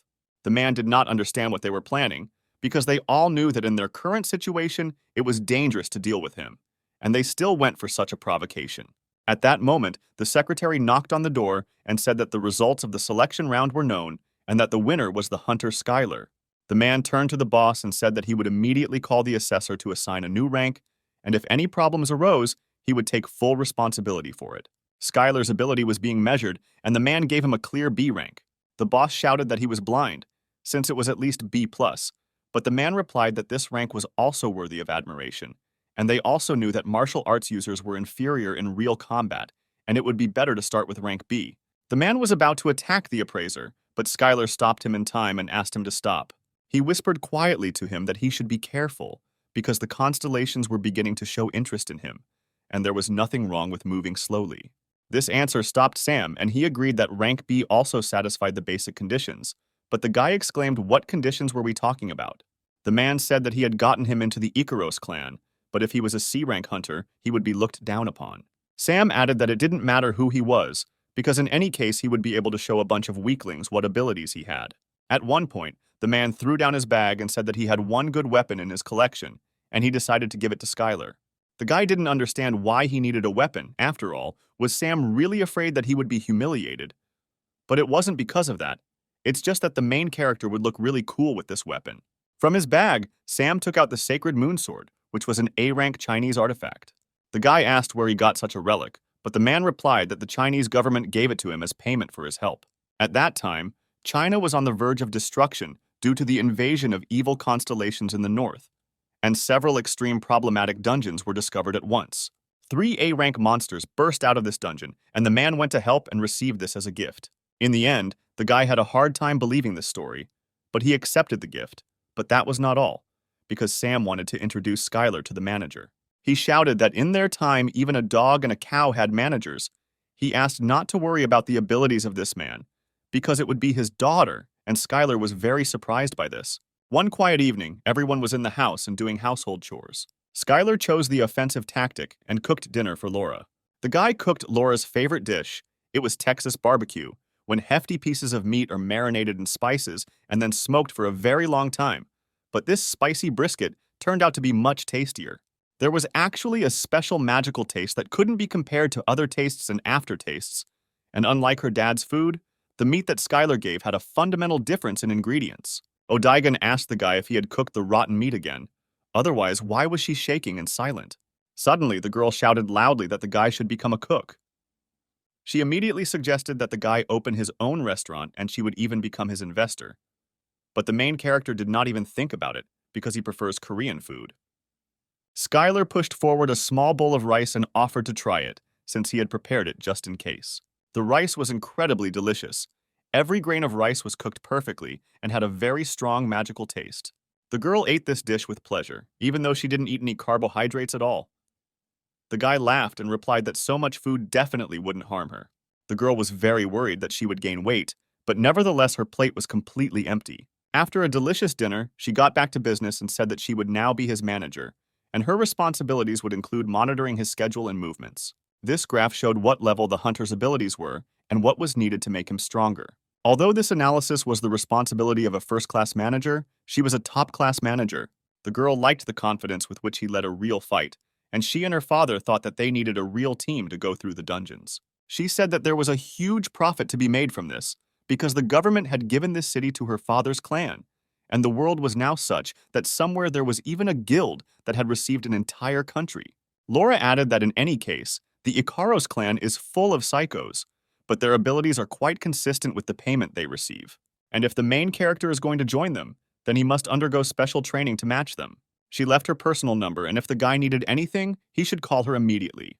When the girl left the room, she agreed with her father's words that the guy looked too normal to have returned from the abyss. Even though he was overconfident, he should have been taught how to resist magic users first. He will soon have to face monsters from the B-rank league. At this time, in the gym, Odaigon turned to the owner and said that if there were any psychos in that clan, he would gladly grind them into dust. The main character turned to his friend and asked him not to call him master anymore, but added that there were enough psychos among hunters, and the word master would no longer embarrass anyone. Skylar asked that if he wanted to kill someone, he would first ask his permission. At one point, the guy put aside all his sports equipment and decided to conduct a test. The protagonist closed his eyes and concentrated on meditation. This meditation allowed him to join the broadcast of the constellations. All this was done in order to study in advance the countless number of constellations that we would encounter in the future. The guy continued sending signals, but the lava and magma kitten said that only constellations on the same level responded. A battle of constellations is when two constellations choose an avatar and compete. The loser pays the corresponding price, and naturally the constellations must be at the same level, and there is no reason to accept a fight from a constellation from which there is nothing to take. Then the guy decided that all he had to do was declare his mighty power and collect avatars, because he still lacked a lot. Suddenly, the main character remembered why there was no news about the virtuous goddess of Libra. He became worried, because something could have happened to her. The next morning began at the Icaros clan's training base. Individual training rooms and dormitories were located here. There were too many individual halls here, since everyone had their own set of abilities, and they all trained differently in any case. If a guy needed something, he could always ask for it. Skylar said that he planned to head to the training hall first and asked Odaigun what he would do. But the answer did not take long to come, and he showed that he really enjoyed the game of Golden Escape and was going to kill the boredom a little. And the main character went to the gym for physical strength training. But when the guy came in, he saw that someone was already working with a 5-ton weight. Most likely it was a strong, close combat hunter. It turned out to be a very strong girl who turned to Skylar and said that she was seeing this newcomer for the first time. The protagonist replied that he was simply amazed by her training, and the girl replied that flattery would not work with her. She introduced herself as Eliza and extended her hand to the guy, suggesting that they try to get along with each other. Skylar happily extended his hand in response and added that he was very pleased to meet her. But as soon as their hands touched, Eliza felt a powerful energy that forcefully pushed her away from the guy. She was very surprised, because for the first time, someone much weaker than she was standing right in front of her. The girl asked if he was also a melee mage, but the main character replied that he was more of a martial arts user. Eliza was very surprised, because it was very rare to meet a B-rank martial arts user here. Then Skylar revealed that he learned all of this while wandering the abyss for 30 years. The girl confidently said that martial arts are not so useless, and she is capable of mastering everything that can be used. Then Eliza began to willingly show all the techniques of jiu-jitsu, wrestling, Muay Thai. She studied all the necessary types of arts, because it is not very pleasant when monsters breathe right in your face. At one point, the girl realized that Skylar didn't know her at all and bragged that she was from the ranked league and was in 19th place. After that, the girl shouted for the guy to follow her, because now she was going to check what martial arts were really good at. They came to the hunter's training hall, where other fighters were already training, who looked at the newcomer with disdain. One of them asked who the guy was standing next to Eliza, and she proudly introduced that he was a new rookie martial arts user. Then a guy approached the couple and introduced himself as Anthony, and added that despite all this, he was already familiar with him. But Skylar did not understand who was in front of him. Anthony couldn't believe that he hadn't heard about his achievements, because the guy had cleared the dungeon and set a new record for night raids, and in the shortest time rose to rank B. Then the girl screamed that Skylar had just returned from the abyss, and he knew nothing about it, after which Anthony asked Skylar to stay to clarify something. The guy added that he is the ace of this clan, and the rules of the clan are very simple for the main character. You just need to trust him and obey him in everything, and then all the problems will be solved. Skylar thought the guy was some kind of psycho, but Eliza reassured him that he was always like that and advised him not to get involved with him. After numerous dialogues, the couple finally decided to fight each other. They entered the main arena of the training camp and stood facing each other. Eliza was looking forward to the fight and was excited to see what martial arts techniques Skylar had. The protagonist decided to teach her the first lesson and started with the first rule that she should never go near a martial arts user. Much to the guy's surprise, she had a very good reaction and repelled his first blow. But no matter how fast her magic was, it was still inferior to the blows of a martial arts user. The girl had no intention of sitting back and defending herself, and immediately launched a powerful attack and delivered a sharp blow of magical power. The blow was really fast and powerful. The guy was surprised that she performed quite a good attack speed for a magic user, and it would be good to recruit her as an avatar. And at that moment, Skylar delivered his favorite move called the Milky Blow, which knocked the girl off balance. Eliza's only option was to use defensive magic, but as soon as she thought about it, Skylar had already punched her straight in the stomach, despite the protective magic circle being activated. The girl couldn't believe it, because she was sure that she had activated magic. But the thing was that the guy used a different force to strike, which was significantly different from the muscle enhancement of magic. Eliza didn't want to admit such a loud defeat and, taking the guy by surprise, suddenly screamed that she wasn't finished yet. But Skylar was ready for this and easily repelled her blow. He asked if maybe now she felt what martial arts are. After these demonstrations and abilities, the guy could recruit her into avatars. But something told him that this would require several stages. But despite all this, the girl was not satisfied, and each time she tried to attack the main character in order to hit him at least a little. But each time, the next attempt was a failure, and she again lay in the ring of the training camp. Once again, the girl stood up and told the guy that he really was different from everyone else and suggested that they try one last time. Skylar replied that she had chosen the wrong opponent and that she would not be able to fight to victory. The main character liked such persistence from the girl, and he happily accepted her attempts to attack. A few minutes later, the girl turned to the guy and suggested that they finish this training for today. But Skylar had already gotten into the swing of things and asked if the girl was showing any weakness of character, since now the most interesting part was about to begin, and suggested that they have another full-fledged training session. After the training, the girl turned to the guy and said that she had not been so tired during sparring for a long time. But Skylar added that this training was not enough for him and asked what she now thought about martial arts. The girl was persistent and replied that she would put him on his shoulder blades with her own strength and would continue to train until she became stronger. The guy didn't quite understand her answer, because with the help of martial arts, she could remove all unnecessary shortcomings. But for Eliza, it was a matter of pride. Pride was in not allowing herself to be trained by an enemy, because from that moment on, Skylar was her enemy. Of course, they would greet each other when they met, but she would never accept help from the guy. Eliza turned around and said goodbye to the guy, saying that she needed to go about her business. The magma and lava kitten said that the guy should take better care of his opponents. But Skylar did not accept these words, because he could not lose to her on purpose. The next day, in the training room inside the imagination, Skylar was one of the first to wait for all his partners. Among all the hunters, Parker came to training, which greatly surprised the main character. It was too suspicious, because the guy joined Ikaros, and it was too strange a circumstance, because didn't his family have their own plan? One of the men asked if everyone was here. It was the clan mentor, A-rank hunter Ernest. The man introduced himself as the mentor of the Ikaros clan and greeted the new faces, adding that he hoped that among them, someone would become a worthy hunter. Ernest asked those present what the most important weapon of a hunter against monsters is, and Skylar immediately answered that a person. And this was a completely correct answer, because unshakable faith in one's own strength, without it, nothing would have happened. And thanks to this faith, with which anyone can become stronger, Skylar also lasted for many years in the abyss. The main character's partners laughed at his answer, because for them it was considered a great mistake. But the teacher made it clear that the main character's answer was correct, and then one of the students shouted that last time he said something completely different. Odaigon believed that a strong creature capable of helping him would be the hunter's main weapon. Parker thought hard, but soon responded that it was teamwork. And this was also the correct answer, because the hunter's weapon that can fight off monsters is not magic or an item, but the most powerful weapon is unity, because even a rank S hunter will not go into a dungeon alone. The mentor added that even if he was awakened or had a high rank, humans were inherently weaker than monsters, and no one knew what might happen in the dungeon, so one should be prepared for anything. Suddenly, the teacher drew lots and announced that there would be a pair training session today.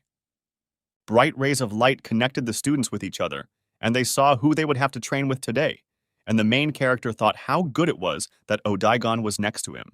But looking a little more closely, he saw that his beam had connected directly with Anthony, who turned to the guy and asked if he was nervous, and asked him not to worry, because his body, with the help of magnificent magic, would solve any problem. Skylar couldn't understand one thing: why he, as a constellation, had to be paired with this weirdo. After each pair confirmed their readiness for training, the teacher began it with the art of illusion at the highest level. Right behind his back, a wyvern formed, which was the strongest monster classified as rank B or higher. This monster made all the students hold fear and look at the wild beast with horror. The teacher noticed that the newcomers didn't even hesitate, and he came to the conclusion that the chairman wouldn't recommend just anyone to join this clan. A few seconds later, the teacher gave the students the task of dodging the attacks of a wild monster. One of the couples was very terrified, and their tactics did not coincide with each other's opinions. Anthony decided that despite the wide radius of the breath, his magic would allow him to dodge and use the third-level acceleration. Skylar noticed this and decided that since they were connected by magic, he would be dragged after him, and it looked very presumptuous. The main character didn't think long and immediately accepted his own magic, which was many times stronger than his partner's. Thanks to the actions of the protagonist, they successfully dodged the powerful attack of the wyvern. The teachers took notice and believed that the pair were superior to magic in terms of speed and evasion, and that this guy was the most outstanding martial artist he had ever seen. The power of Skylar's skills was incredible, regardless of rank. Such a hunter was strong even in real combat. And the man understood why the chairman liked him so much. At this point, Anthony shouted what the main character was doing and why he wasn't following his actions. But in response, he heard that the guy was too slow for this training. The guy kept yelling at the newbie to listen to him and kept reminding him of it. The teacher's first task ended, and he ordered everyone who could not pass the first stage to leave the site. All the participants were expecting the second attack because it could come from anywhere, and only Skylar suspected that a monster would attack them from below. Literally, in 1/100th of a second, the guy jumped out of the air with a sharp leap, grabbing his partner, who would clearly have been too late. Suddenly, an ancient sand monster in the shape of a worm, a stone eater, appeared from underground. Such monsters hide in the ground and, upon catching the vibration, immediately attack and devour the prey. They are a terrible predator living in dungeons, rank B and above. The other hunters started shouting that the stone eaters right after the wyvern were too tough a test, and that you wouldn't even find something like that in a B-rank dungeon. But the trainer was persistent and shouted that if they couldn't even react to this, then they had no right to be called hunters, and that instead of grumbling, they would be better off concentrating on training. Suddenly, Skylar heard a question directed at him. He immediately turned around to see who was asking it. Ahead of him was a B-rank hunter, Morris, who asked the guy how he guessed that the monster would come out from below. Skylar replied that he heard a sound. The guy became curious that this was all martial arts.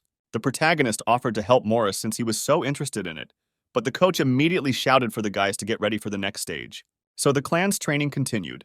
The next was evasion by 3, training in resisting magic, and restraining comrades who had fallen under the influence of illusion magic. Each of the hunters was very exhausted, and then the trainer shouted that the warm-up was over, and they could rest a little before going to clear the dungeon. Skylar couldn't believe that they would actually go into a dungeon, but Morris replied that in their time, a dungeon could be simulated in the inside of the world. The main character pretended to be surprised and asked if it was some kind of sport for hunters. Morris answered that everything was correct, and said that since the guy came back from the abyss, he must have seen a lot of things, and asked what team he supported. Then the main character remembered and named his favorite baseball team, and Morris laughed loudly in response, because he was hearing about it for the first time, because for him, the sport was considered to be where there was a team of 6 hunters. Skylar remembered that baseball and football had completely lost popularity, and that hunting was the dominant team sport, with other sports existing only nominally. At one point, the guy decided to study the personality of the new opponent, and saw that he was also a close combat fighter and was much stronger than the main character thought.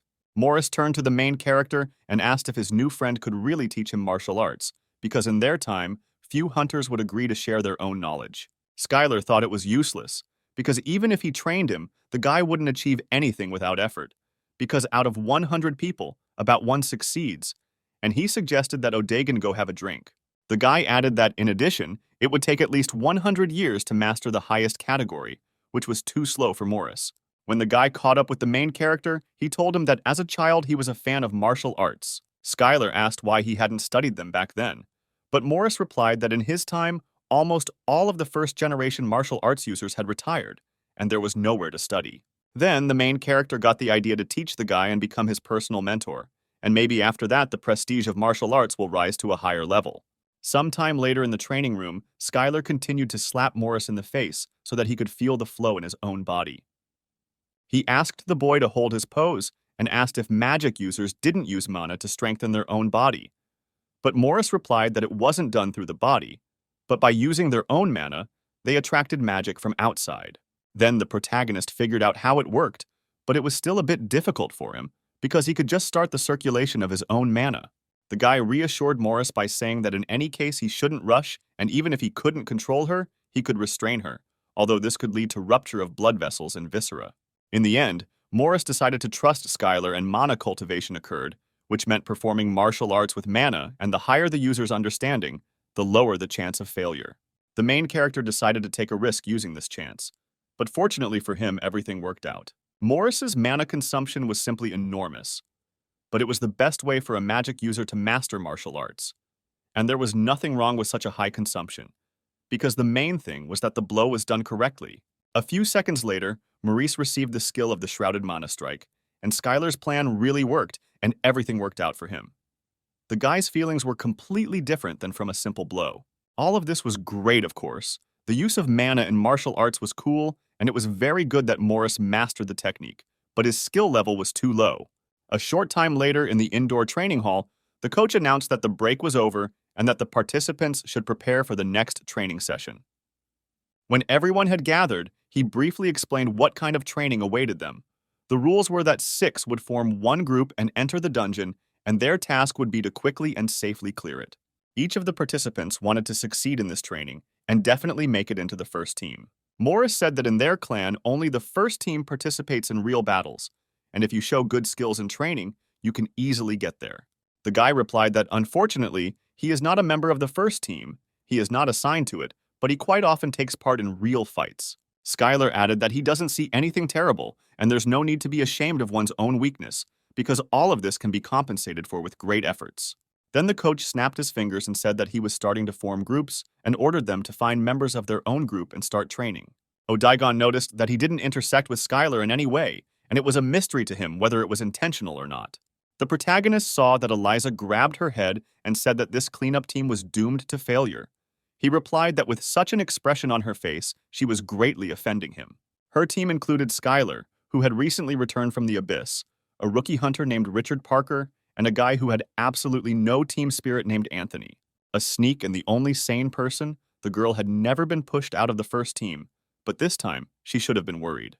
Morris asked if anyone was okay with Anthony taking the leadership position. Skylar added that if he liked to dictate, then he was totally fine with it. The guy asked Eliza how things were going with his abilities, and she replied that he liked long-range fights, but he was also good at close combat. Despite his rather strange character, he possessed some rather rare skills. The protagonist didn't plan to recruit him as an avatar, so he wanted to skip it, but it's better to test his skills as an opponent. The more Skylar used his vision to study his opponent's personality, the greater his power became.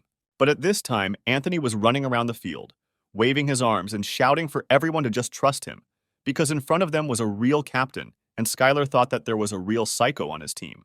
The power a hunter uses can be honed through specific training, and Anthony had 2 skills, mind protection and narcissism. Apparently, both skills were aimed at maintaining mental control. Suddenly, Javier joined the conversation, saying that he was looking for friends and asked them to take care of him.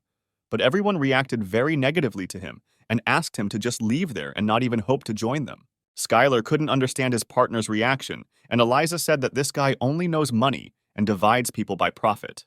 Javier said that he is not so bad, because everyone knows the principle of mutual concessions and others simply cannot accept it.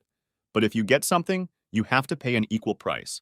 Morris didn't want to listen to this and reminded him that when he was in the first team, Javier pretended to be a good guy. But when the guy dropped to the second team, he immediately threw him on the blacklist. Even though the guy was a B rank, he was a really valuable doctor who could heal anyone at the right time. He asked to team up with him, and then Javier would help during training. But Skylar didn't need this at all, because he was already good in combat, and Javier could only wave his arms. He warned the main character that the guy could help him once, because he was using magic anyway, and when he really needed it, his services would cost twice as much. And at that moment, Javier left. He understood that Skylar still hadn't realized reality after so many years of wandering through the abyss. But soon, he would understand everything. When the team found themselves in the dungeon of the Crossroads trial, they had not even heard of this name. The rules were to clear the dungeon as quickly as possible and avoid fighting with the opposing team. The provisions of essential goods were enough for 2 weeks, and Eliza suggested dividing them among everyone and carrying them. But Anthony did not agree with this, because his body should be concentrated on magic, and there should be no luggage on him. The guy didn't want to listen to anyone and moved forward. He wasn't afraid that he could be attacked, because his body could cope with any such trifle.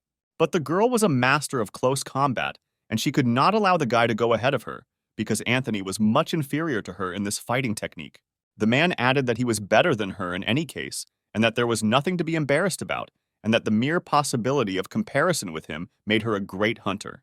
The guy insisted on his own and went forward and ordered the others to stand behind him to help. But Morris interrupted the guy and said that his words had already been ignored, and one of them had simply gone forward. Ahead of them was a stone chameleon, which was very dangerous for the rank of this dungeon. Anthony screamed for Skylar to stop, and he would cover him with powerful magic of anger and chaos. The monster was very smart, and thanks to its unique ability to blend into the landscape, everyone lost sight of it except Skylar. Thanks to the powerful acceleration skill, he found himself right in front of the chameleon in a second and delivered a crushing blow. In his hands was the sacred moon sword, which was a national treasure of China. The main character upgraded the subspace necklace he received from the Onyx and attached it to his belt, and thanks to this, he could get the item he needed at any time. When Anthony approached Skylar, he shouted that the monster was his, since he was the one who discovered it first. But the guy replied that shouldn't he save his strength for a meeting with a stronger monster since he was such a master. This turned out to be perfect logic for the guy, and he asked to be given the opportunity to catch him with his own hands when he showed up. The whole team went straight after Skylar deep into the dungeon. Along the way, the guy encountered several of the same stone chameleons, which he successfully dealt with alone. The whole team was taken by surprise because the main character dealt with them single-handedly so quickly that they only had time to reach them.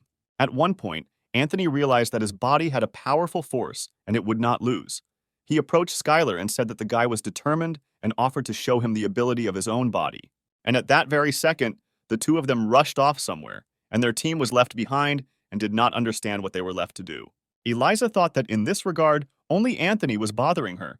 But who would have thought that there would be two psychos on the team? At that moment, the trainer and his team were watching all the actions of the participants in the operations room. They were discussing whether they were going to keep Anthony in the first team. After all, if you look at all this objectively, the guy has outstanding all-round developed abilities, but he is seriously lacking a sense of team spirit, and with his participation, the team game will simply collapse. The man noted that his progress had slowed down significantly. It was clear that he had no desire to give it his all in training, but his transfer to the second team could have had the opposite effect. The man asked to observe him a little longer, and later he would personally make a decision if there were no changes. Then the guy turned to Ernest and told him to look carefully at the screen. They noticed how the boys began to get along with each other. They turned to each other and did everything together. The guys carried out joint attacks and were willing to give up several kills due to their cooperation. They actively helped each other and covered each other from both sides. The teacher watched all their actions carefully and could not believe his eyes, because what was happening on the screen was called teamwork. Eliza couldn't imagine that with such a team, the cleanup would go like clockwork and everything would be done cleanly and in a commanding manner. Anthony agreed with her and added that Skylar secretly thought it was a great idea to trust him with his rear. After a few hours of wandering through the dungeon, the girl suggested making a stop since they still needed to restore their mana. Morris offered to stand guard, but was immediately interrupted by Skylar. Everyone stopped abruptly, and the guy shouted that the enemy had surrounded them and that they should prepare for battle. Suddenly, Anthony shouted for everyone to move because couldn't they hear the enemy approaching, and Eliza couldn't believe that he had started listening to the others. The guy got to the main character and told him to look at him carefully, because now he would show him what he was really capable of. Anthony added that Skylar shouldn't be discouraged. He certainly fights well, but he's still a long way off. And at that very second, the main character dealt a crushing blow to the monster. Anthony said that he could have easily dodged it, but Skylar insisted that he was not familiar with this monster, since it was a stone gargoyle in front of them. The stone gargoyle was a demonic-looking chameleon monster with immense strength and endurance. This opponent was quite troublesome with its ability to completely blend into the rocks. The guy added that they have nothing to worry about, because they are very cowardly, and at the slightest thing they immediately run away and have already retreated. The entire training staff watched the actions of the main character with pleasure and wondered where this guy came from. The teacher looked at him and thought that he was a natural-born leader, powerful, a worthy recommendation of the chairman. The only thing he didn't like was that the guy was a martial arts user. Skylar's team quickly passed the dungeon, and the headquarters was sure that they were not doing it thoughtlessly, and besides, the destruction would also be a lesson for them. The Crossroads Trial is one of the secret dungeons that China hired A-rank hunters to storm 17 years ago.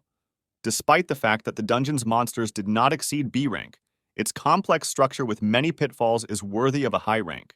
The mentor understood that soon everything would start and the team would have a hard time coping with the new trap. Suddenly, Skylar was attacked by a gargoyle, and he immediately blocked its swift blow. Ernest watched all this and was shocked that the guy managed to block the blow, and apparently he knew what kind of monster was in front of him.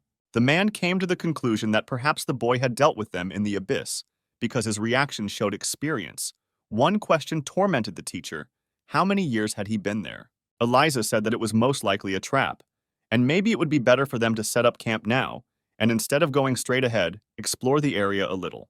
Skylar said that it all sounded good, even though they were exposed on all sides. But if things didn't work out, they would have an escape route, and besides, they wouldn't have to worry too much about the gargoyles, since he would be able to sense them if they got close.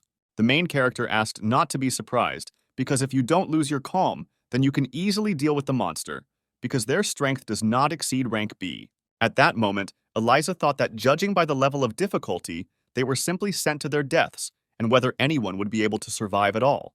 When the guys put the tent together, Skylar was very surprised, because before they had assembled everything by hand, and he asked if it was really a car assembly tent. The girl looked at the guy and showed him the drone, and said that it could be set as an alarm. The probability that it would work on the gargoyles was small, but still it was better than nothing. At this time, Javier used a barrier that would detect the life energy of the approaching creature. He demonstrated magic and tried to show how useful he was to the team, but Eliza upset him by saying that if a guy only used magic once, it didn't make him an important member of the team. But despite all the guy's merits and opportunities, the girl left him on guard duty, and all three of those who were in the rear of the battle remained at the post. In this team, the guy was perceived as a money-obsessed psycho, a guy for whom only money and just trash exist. No one could understand why Javier was so open with Skylar. Perhaps it was all after he saw his value during the hunt today. Today's hike allowed everyone to feel who played the biggest role, and the main character was Skylar, who led the team on the front lines and is the martial arts user who returned from the abyss. Javier asked the protagonist not to build iron walls and asked what he liked. The guy didn't think long and answered that his favorite activity was the bench press, but he especially loved raising dumbbells through the sides. When the tent was set up, everyone went together to eat specially prepared food. When Skylar took this bag of food in his hand, he felt ashamed. At the same time, the other hunters were amazed at what they would have to eat now, because they believed that this was the most delicious dungeon food in the world, and this food was not suitable for such an ideal hunter as them. It tasted disgusting, but it was hard to make a trip without food, and besides, it contained beef. Then the main character turned to everyone and said that since they couldn't eat it, he would cook something now. Morris turned to the guy and said that this was unrealistic, because there was not even food here. But Skylar was surprised by this, because they got so much food today. As soon as the team heard that the guy was going to cook stone chameleons, they were horrified. They understood that he had been in the abyss for a long time, but eating them was somehow too much. But the main character calmed everyone down and said that it was edible and proudly took out the branded dishes. At this time, in the instructor's operations room, the head coach was approached and warned that the other teams were also approaching the center, and the gargoyles were slowly starting to move, and the other teams would need to find a way to stop them. Several teams were destroyed. A couple more participants were half destroyed, and they immediately began to retreat. Ernest felt that he had chosen too high a difficulty level because it all looked too harsh. One of the assistants said that since the rest of the hunters were retreating, the remaining ones would have a hard time, especially in the other team, which surprised him greatly by the fact that they were doing something strange. The whole team watched as Skylar began to prepare the food. They thought it all looked pretty good.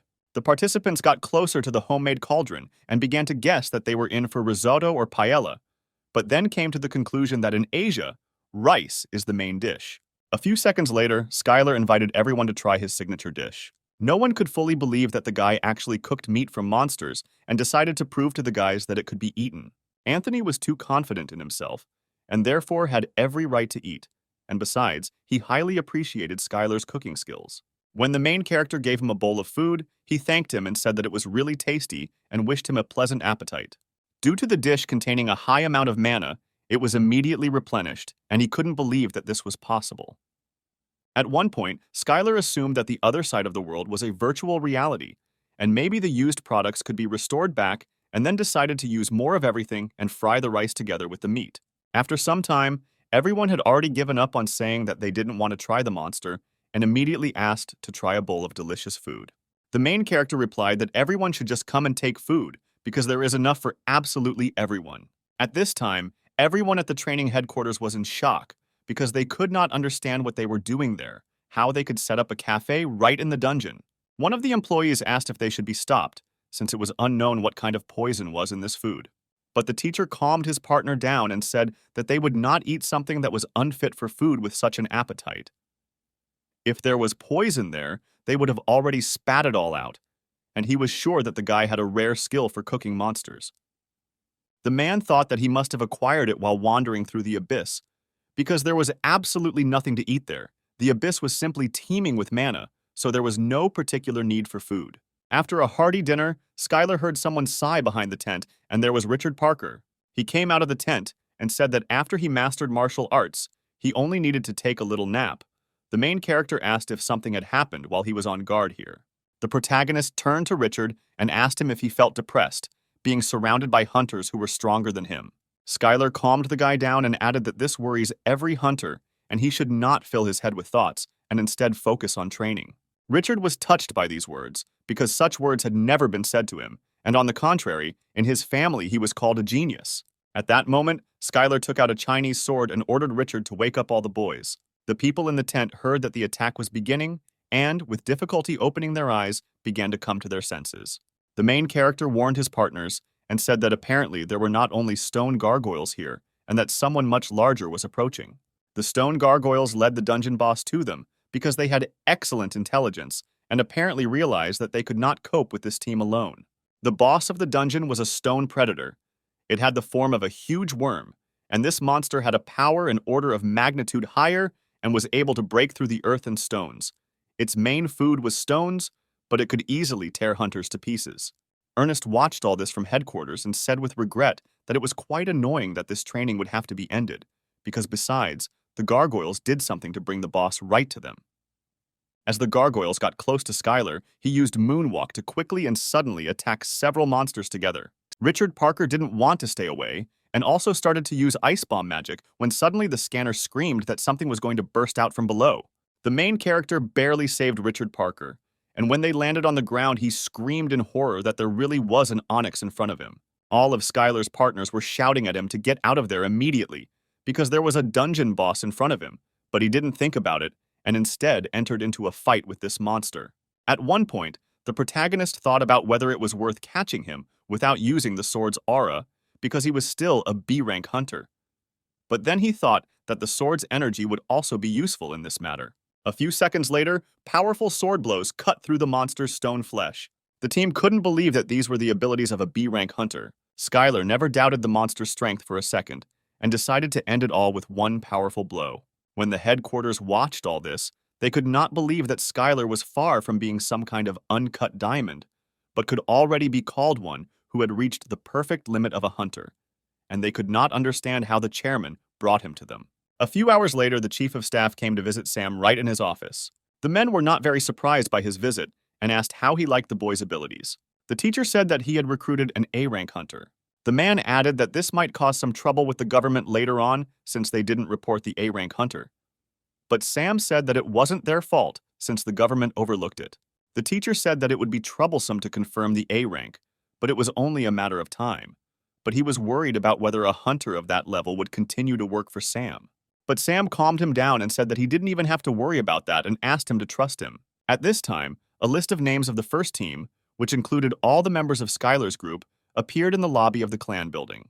The other hunters couldn't understand why martial arts users were in the first team and how well he demonstrated his skills, since he was most likely just dragged through.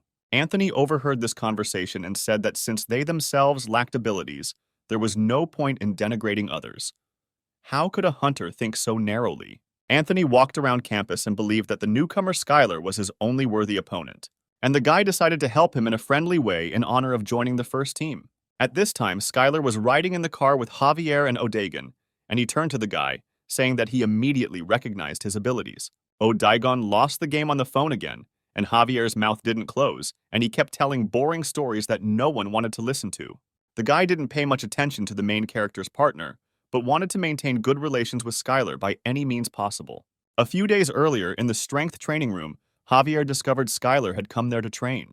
The main character was glad that someone came to see him, and decided to immediately start training with leg presses, but Javier did not come for this. But the guy was already doing the bench press and was yelling at Skylar to stop training him. Then Skylar yelled that he understood what he wanted and suggested they do deadlifts and start with 30 warm-up sets. Between breaks in the approaches, Javier found a moment and asked if the main character would like to ride around the city with him. After all, he had recently returned from the abyss. But the guy didn't care at all and he only thought about training. In the end, the guy agreed, and now Javier was telling about this city of hunters, where there is literally everything connected with them. He told them that they were considered aces of the Icaros clan, which meant that wherever they went, they would be welcomed with joy. Skylar thought that being a hunter didn't give one any special status, but in their world it did, since they were the aristocrats of the time. At one point, the car stopped and Javier got out and told me that Chinatown starts at this line, and it is known here as a black market. The protagonist could not believe that the government here simply turned a blind eye. But Javier replied that the main thing was not to sell abroad, and then the government would not touch anyone, even if the organizations trading on the black market lived by the law. First of all, the guy noted that the main advantage of the market is the ease of obtaining very dubious artifacts. When the boys were standing near the bench, people in hoods were watching all this. They could not understand how this worthless man could boldly humiliate their master, and they decided to wash away the shame with his blood. And all this was revenge for the constellation of a warrior shrouded in madness and blood. Javier met the guys with large bags of food, and Skylar replied that they would meet the same fate as the dish they tried in the dungeon. The guy shouted that they should hurry up because soon they would go to the auction and they should go underground. Odigon noticed that there was serious magic here, which had a high level. The guys were greeted with pleasure, and Javier told the two newcomers to rent suits. He told them that here they should observe the basics of etiquette, and besides that there are a few more rules: not to talk about them outside the walls, not to confess even if caught, and not to make noise, and these rules must be followed. The guys entered a luxurious hall, which was made entirely of marble. They had to wait a little before the auction began, and Javier suggested passing the time at roulette, because he, as a true master, had never lost, and would show what it was like. One of the guards saw that 3 of the Icaros clan had arrived, and immediately reported it to his superiors. He also added that among them there are 2 newcomers, one of whom won the qualifying stage of the fights and debuted in the major league and is a user of martial arts. One of the schools that was currently running the illegal auction was a representative clan of Chinese martial arts, and even in the era of martial arts decline, they had steadfastly maintained their position. And in such a situation, they could only admire the Icaros clan hunter, martial arts user Skylar. One of the men asked if it was possible to approach this hunter and ask what martial arts he used, but the second calmed him down and said that it was better to stay where he was, because no one wanted to find out who was running this auction and suggested starting it. A few minutes later, the auction host came out and began presenting one lot after another. One of the lots was sold for $50,000, and Skylar couldn't understand how this spear, which looked cool on the outside but had absolutely no effectiveness, was sold for such a crazy amount. When the next lot was brought onto the stage, the main character could not believe his eyes. He saw the Thunderflame dagger with various skills available that were very necessary and useful for Skylar. When the guy looked in his wallet, he only had 1 bank card, which he had received from Sam, and he didn't know if he had enough money. Sam was very generous and gave away this unlimited black card so that Skylar could spend the money on what he needed until he got money from the clan. But the guy decided that he wouldn't need the money anyway, and then the man ordered him to take the card, because he was trying to be good and it wasn't necessary to refuse it. At this time, the bids at the auction continued to rise, and the lot amount reached $7,000. The protagonist did not understand why no one was giving more, but Javier replied that this thing was not very good, and that mostly people with a keen eye or those with the appropriate skill gathered here. Javier tried to dissuade the guy from buying it, because the auction was overflowing with other cool items, but the protagonist was determined and took a number to raise the price. There were a few seconds left before the deal was completed, and at $8,000 Skylar raised his hand and won the lot. Despite all the reproaches from Javier, the guy felt calmer when he had such an artifact in stock. Suddenly, someone put a hand on Skylar's shoulder. He looked in that direction and saw a man in a cloak with a hood. The madman turned to the boy and said that he really thought he could escape unharmed after insulting the master warrior shrouded in madness and blood. When the security saw that some kind of battle was starting at the auction, they immediately moved towards them and shouted at them not to move and to stay where they were. Skylar thought that the warrior did not act rashly and sent people to avenge that incident. The warrior grinned and said that now the guy only had to survive if he could.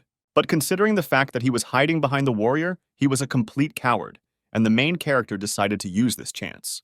He shouted loudly that in the name of the constellation of the invincible god of training, he was challenging him to a fight, and as an avatar, he would deal with him in an instant, that very second. Odaigon was shocked that the guy would resort to such deception. But the warrior ignored the guy's words because he had never heard this name. The protagonist added that he was really afraid of a one-on-one battle and sent the killer like a cowardly chicken. Then the warrior immediately replied that he would accept the battle of the constellations if the guy survived it. Suddenly, the lights went out in the auction hall and all the people were frightened by this and immediately shouted to be thrown out of here. The warrior was infinitely glad that he was now locked up with the guy and he would finally have a feast on his blood. The protagonist grinned and replied that he was the one locked up with him. Odaigon took out a mighty staff and shouted that they were all locked here with him. Of course, Skylar was pleased that his partner stood up for him. He thanked Odaigon and suggested that he save his strength. At that very second, the protagonist used a milky finger strike, the force of which collided with the powerful defense of the warriors. After this blow, the guy immediately ran at the enemy, took out his sword, and dealt a crushing blow to the warrior. All the people in the auction hall were surprised because they saw martial arts, and at the highest level. As Skylar approached the warrior, he felt someone take his hand and tell him that they would take his blood. The protagonist wondered if it was only blood, dreams, and desires that had awarded him this right of the great law of absorption. With this skill, he could use this power in reverse. And the guy did it. And literally, in a second the main warrior was no longer there, Skylar destroyed him in front of everyone. The other warriors started shouting for him to be stopped, but it was too late, because they were already the next target for the main character. The warrior could not look at this any longer and gathered all the power of the avatar and concentrated it on one avatar. A few seconds later, the warrior descended to the ground and was already independently controlling the killer. He collected the splattered blood and immediately increased the avatar's power. Skylar thought that controlling an avatar by inhabiting his body seemed rather cruel. In terms of mana collected alone, he was superior to a rank A hunter, and even if he was left alone, he would self-destruct, and the best option would be to avoid the fight. But in that case, the people present at the auction would die. The guy immediately activated the Good Giant Slayer skill and received a notification that if he did not avoid the avatar and fought him in battle, his strength would be increased. And the battle between the avatars began. The skill of Divine Space Art helped the guy perfectly repel the enemy's attack. But no attacks could penetrate Skylar's defense, and he destroyed the enemy with a powerful blow. The protagonist saw a message that the warrior acknowledged his abilities and thus accepted the battle of the constellations. He pointed to Skylar as the avatar who would take part in the battle of the constellations. At this time, the kitten of magma and lava said that everything was going according to plan. Perhaps everything looked reckless, and Skylar first needed to become a top-level constellation and then enter the battle. But the kitten said that everything was fine. One of the organizers ran up to the guys and asked for forgiveness for this incident, that they did not check and allowed strangers to enter. But the guy replied that everything was fine and he would keep it a secret. But before letting the guy go, the man asked to ask him a couple of questions about martial arts and to spend a little time if the main character didn't mind. After the men moved to another room, Skylar approached him and said that it was difficult to meet martial arts users lately, and could he find out why he started studying them? The guy apologized again for such a tactless question, because he was just happy to meet martial arts users. But suddenly, an elderly man appeared from behind the guards and asked the guy if he had ever heard of a clan called the School of Masters. Skylar replied that wasn't this one of the Chinese clans that was famous 30 years ago, as famous as Master Li. At one point, the guy jumped up and shouted that he couldn't believe his own eyes, because was it really the real Master Li in front of him? The man replied that everything was correct and thanked him for remembering it. The main character didn't think long and immediately tearfully asked the master for an autograph. The guy was surprised by this, wondering if he couldn't ask his childhood idol for an autograph.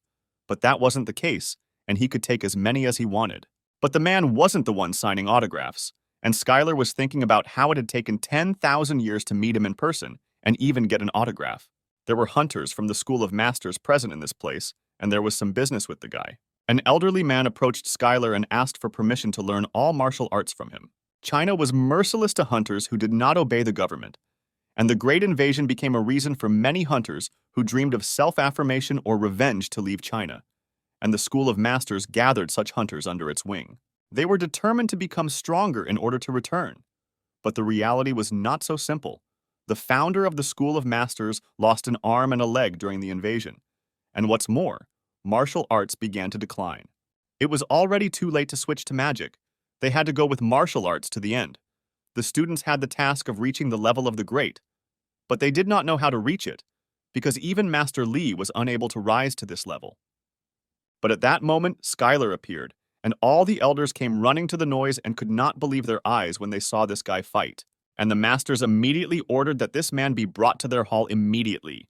The old man said that the boy was the strongest martial artist they knew, but the protagonist was wary of this, since the master was the only one who had reached the perfect level. But this turned out to be a lie, after which the number of martial artist users noticeably decreased. The men began to wonder if he was by any chance the avatar of the constellation of the invincible god of training and what he needed to do to reach his level. The lava and magma kitten told the boy that he would help them and lead them personally, and that someone like the god of training was quite closely related to martial arts. The guy replied that he could help them, and immediately his faith in the god of training increased, and his strength was greatly increased. The main character became interested in whether other constellations get their power in the same way. It was quite invigorating, but he didn't know anything about it, and then the magma kitten answered that this road begins with the first step. The old man added that they were not just asking for training, but in return they were promising unconditional loyalty. The old man's words made the guy very wary. It was too unexpected a proposal for him, and he replied that he would think about it and give an answer later. The masters replied that they would wait for an answer from Mr. Schuyler and said goodbye to him. The next day, the guy came to Sam, as he wanted to know if he had managed to fit in with the Icaros clan. The main character replied that everything was fine and that there were quite a lot of strange guys there. Schuyler decided to ask Sam if he remembered a clan called the School of Masters.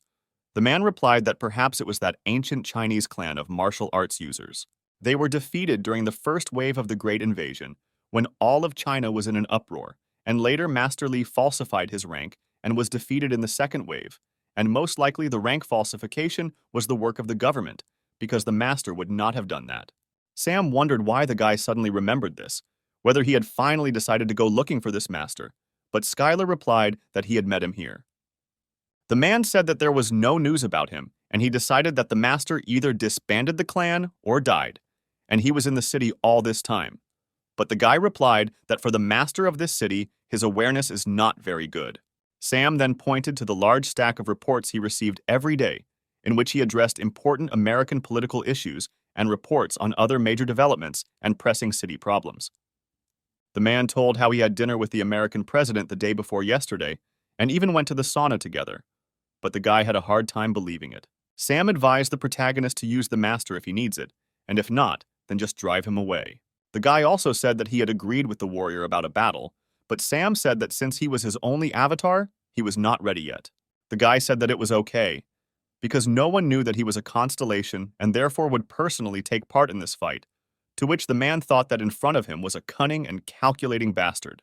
The next day at the Star Game, the god of training accepted a warrior's application for a constellation battle.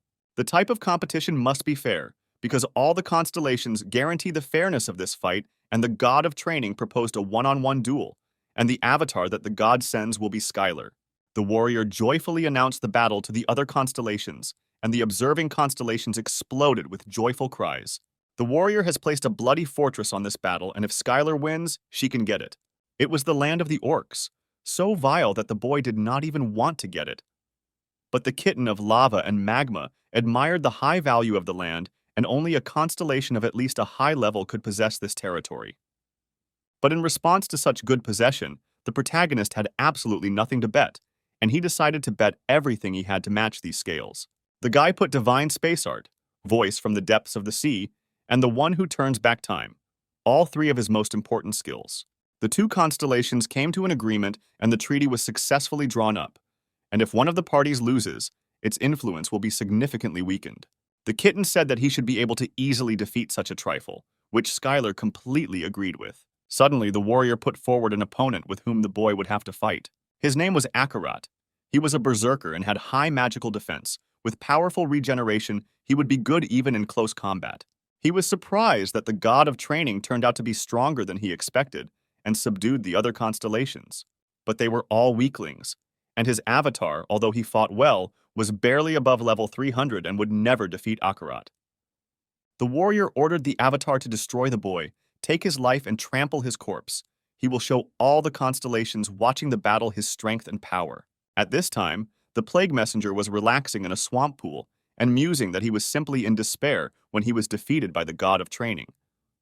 But everything turned out not to be so bad, because the guy turned out to be quite magnanimous since he did not take away his avatar and did not start demanding land. And at that moment, the messenger saw a message that if the god of training was defeated, he would become the avatar of a warrior shrouded in madness and blood. The messenger turned to Skylar and said that this was not how it was done, and if he had decided to fight, then he should have been called too, because he could have lent him several avatars. But these avatars interested the guy the least. Moreover, they even scared him a little, and he would not be able to borrow them. The constellation realized that he would only find more problems if he entered into subordination to this monster. The battle between the avatars has begun and will continue until one of the sides admits defeat or dies. The berserker began to attack mercilessly, attack after attack, not giving the slightest chance for the boy to start a counterattack. The avatar was very surprised that the guy was able to dodge all of his attacks and still remained on his feet. As soon as the berserker began to approach the protagonist again, he used the divine space art skill to reflect Akarat's magic. All the constellations who watched this merciless fight admired the skill of the main character and complimented this scene. But Akarat was a very strong warrior and quickly restored his health by using the Scarlet of Resurrection. At one point, the guy realized that the more he hurts him, the stronger he becomes, and if you compare him to a hunter, he has a rank S, although given the complexity of the situation, it is possible even higher. Berserker used a 6-tier magic skill and collided with the protagonist's milky finger. Their blows were equal and no one could hit the opponent properly. Then Skylar decided to use the great law of absorption with this skill.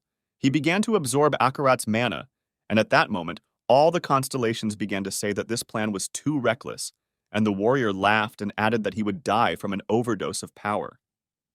But at one point, something went wrong and Skylar could not let go of his hands from the berserker's body. But it only seemed that way to Akarat, because the main character suddenly absorbed all of the warrior's mana and received the blood mineralization skill. Skylar thought that this was a very dubious skill, because when the blood boiled, the mineralization process started, and he lost his mind. But his combat skill increased rapidly. The berserker turned to the guy and said that if he was going to kill him, then let him finish him off, because he was a great soldier and would never admit defeat. The guy didn't know what to do with it, because the fight could only end after he finished him off. Then all the constellations agreed with Skylar's words and accepted the fact that the battle was over and offered to finish it with dignity. Eventually, the warrior declared defeat and the battle of the constellations was over. All the constellations began to praise his courage and sent soul stones as gifts. One constellation expressed respect for his battle, and another offered to become his avatar. Skylar received a notification that the bloody fortress that the warrior had erected had come into his possession, and since he had survived the first battle of the constellations, he was included in the ranking of the earthly constellations. The main character was surprised when he saw the rating of the constellations, and did not realize that at the moment he was in 127th place. The guy saw a notification that the virtuous goddess of Libra was inviting him to her own domain, and he was happy because it meant she was still alive. And so negotiations began between the union of medium and small-sized constellations on the topic of what to do with the goddess. The kitten of magma and lava asked to speak out and said that he was warning us to be careful with stupid constellations.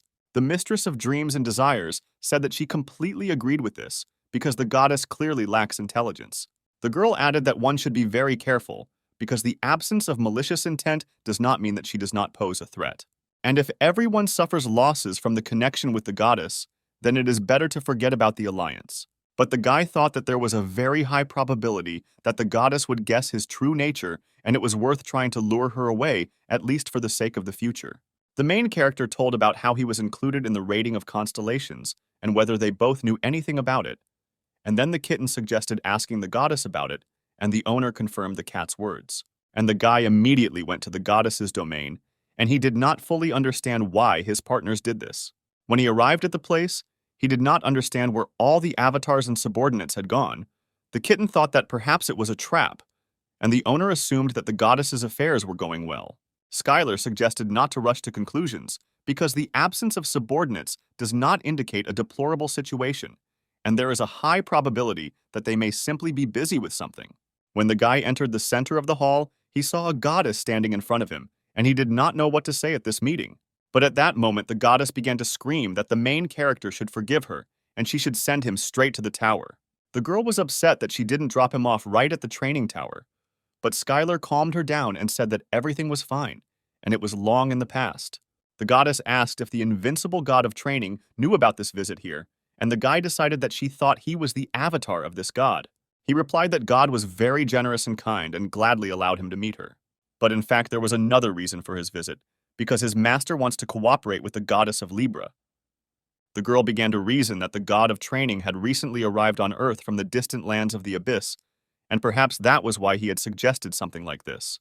The guy was surprised by this train of thought and asked what she meant. Then the girl said that she had been badly burned out. Once she was a strong constellation among the constellations of high and highest level, and even other constellations, wanting to know their own future, bowed their heads before her and sacrificed untold wealth, and each such time significantly increased the power of her influence. But this story is already in the past, and now the goddess is having difficulty maintaining the level of a lower constellation.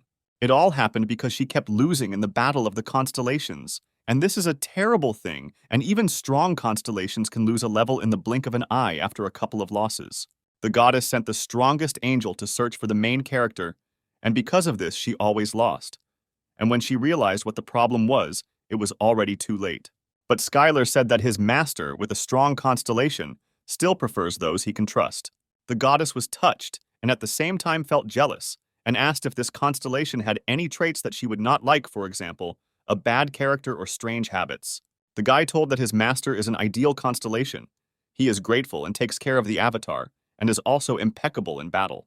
The goddess was not against it, but she did not know what the god of training really needed from her, and was very worried because she might suddenly disappoint him. Besides, her ability to foresee the future was now greatly weakened.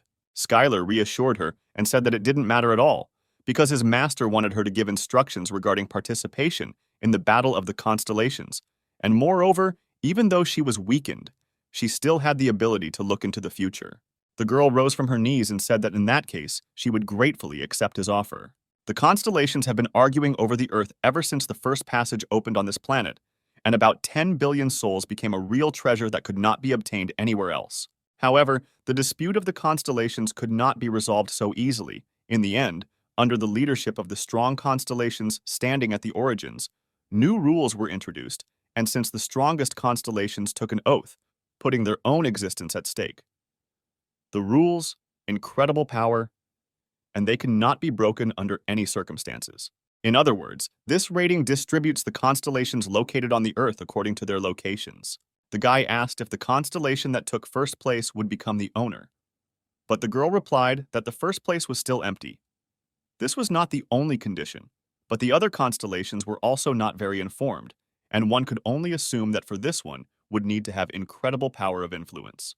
But the goddess also could not know who was in second place, but she could guess who it could be, the master of laziness and silence.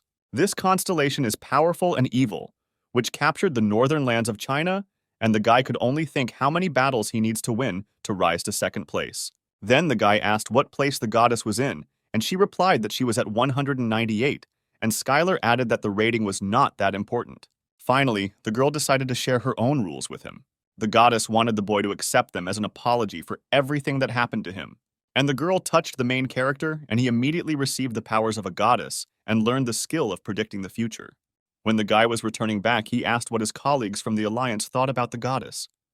They thought that she wasn't so bad, as the constellation goddess had existed since the Drains, and besides, she had the gift of seeing into the future, so she was more trustworthy than they thought, and most likely she was too stupid, so she wouldn't be capable of betrayal or trickery. Kitten said that he thought the goddess was not at all liked by the unrivaled god of training, which surprised Skylar greatly. But it was obvious, because he took the man whom the goddess planned to make her own avatar, and it was not a hopeless situation. Maybe that's why she didn't say anything. The girl added that in any case he found an advisor, and asked him not to forget that he needed to increase his faith and consistency, because they were very far away, and would hardly be able to help in a difficult situation. The guy asked why they shouldn't also take part in the battles of the constellations, because the nightmare would be enough. But his colleagues from the Alliance pretended that they hadn't heard anything. When the main character returned back to Earth, the first thing he did was go to Sam, who was certainly happy that the guy was alive and well and had won. He patted the guy on the shoulder and said that he believed in his result and asked him to tell him everything in detail. Sam listened carefully to all the details of the fight and asked what Skylar would do next. But the main character decided to check what he got for the fight and then build up his strength and prepare for the next fight, which would clearly not take place anytime soon. Then the man asked to borrow his strength, but the guy asked what had already happened to him. At that moment, Laura burst into the door and screamed why her father wasn't picking up the phone. Sam got nervous and said that he always answers the phone, but the question was not addressed to him at all. Laura said that she tried to call the guy so many times and reproached him that if he didn't want to work with her, then he should just say so and not ignore her calls. But when the guy took out his phone, he saw that its battery was completely discharged and he simply forgot to charge it.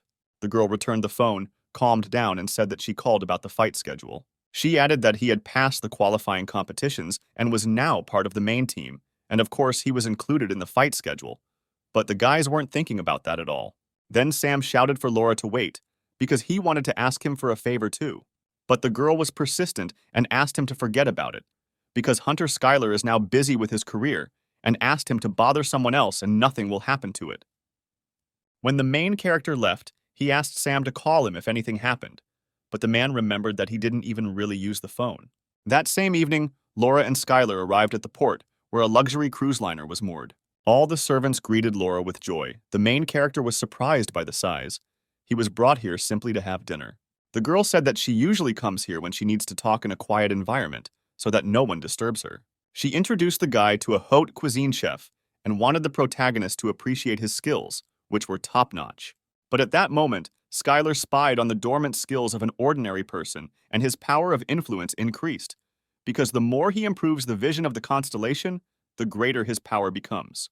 When the guy carefully studied all his skills, he was pleasantly surprised by who she invited. The girl laughed and asked if he had ever heard of him.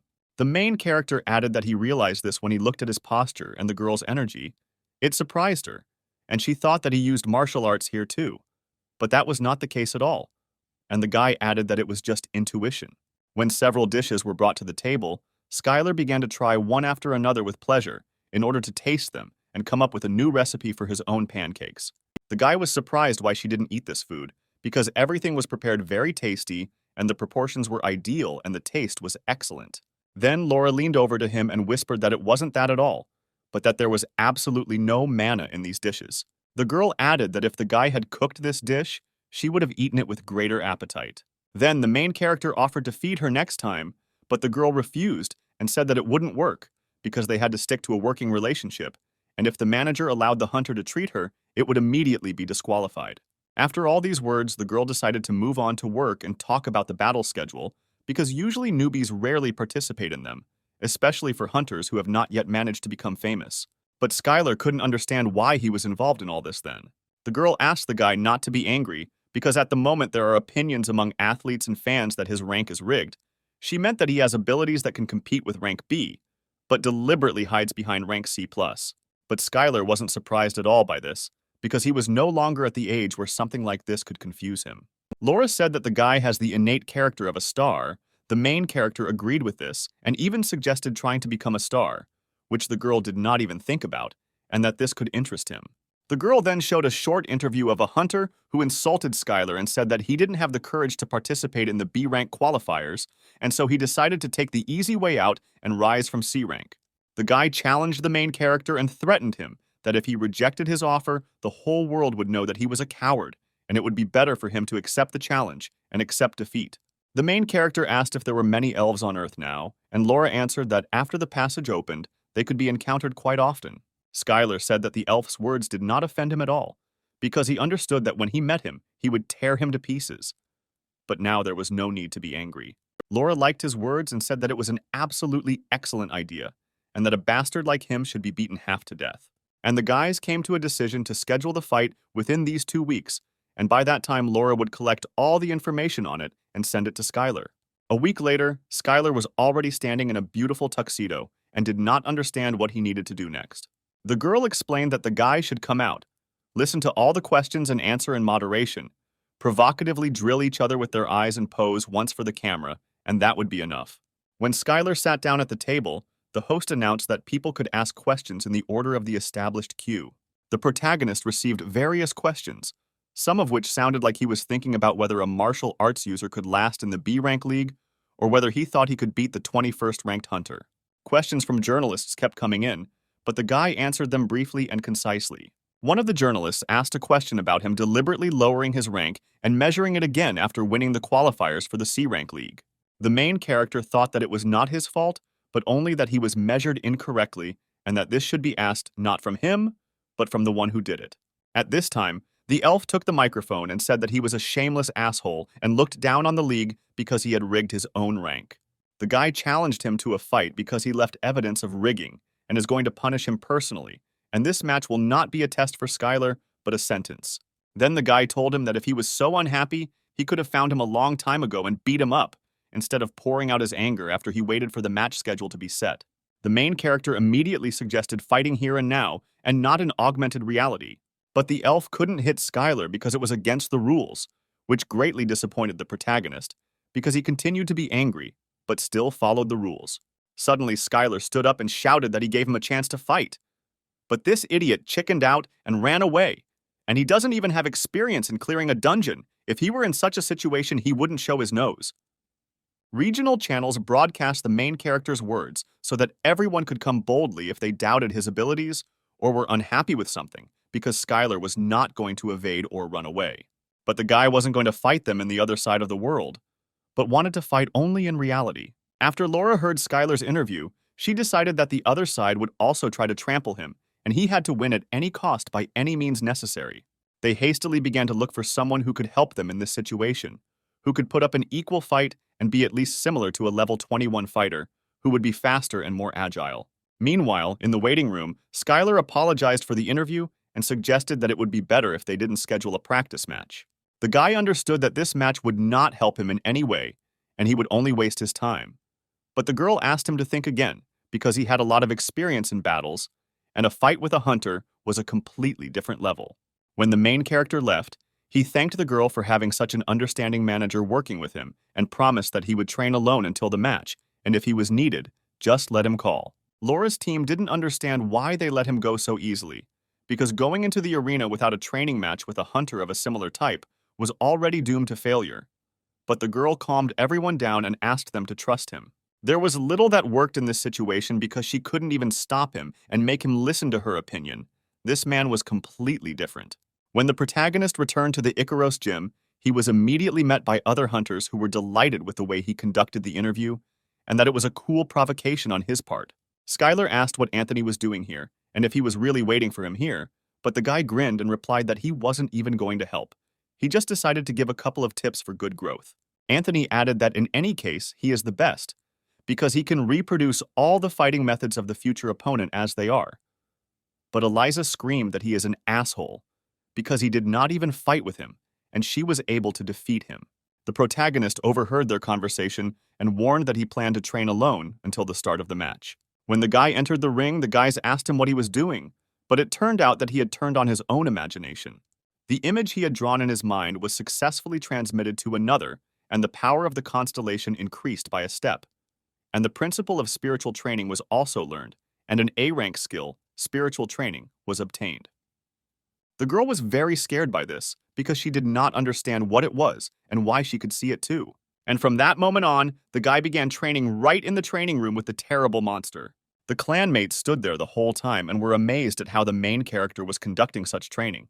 They were just silent and were both amazed by it. The day of the competition has finally arrived, where the long-awaited battles will take place at the Hunters Stadium.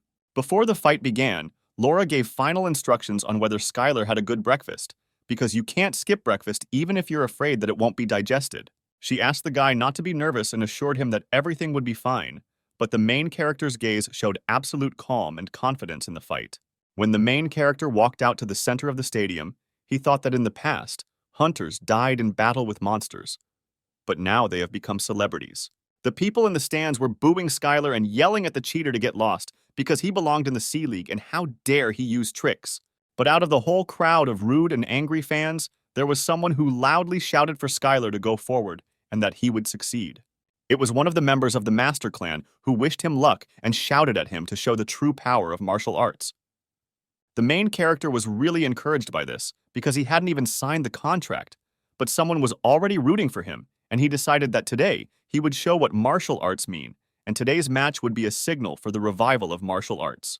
The host of the fight loudly greeted all the participants and spectators, because this fight was very long awaited, and today they will be able to see the match from different sides. The commentators began introducing the fighters and speculated a little about whether Skylar really had rigged his own rank, since after all, this guy had returned from the abyss after 30 years. After spending so much time in the abyss, it's not surprising that all sorts of complications will arise, and there may also be some strangeness with the rank measurement. And in the end, if the guy wins, it will be proof that he was right all this time. The hosts greeted the guy because for the first time in a long time, a martial arts user was entering the arena, and everyone was waiting for it with impatience. When the guy went inside, he was very surprised because he saw ruins that actually implemented virtual reality inside. The elf was determined and was sure that he would definitely emerge victorious, and that this village from the abyss had no place here. A few seconds later, when the fight began, Skylar almost caught up with his opponent, but he used flight magic and ended up in another place. He was very surprised by this and did not understand where the guy got such speed from, because a little more and he would have already grabbed him if he had not immediately taken off. Skylar just stood there and waited for the enemy to take action, and then powerful magic arrows flew towards him. The protagonist thought that his ability had excellent penetrating power and also had a homing function. All of this seemed like the constellation bow was too fraudulent, and immediately used the divine space art skill, which allowed him to reflect all the arrows. After the elf saw how the guy easily blocked the shot, it made him very angry, and he immediately started to make the next shot. But the main character was already prepared for this and quickly figured out his location and immediately rushed straight to him. The main character turned to him and asked what else he could do, because he was ready to repel all his attacks. But unexpectedly for the guy, he fell into a trap with thousands of arrows that were about to fall on him from above. But these arrows were too slow for the main character, and they lacked a little agility. The guy deflected the entire volley of arrows, and thanks to his high self-control, remained safe and sound in the same place. The elf couldn't believe that he had succeeded because he had already used up all his mana. But luckily for him, the first round was over and the B-rank competition begins, which is where the rounds come in. The elf was furious because he thought this guy was just a monster and he used a trick in order to check him. His trainer tried to defuse the situation and asked him to listen to him carefully. From now on, he had to forget about the bow and keep his distance and focus on restoring his mana reserve, which was already less than 10%. The man recommended forgetting about the magic of the 4th and 5th circles and buying time with the help of the 1st and 2nd, but against this guy, everything seemed unrealistic. The man thought that this was a better way than to lose the fight, because without victory, he was nothing. But the elf shouted at him to shut up immediately, because the constellation had chosen him as an avatar. And then the bell rang that the second round was about to begin. When the elf heard the bell, he immediately rushed away from Skylar, using acceleration. The guy wasn't satisfied with this game of catch-up, and he suggested ending it all before he was completely disgraced. But his opponent was not satisfied with this, and then Skylar decided to catch up with him and convince him again. The commentators couldn't believe their eyes, because they had just seen the steps, one of the movement skills in martial arts. They couldn't believe the speed that the guy had developed. When the main character finally caught up with his opponent, he immediately dealt him a crushing milky blow. The elf lay unconscious on the floor 100 meters from the guy. The commentators couldn't believe the outcome, as Skylar finished the hunter in the second round. Commentators added that now the top 10 hunters should start worrying, because they have a new rival who has outstanding martial arts. The host came up on stage and handed Skylar a microphone to ask him how he felt after a perfect match where he didn't take a single hit and finished the second round with a knockout. Skylar surprised the host, because for him it was a normal fight and his opponent turned out to be too weak. Suddenly, all the people in the stand started chanting his name and rejoicing at his success. As crowds of people chanted his name, his essence power increased greatly. All this was implied by gaining popularity, and his essence power definitely increased. And suddenly, the guy's skill of predicting the future was activated, and he did not understand why this skill had started working now. The main character saw Las Vegas, which was engulfed in flames and evil monsters. They all escaped because they failed to clear the dungeon in the limited time, and a disaster occurred. At that moment, Sam was watching an interview with Skylar in his office and laughing loudly throughout the entire office, because he hadn't had such a good time in a long time. Suddenly, one of the workers came to the door and warned that there was a call on his personal phone. Sam thought it was his ex-wife calling again, and he was ready to give her pocket money without asking questions. But he was interrupted and told that there was a man there who introduced himself as the Korean hunter, Chwan. The man immediately understood who they were talking about, because he had had a fight with him when he moved to America and they had not contacted each other for a long time. On the phone, he immediately heard a question about why he hadn't warned that Skylar was back, but Sam replied that he didn't remember them being too close, especially after he had scolded him just before leaving. But Chwan was not bothered by this answer and asked to pass the phone to Skylar, but Sam said that he was not around and next time he should call him personally on the phone. Sam was expecting an apology for what the man had said to him when he left for America, and then he might help him contact Skylar. But the man didn't want to apologize for anything, and then Sam replied that from that moment on, he was on his blacklist. When the guy and Laura were walking to Sam, the girl was arguing that he couldn't deprive her of her managerial rights even if she couldn't determine the client's ability. She should have trusted Skylar more. The guy asked the girl what chances she gave him of winning, and her answer beat him, because she gave 9 to 1 of losing. On the way, the main character was met by students of the School of Masters. They immediately fell to their knees and asked him to teach them martial arts.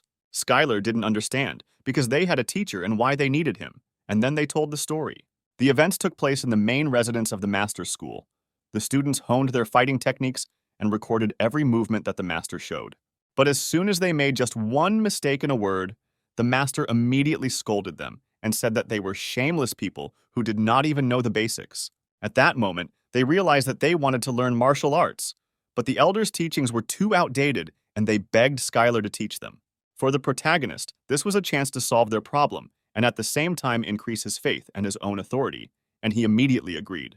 The guy replied that he, as the avatar of the invincible god of training, would teach them martial arts and those who would become followers of the god of training. The students were very happy with this answer because they loved martial arts.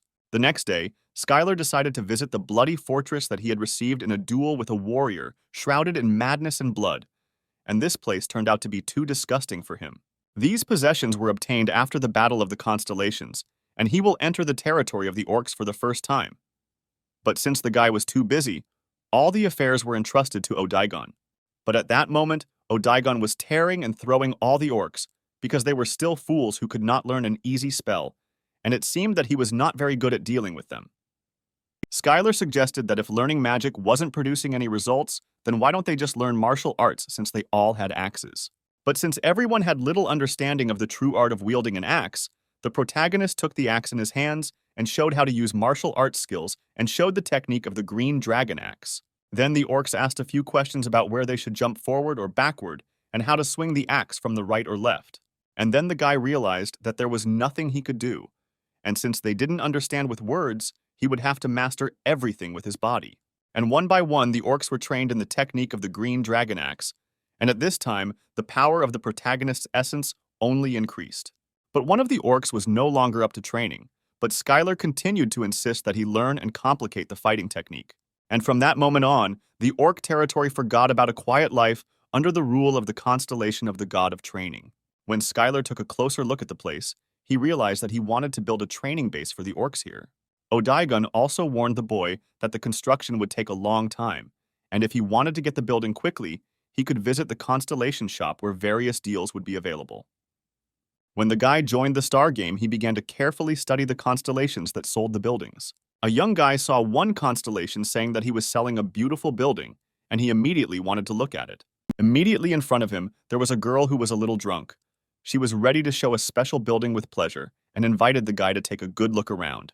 When the scanner began to examine all the buildings, it saw that it was catastrophically short of funds. It seemed to it that it had earned a lot of soul stones, but this was not so. The guy apologized to the constellation and said that unfortunately he wouldn't be able to buy any of this because he simply didn't have enough soul stones. The constellation was satisfied with the answer because she believed that the main character simply did not like the buildings that were built. The guy also added that he really liked the pond with life-giving alcohol and asked if she could wait until he got enough points. The girl was very happy about this and as a token of gratitude gave him a magnificent rice vodka of 8 sins, one sip of which was capable of healing all wounds. The main character was very happy with this gift because he received it from a very unusual constellation as a sign that he had fought with a warrior. A few moments later, the girl disappeared, but the guy's problem was not solved, and he began to think what to do next, because his glasses were hardly enough to buy. Suddenly, a traveling merchant selling fates appeared and asked Skylar if he was looking for something. The guy was only too happy to buy something, but he didn't have enough soul stones. But the traveling merchant told him not to worry, because he was looking for everything necessary for constellations from the highest to the lowest rank. And then the merchant opened his cloak and immediately showed several boxes with a random building of low, medium, and high level. The guy was too surprised that the boxes were random, but the traveling merchant swore on his name and reputation that there was no deception here. The main character decided to test his luck and bought several boxes, and the traveling merchant wished him to use these goods for a long time. Skylar didn't quite understand what to do with this box, but when he found himself on the ground, he immediately threw the cube straight onto the ground. And then chaos broke out of the box, deciding his fate, and it was a model of a small temple, an ancient warrior's sanctuary. If installed, all inhabitants would receive the skill of the ancient warrior's strength. But because the building was too old, it would collapse in 30 days.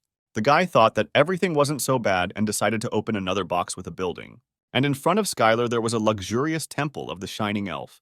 And if installed, the guy had the opportunity to learn the skill of the Shining Elf bow. The main character thought, because it was most likely the building of that elf from the duel, and his shining bow was the magic that the elf gave to his own avatar. The guy didn't think long and decided that he needed to install all of this right now and placed everything on his own land. But the kitten said that there was a huge problem, that among the subordinates of the god of training, there were no people capable of mastering the shining bow of the elf. But the main character thought that it would definitely not make things worse, and that it could be used a little later. And he also decided to tell his friend Sam about the future. When Skylar returned back to Los Angeles, he immediately came to Sam, who greeted him happily and asked the Star of Fists in Korea to give him an autograph. The main character asked what kind of nickname this was, and the man said that now everyone calls him that. Sam asked the guy not to relax because there were 10 of the best real strongmen ahead, who were avatars. Skylar was at peace, and now, first of all, he was a constellation, and he would somehow definitely figure it out. Between words, Sam said that Chuan had recently called him, to which the guy was very surprised.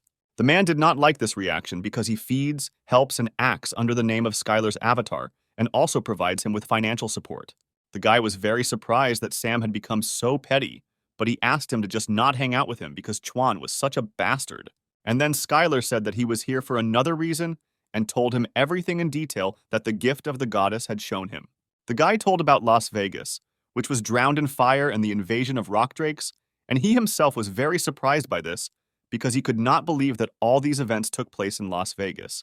Then Sam almost let it slip and said that there was something you couldn't do in Las Vegas. The man replied that this territory was not under his jurisdiction, and he did not decide anything there. All they could do was go there and explain the situation and try to convince everyone. But the guy didn't get it, because Sam recently told how he went to the sauna with the president, and now he has no influence. And then the man suggested that it would be better for Skylar to go instead of him, because in his appearance, they would not see sincere thoughts, unlike the guy. The guy exhaled and said that he would try to sort everything out and go to Las Vegas and talk to them. In Las Vegas, the guy immediately came to a large clan that controlled an entire city called the Black Cactus. He was met by security and asked what he needed. The main character said that he was from the Icaros clan and he needed to see the head of the clan. But he was told that he could not come here on a whim and see the head, and first he needed to make an appointment. The men didn't like the guy's insolence and asked him to introduce himself first. Skylar then said that he was a B-rank hunter and a member of the Icaros clan. The man from the clan could not believe that in front of him was the same fighter who had wiped the elf's nose in the duel. The guy said that this fight was just killer, and he really regretted not attending this match, and immediately added that the security had nothing to worry about, because even if he wanted to do something, they still couldn't stop this guy. Skylar asked again if the clan leader was in the building, and the man replied that he was inside, and that all sorts of scum often visited him. They said over the phone that the head of the clan could receive the guy, and he would now be kindly escorted to him. When they went inside, the guy saw how the hunter was being loudly and severely scolded. He was surprised, because he could not understand that the head of the Cactus clan was really a girl with such a character. The guy thought that perhaps it was worth measuring her level. And indeed it was the head of the Cactus clan, Roxana, level 288, who asked what the man from Icaros was doing here. The girl asked the guy to skip the formalities and get straight to the point, and then Skylar told them that their clan would lose to the monsters, and he was here to offer help. The girl was very angry at these words, and she asked to repeat these words because couldn't they clear the dungeon? A B rank or higher dungeon explosion will soon occur in their vicinity. If the dungeon was not cleared within the allotted time, hordes of monsters would pour out from it, and the released monsters were nothing more than a natural disaster for human society. Roxanne asked if the guy had found out about the appearance of a dungeon that they didn't know about, and the guy added that he used the latest magic from Dragon Industry. The Ikaros clan had no intention of destroying the dungeon and ignoring the clan located in this city. The guy asked in return to simply allow him to watch all this from the outside so that he could react in time if an explosion occurred. Just one mistake could lead to the death of many people. The girl said that the guy returned from the abyss and stayed there for 30 years, and now he can be considered a first-generation hunter. She meant that most of the first-generation hunters were considered heroes, and they were always on the side of the people. The guy was ready to intervene if they couldn't shut him down, and not just watch from the sidelines. The girl stamped her foot and added that she would believe him, but threatened that she never forgave those who lied to her. She will be ready to follow even to hell to punish this person if someone deceives her. When the guys were walking along the streets of Las Vegas, Skylar asked if the dungeon was B rank. Then the boss was B rank, which meant the clan leader should intervene, and how things were going with her abilities. Then the guy replied that his sister Roxana was the best in this business, and immediately let it slip about their relationship and asked not to tell anyone, and if this information leaked out, it would be the end for him. Suddenly, someone radioed that a dungeon had been discovered and that all clan members needed to gather. The portal opened in an abandoned building right on the outskirts of the city. The hunters were happy that the guy from Icarus told the truth, and they were incredibly lucky that they quickly found the dungeon. As soon as they noticed it, they realized that with that amount of mana, it was definitely not rank B. As soon as they got a little closer to the dungeon, they saw a message that it was called the Thicket of Endless Predators, and they had 6 hours and 11 minutes left to clear it, and the entry limit was 1 person. The hunters encountered something like this for the first time, and only one warrior could enter there. At this time, an emergency situation began on the streets of Las Vegas, and an evacuation order was issued. It was necessary to close all hotels and casinos and clear an area 10 kilometers long.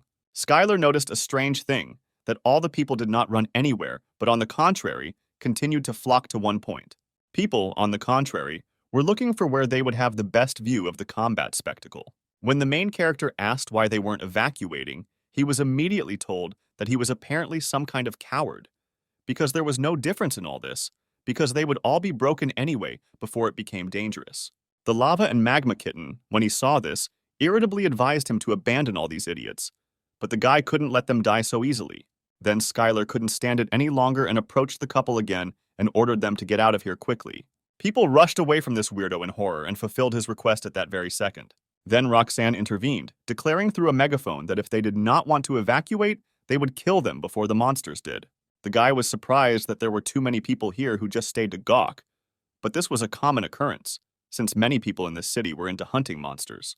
It was all because people had become too accustomed to the dungeons during this time, because in the old days, everyone was on their toes trying to get away as quickly as possible. Suddenly, there was a loud sound from underground, and the walls began to shake. There was a frantic vibration all around, and all this was coming from the dungeon.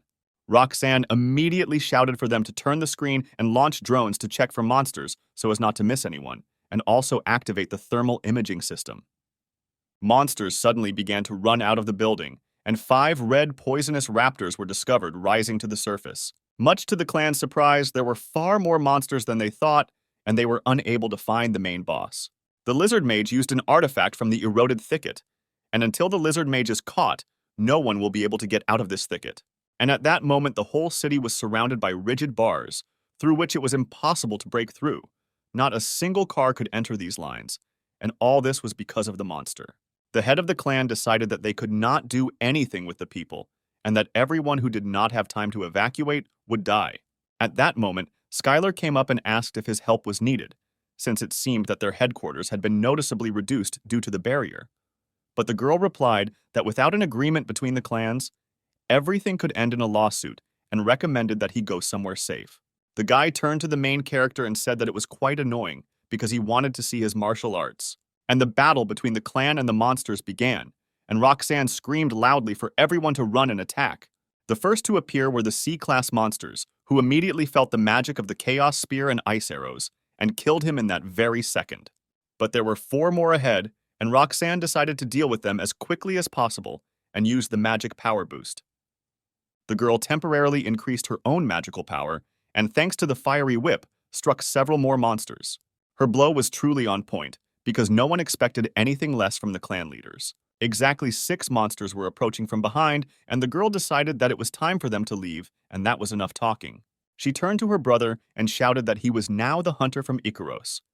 If something happened to him, they would have a lot of problems. But when they looked around, Skylar was not near them. And at that moment, the main character bravely and ruthlessly defended ordinary people from monsters. They were delighted that the guy protected them and saved them from death, and next time they will definitely obey and leave immediately. People immediately rushed to their new idol and shouted that he was now their new hero and thanked him for saving them from such stupidity. The main character approached the girl and asked her not to worry, because he would take care of the problems on the other side.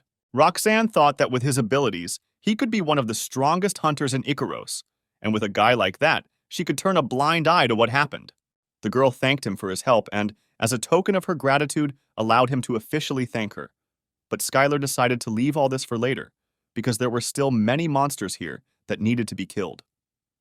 The guy came to the conclusion that judging by the movement of the monsters, someone was controlling them all, and in that case, someone must be behind this.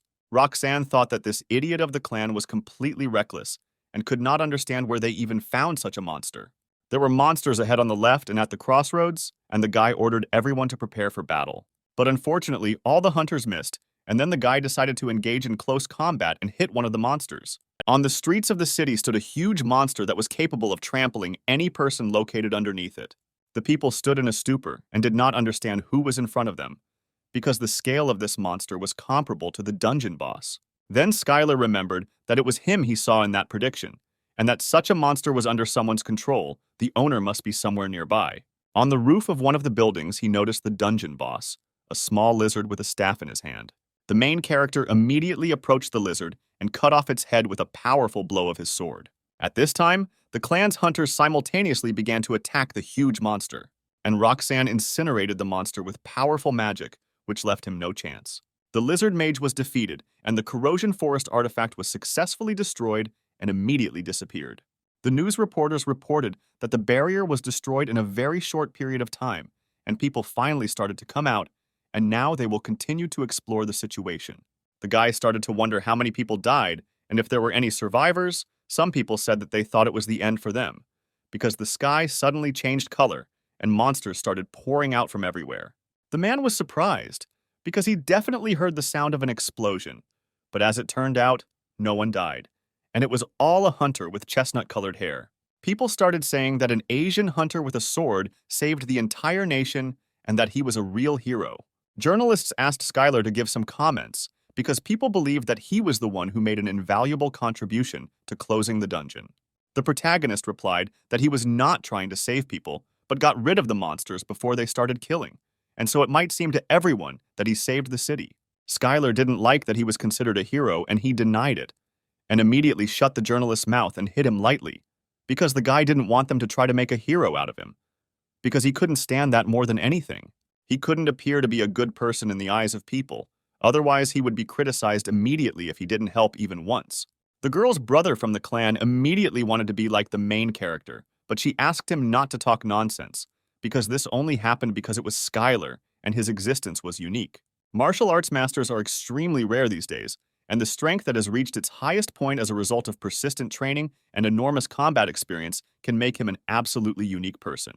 Roxanne thought about how after meeting him, she no longer understood why there were so few martial arts users left, and the thought occurred to her that it was worth getting closer to the Icaros clan, and there was nothing shameful in it in order to become friends with the hunter Skylar. At this time in the office, Sam was reading the news about how a hunter attacked a journalist in Las Vegas and laughing loudly about it. Then Skylar reminded him that he once hit a journalist too. Sam told them that this time they had properly divided the reward for going into the dungeon, but the main character was not very interested in this. The guy didn't run a multi-million-dollar company, and he was least interested in how much money he brought into the account. Skylar was more interested in when he would get a rank up, but that was very difficult since any rank above B was limited to clearing dungeons. Then the guy decided to leave the office and go teach some guys martial arts. Sam thought about him training the Icaros clan hunters and thought he was a good guy. The guy brought the students straight to the training field, which was controlled by the Icaros clan, and asked them not to worry about anything here. To the guys, all this equipment looked super cool. Before that, they had only trained in dilapidated gyms. Skylar said that from now on, they can train here as much as they want and use the center to its fullest. Unexpectedly, among the guys, there was a girl who introduced herself as Iris and represented the young hunters from the School of Masters. But as it turned out, she was the daughter of one of the most famous masters in China and was the best among all the students in the school. The guy was very embarrassed because he could not expect such a person to come here. The girl apologized and said that she didn't want to embarrass him and asked when they would be training. First of all, the main character started doing squats with a barbell and thought that since everyone here was a hunter, it shouldn't be difficult for them. Then one of the students asked when people use one of the advanced techniques and pointed to the cool modern exercise machines. But the guy had no plans to take them there, and they lifted weights for several hours, hoping that they would finally be able to work out on modern exercise machines. The next exercise began with a squat, and they had to feel their own strength of internal energy and muscle strength. Thanks to the guy having the title of training avatar, his subordinates received an additional bonus during training and became stronger at a rapid pace. Little did they know that the training they were going through was an amazing opportunity for them, because no constellation would suit them as well as Skylar. The guys trained like madmen and showed no mercy to the body and trained like no other martial artist. But everything the coach told them was just a normal workout. After a few exercises, all the students quickly became exhausted and could no longer exercise. And then the main character approached them and said that they could move on to the main training, and they were done with the warm-up. The next training session was held in the training room of the other world of Ikaros. There is nothing better for martial arts training than to use the terrain. Suddenly, the students found themselves knee-deep in a swamp, and it was simply impossible to move here.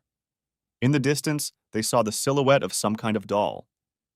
This silhouette seemed familiar to them because there was something similar in the hall too. But suddenly, this doll flew at them at breakneck speed and delivered several powerful blows from its knee.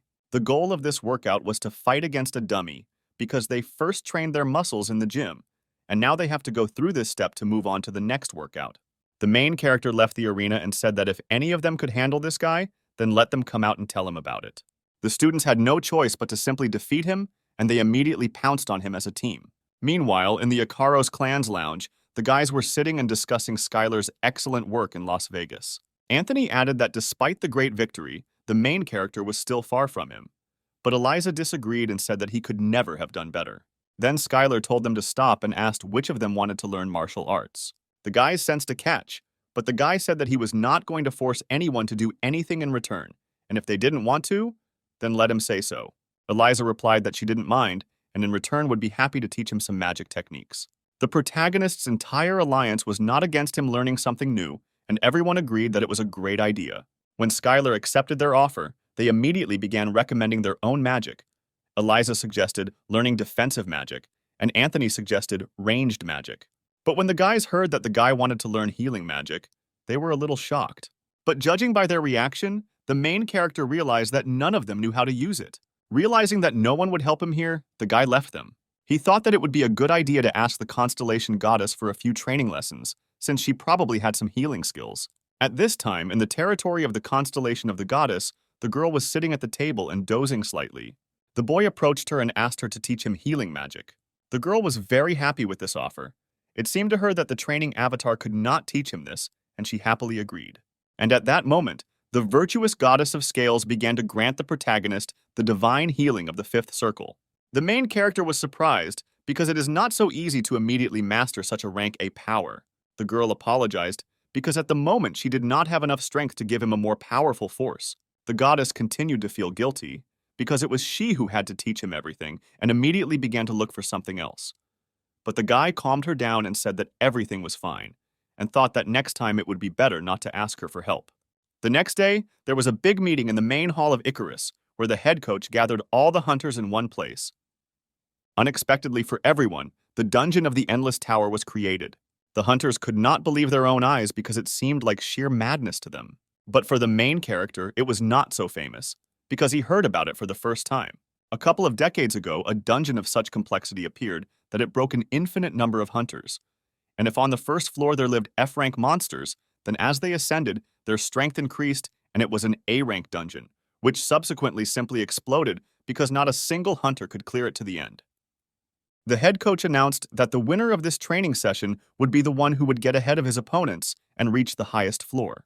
And he immediately warned that this dungeon is much more difficult than its original. When the trainers left, the hunters immediately began to think about how they would defend the dungeon and perhaps form groups. As it turned out, this dungeon had too terrible a reputation because there were reasons why no one could completely clear the dungeon. No one even went there as a team.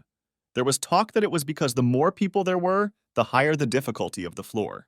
For a second, the guy began to admire this dungeon because it looked amazing, but the kitten of lava and magma asked him not to admire such things. The protagonist suggested that in any case they should go in a group, and despite the fact that the difficulty would increase, he believed that by clearing the team, they would gain an advantage in battle. Anthony was sure that no one would want to team up, and everything would be as he said. But Eliza was happy to try her luck on the team, and as soon as Anthony saw this, he screamed loudly, but still joined them. Suddenly, in the crowd, Skylar noticed a girl who was wearing student clothes and looked like a schoolgirl or a student. When he looked at her through the essence, he saw that she was currently a servant of the constellation, and he could not see her fully. The girl noticed that the guy was carefully examining the stranger and added that judging by her clothes, she was made of ivy, which surprised the guy greatly. Then Lisa explained what she meant, because recently there are a lot of private schools that teach awakened ones. Among them, one of the most popular is Ivy. At this point, Anthony said that he saw no need to hide it, since he also graduated from an Ivy League school, although no one asked him about it. When the boys were talking, they attracted the girl's attention, and she quickly approached them. But as it turned out, the girl did not speak English at all, and they began to communicate using a special skill. The guy didn't tell her that thanks to the power of the constellations he understands her. Then he asked if she knows other languages, and the girl answered that she knows Russian. But because of the contract, she can't speak it, and also speaks a little Korean. The guys from the clan stood to the side and could not understand what language they were speaking, but nevertheless they looked very happy. When Skylar decided to ask what constellation the girl served, she couldn't tell him because of the contract with him. The main character said that they were currently forming a team and invited her to join them, to which the girl happily agreed. The guy added that it would be inconvenient if they couldn't communicate with the others and suggested switching to Korean. But the girl didn't know it very well, but thanks to the translation device, it was possible to communicate. Suddenly, Skylar's old partner overheard the conversation and said that if he didn't go with them, then who else would? As it turned out, there were more people than the main character had planned. At this time, in the territory of the training avatar in the Fortress of Blood, Odaigon continued to train the orcs. Skylar approached him and said that he needed help with something, and the goblin happily agreed. He was infinitely pleased, because finally the owner needed him. He thought that the guy must have had a big crisis. Once Odaigon found out that they were going to go into the dungeon, he was very surprised by it. The guy saw the fight as Skylar fought with the big boss, and he is next to him, and Odaigon suspected that everything would be like this. All his teammates took him for a pretty boy, and no one saw what he had been doing during the previous training session. Skylar introduced him to the team and said that he would be replacing another person in the squad and would act as a healer. The goblin was very surprised that he would be a healer, because he knew a little about how this magic was used, but he mainly specialized in something other than it. Before the whole team decided to enter the dungeon, Skylar wanted to show them something and offered to take the books that he received from the owner of the training avatar as a gift. Each took a book and began to study it carefully, because the gift from the constellation turned out to be too priceless for them. No one understood why he had to teach them martial arts as if he had no other business in the world. As soon as everyone entered the first level, monsters immediately appeared, and the guy suggested keeping them under his own control and distracting them. And everyone immediately began to attack the monsters in order to move to the next floor as quickly as possible. When the main character looked at the schoolgirl, he saw that destruction was much easier for her than he thought, and she was no slouch at all. It all happened so quickly that some of the team members were even left without work and simply watched from the sidelines. On the second floor of the tower, a herd of wild boar monsters awaited the team, and everyone did not understand what this type of monster was doing there. Then Odaigon decided to demonstrate what he could do and used a great illusion of deception, which instantly destroyed all the monsters' minds. As soon as the boars saw the formidable demon in front of them, they immediately stopped and fell to the ground. Using this time, Skylar immediately rushed between them and destroyed each of them. But as it turned out, these monsters were Class B and had the status of special wild boars, which were not so easy to deal with.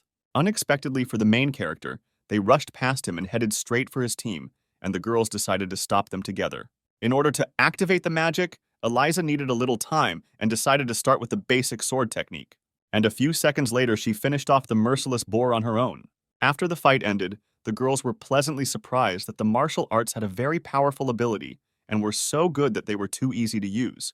On the third floor, the team was met by blue lizardmen, who were cleared out after a few minutes. On the fourth floor, a Class B monster, an ice wyvern, was waiting for everyone. Some of the participants were greatly frightened by this, as how could an ice wyvern, which was a B-class monster, only be on the fourth floor? And at that moment, the monster made a lightning attack, and no one had time to react and put up a magical defense in time. The boys were very surprised why they did not receive any damage, but when they turned back, they saw how Odaigon healed them with the help of magic. The guy used an ancient magic circle that was very different from what ordinary people use. Skylar then shouted for everyone to quickly focus on the attack and immediately attack the wyvern in one moment. The main character ordered not to stop and to go further to the fifth floor and continue in the same spirit, but his partners did not understand how they were so quick to protect him, because it seemed to them that the guy was some kind of monster. On the fifth floor, another monster was waiting, and as soon as they stepped onto this floor, they immediately felt some strange sensation. A banshee suddenly appeared, and since she was a spirit, most attacks did not work on her. The team was terrified, because the banshee was a Class A monster, and for them it seemed like real madness. But only Skylar thought that today was a great training session, and today they were in for a great battle. This monster was known for the fact that its scream was capable of bursting all eardrums in a second, and no one could withstand it. Skylar asked Odaigon to use the cure, and in the meantime he would buy them some time. Thanks to his excellent footwork, the protagonist used a sky jump and found himself behind the monster in a second. And then he struck me in the back with a sword.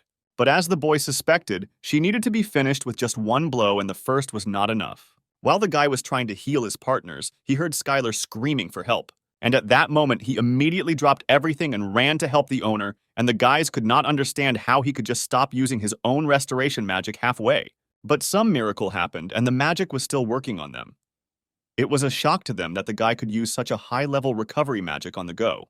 When Odaigon came running, he heard the instruction that he should use the enhancement magic directly on the main character, so strong that it would work on the banshee. And the guy immediately used the spirit strike, the glowing sword and the illusory clone, and the main character's damage increased significantly. Now the magic was so strong that the protagonist could fight it without any problems, even with restrictions, because the enhancing magic turned out to be much stronger than he thought. Suddenly, a notification appeared that the dungeon was cleared and the alternate world ended, and no one could understand what was happening here. When everyone returned back, they were unhappy that there were only 5 floors, because the name had another meaning, namely the Dungeon of an Endless Tower. The head coach announced that the hunters who had passed were preparing to go to New York, because a plane was already waiting for them. They received a new task as a new dungeon appeared, and the clan responsible for it failed, and now it was time for Ikaros to try his luck. Everyone was incredibly happy about this, because despite the fact that they would be in a real fight, they were also in the first squad. When the clan arrived at the site, Skylar noticed that there were too many people near the dungeon. The trainer received information that the dungeon was originally a B-class dungeon and allowed for 300 people, when 23 were already inside. Suddenly, Skylar's clairvoyance skill activated, and he saw that the other hunters were shouting to someone that there was a traitor here. He saw the constellation of the demon god with the crazy bastard who made a contract with him, and it was all a trap, and everyone was screaming for immediate evacuation. Then the guy realized that someone who entered the dungeon had made a contract with the constellation of the demonic god, and the kitten of lava and magma asked him to be careful.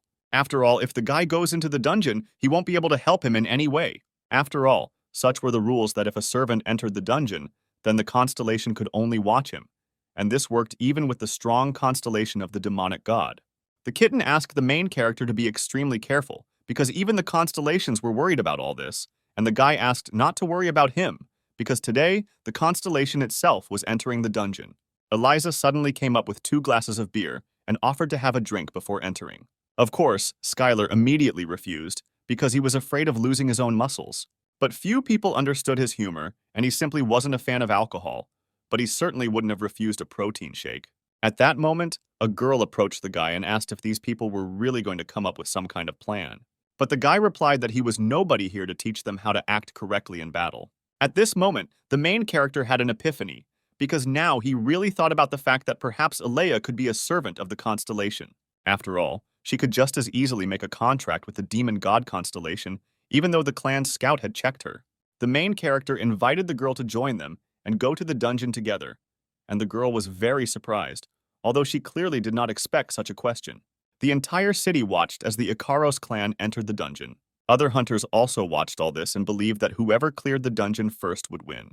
When the clan entered inside, they found themselves in a place called the Sanctuary of Defeat and Laziness. Suddenly, a strong wind of chaos blew, which soon separated all the clan's contenders, and this was not very good news.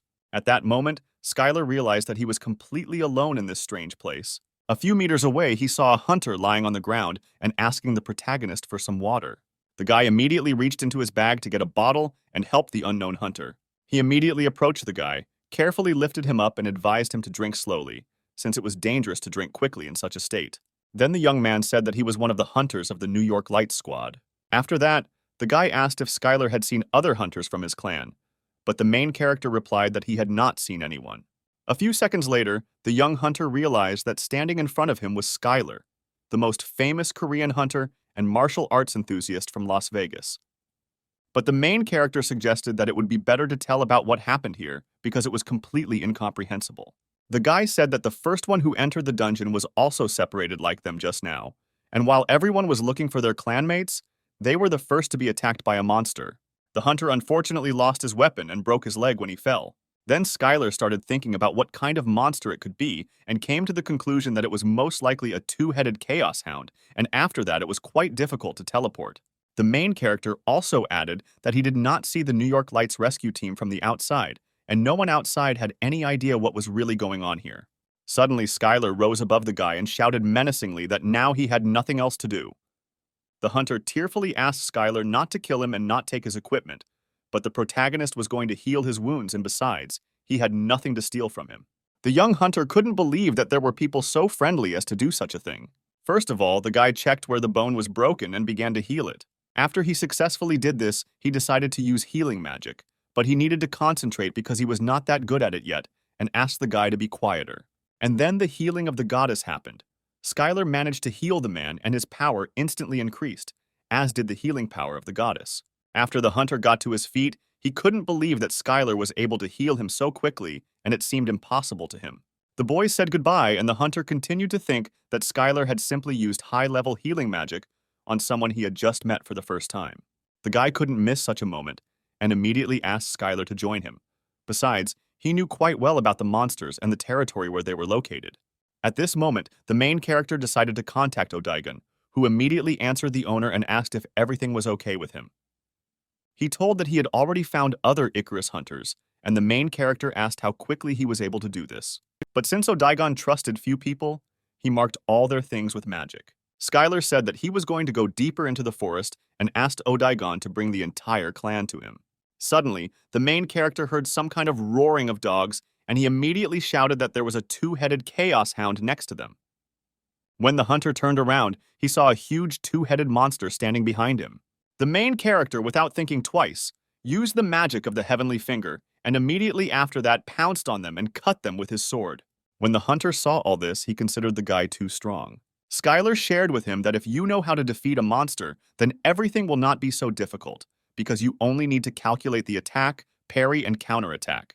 The young hunter watched in horror as the guy butchered the monster, but the main character calmed him down and said that they needed food anyway, and there was absolutely no poison in this meat. Of course, the guy had heard that being in the Ikaros clan meant knowing something like that, but for them to eat monster meat was too much for him. Suddenly, the main character heard someone's speech and rushed in that direction, because it seemed to him that hunters were gathering there. After several dozen meters through the dense forest, they discovered a clan of New York Lights. When the hunter saw his teammates, he immediately screamed and ran towards them. They could not believe that their fighter was still alive. The New York Lights clan was not very happy about the approaching hunter from the Icarus clan, but their brother from the clan told them that he saved and healed him. The other hunters didn't believe this because for them, it was some kind of nonsense that someone would help a hunter from another clan.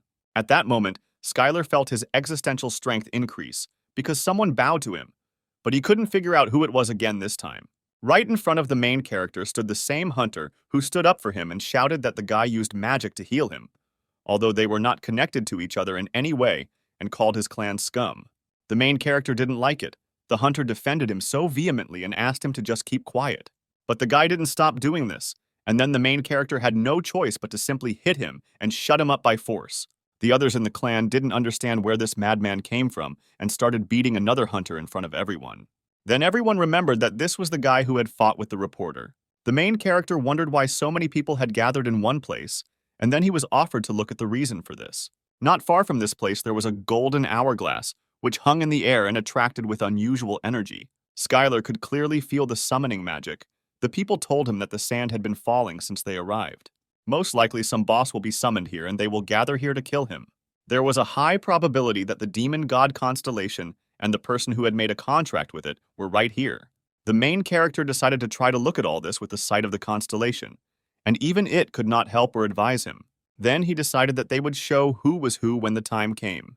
The demon god constellation that made a contract with the ambitious hunter was a traitor with a poisonous dagger and was called Eunice.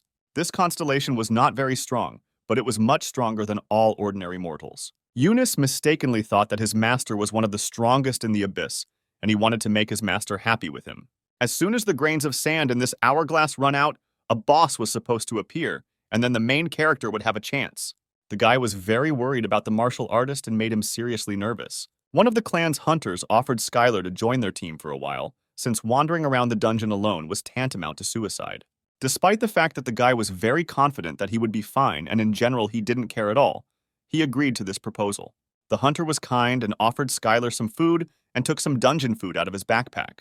At this point, everyone was too hungry, as everyone tried to rationally eat their own lunches. Then Skylar reached into his bag and said that since they had met, he would be happy to feed them a little. He took out the meat of the two-headed chaos hounds and offered it for dinner.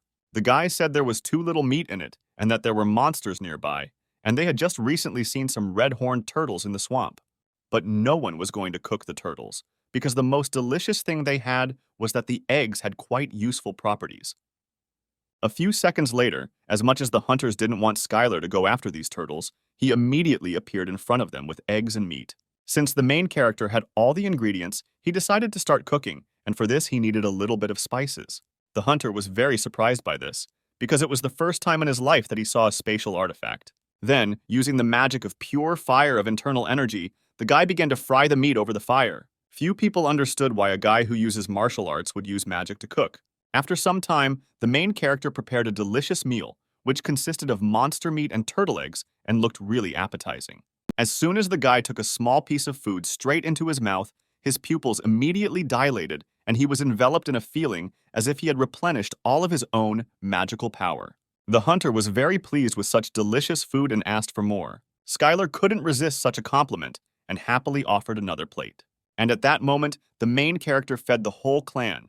And it was not an invention of the Icaros clan for preparing such dishes, but just Skylar's usual hobby. After a delicious lunch, all members of the clan began to communicate with each other and discuss tactics for the next battle. Suddenly, a man approached the main character and introduced himself as the leader of the Ambidus clan and offered to unite with him into a clan, because the other guys didn't even have a person who would heal the fighters. The clans began to argue with each other, because the ability to lie and represent their own clan was their main trick. Skylar suggested that everyone calm down, because this was not a way out of the situation, and killing each other's clan was clearly not the best idea. Then Eunice approached the clan commander and suggested that they needed another hunter, since there were a lot of other clans here besides them. At that moment, the last grain of sand in the golden hourglass fell, and time ran out for all clans. The clock rose sharply in the air, because soon the night of laziness and defeat should appear. All the fighters began to actively prepare for the battle and wait to see what would happen next. From under the ground appeared a knight of sloth and defeat. He was majestic, and in his hands he held a huge sword.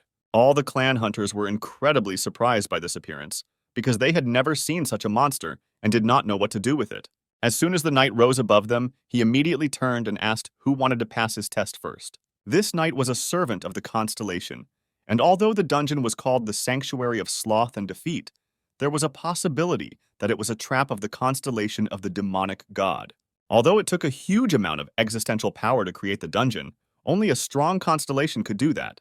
One of the clan leaders did not wait to see who would be the first to pass the test, and immediately used the magic of the fifth circle and sent all the fighters into the attack. But the monster easily detonated the magic and didn't even move, and everyone thought it was an S-class monster. The monster added that only one person could take the test at a time and immediately chose him. He pointed at the hunter, but he was completely unprepared for this and used a forced teleport. The magic was so strong that none of the hunters could withstand this test, and time after time the hunters lost. No one understood what this monster was actually testing, but fortunately everyone remained alive. When the boys were asked what happened to them, they answered that as soon as his sword touched them, they lost all strength and could not move. This monster was much stronger than they all thought, because if they attacked him, he would force them to pass his test and try to find a better way out. At that moment, Skylar shouted that he would go to him, and everyone was suddenly surprised, because no one expected such persistence from the main character. One of the hunters he saved screamed at the guy not to do that, because that hunter was just lucky and he could die. When Skylar approached the monster, he immediately asked him if he was ready, and the guy confidently answered that he was. Then the knight took out a huge sword and announced that he was beginning the test. As soon as the sword was pointed at the protagonist, the knight used the power of limiting laziness, and Skylar was immediately bound with chains. And the guy at that very moment understood how the knight takes away the will to fight from others, because the hunters immediately want to rest, sleep, and just do nothing. These were the restrictions that are difficult for mere mortals to avoid. But Skylar was a constellation of an invincible training avatar, and his properties were completely opposite to this constellation, and he could not lose. Once the protagonist began to think that he always wanted to become stronger than others, it gave him additional strength to get rid of this trap of chains, and he was freed. After this, the knight announced to the boy that he had successfully passed this test. He added that it is quite difficult to free oneself from laziness, and this test shows the subject's desire to fight it. And since the main character passed this test, he will allow him to meet his master. And at that moment, the power that supported the sanctuary suddenly disappeared, and the dungeon will soon be closed. Skylar thought that everything couldn't be happening so quickly, because it was too easy for him and something was wrong here. Suddenly, the protagonist felt dozens of two-headed monsters rushing straight at them, and it turned out that these monsters were also part of this test.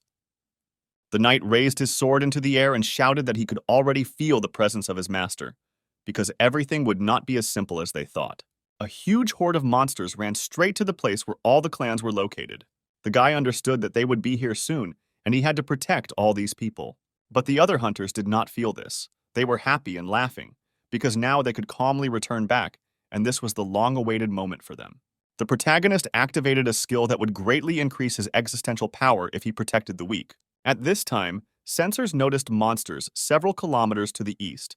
All drones were destroyed, and thermal sensors detected medium-sized monsters to the south. The hunters were very surprised because they thought that they had already cleared the dungeon. But since it was a special dungeon, they had to hold out until it disappeared, and they immediately prepared magic for battle. Suddenly, the main character shouted for all the hunters to gather in one place. The guy added that although this could provoke the monsters, they were coming here anyway, and if everyone wanted to live, he asked them to listen to him and gather in one place. This was a very important part because the guy had reached a peak level, and he didn't know what martial arts he could use at that level. And then he decided that he was sure of only one thing. He needed to get all their attention.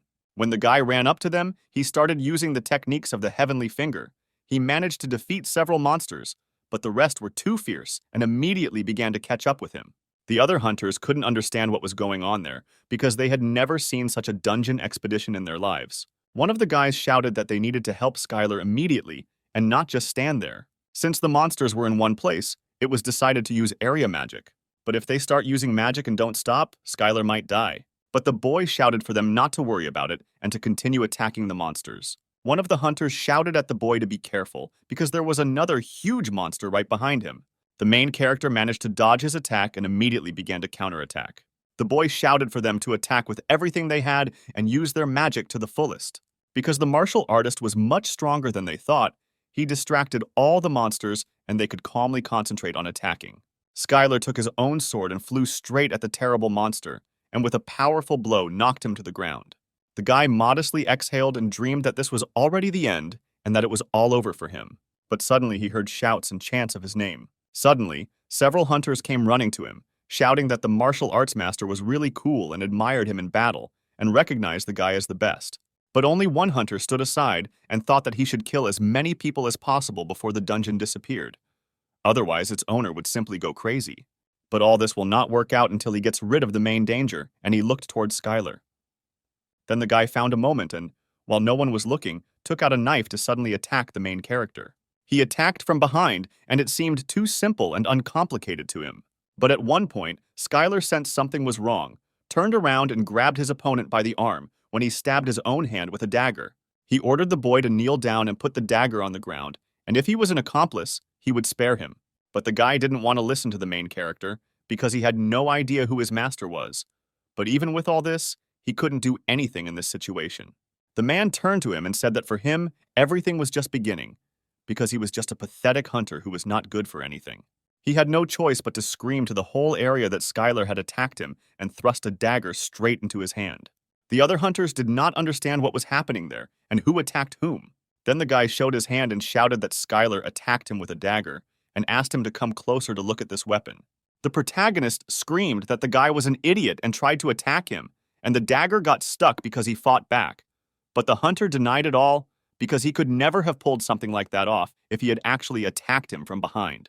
Then the man turned to the chief of the clan and asked for help, but he doubted his words because he believed that Skylar would never do such a thing. But no one believed these words. Everyone thought that the guy, despite being a whiner, simply attacked Skylar because he was jealous of him. Then the guy started asking if they really believed him because the main character gave them some meat. But in response, he heard that he was the one who ate more meat. Then the hunter realized that he would no longer gain trust here, and he decided to go with Plan B and shouted that he was releasing a poisonous fog. The other hunters were glad that he was bad, because now they could deal with him. But Skylar warned that no one should approach him. The protagonist said that he most likely made a contract with the demon god constellation and should not be underestimated, but it was too late. The boy used fourth circle magic, the fang of a wavy snake, which headed straight towards the other hunter. Despite the fact that the man had a protective artifact, he was unable to save him, and the guy fell sharply to the ground. The man couldn't believe that the B-rank hunter was writhing in pain after his attack, because at that time, he was a C-class hunter, and he was glad that he chose this constellation. Skylar interrupted another attack and shouted that he was the only one who would die here now.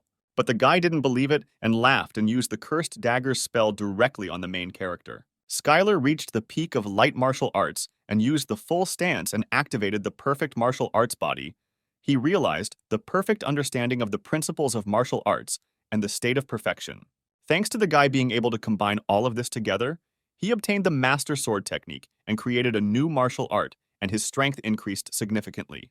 He easily deflected the numerous blades that flew towards him. This turned out to be impossible for the guy because this skill was given to him by the constellation. The protagonist came closer and said that he shouldn't rely so much on the constellation and used the Soul Origin Palm Strike. But despite this blow, the trader's magical power protected the hunter's body and he was able to avoid instant death. He stood up and added that he would take as many hunters from here as he could, and he would not just leave everything here.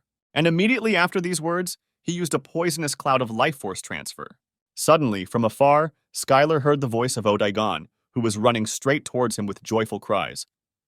He began waving his hand furiously and shouted that he was sorry, that he was late, and now he would take care of everything.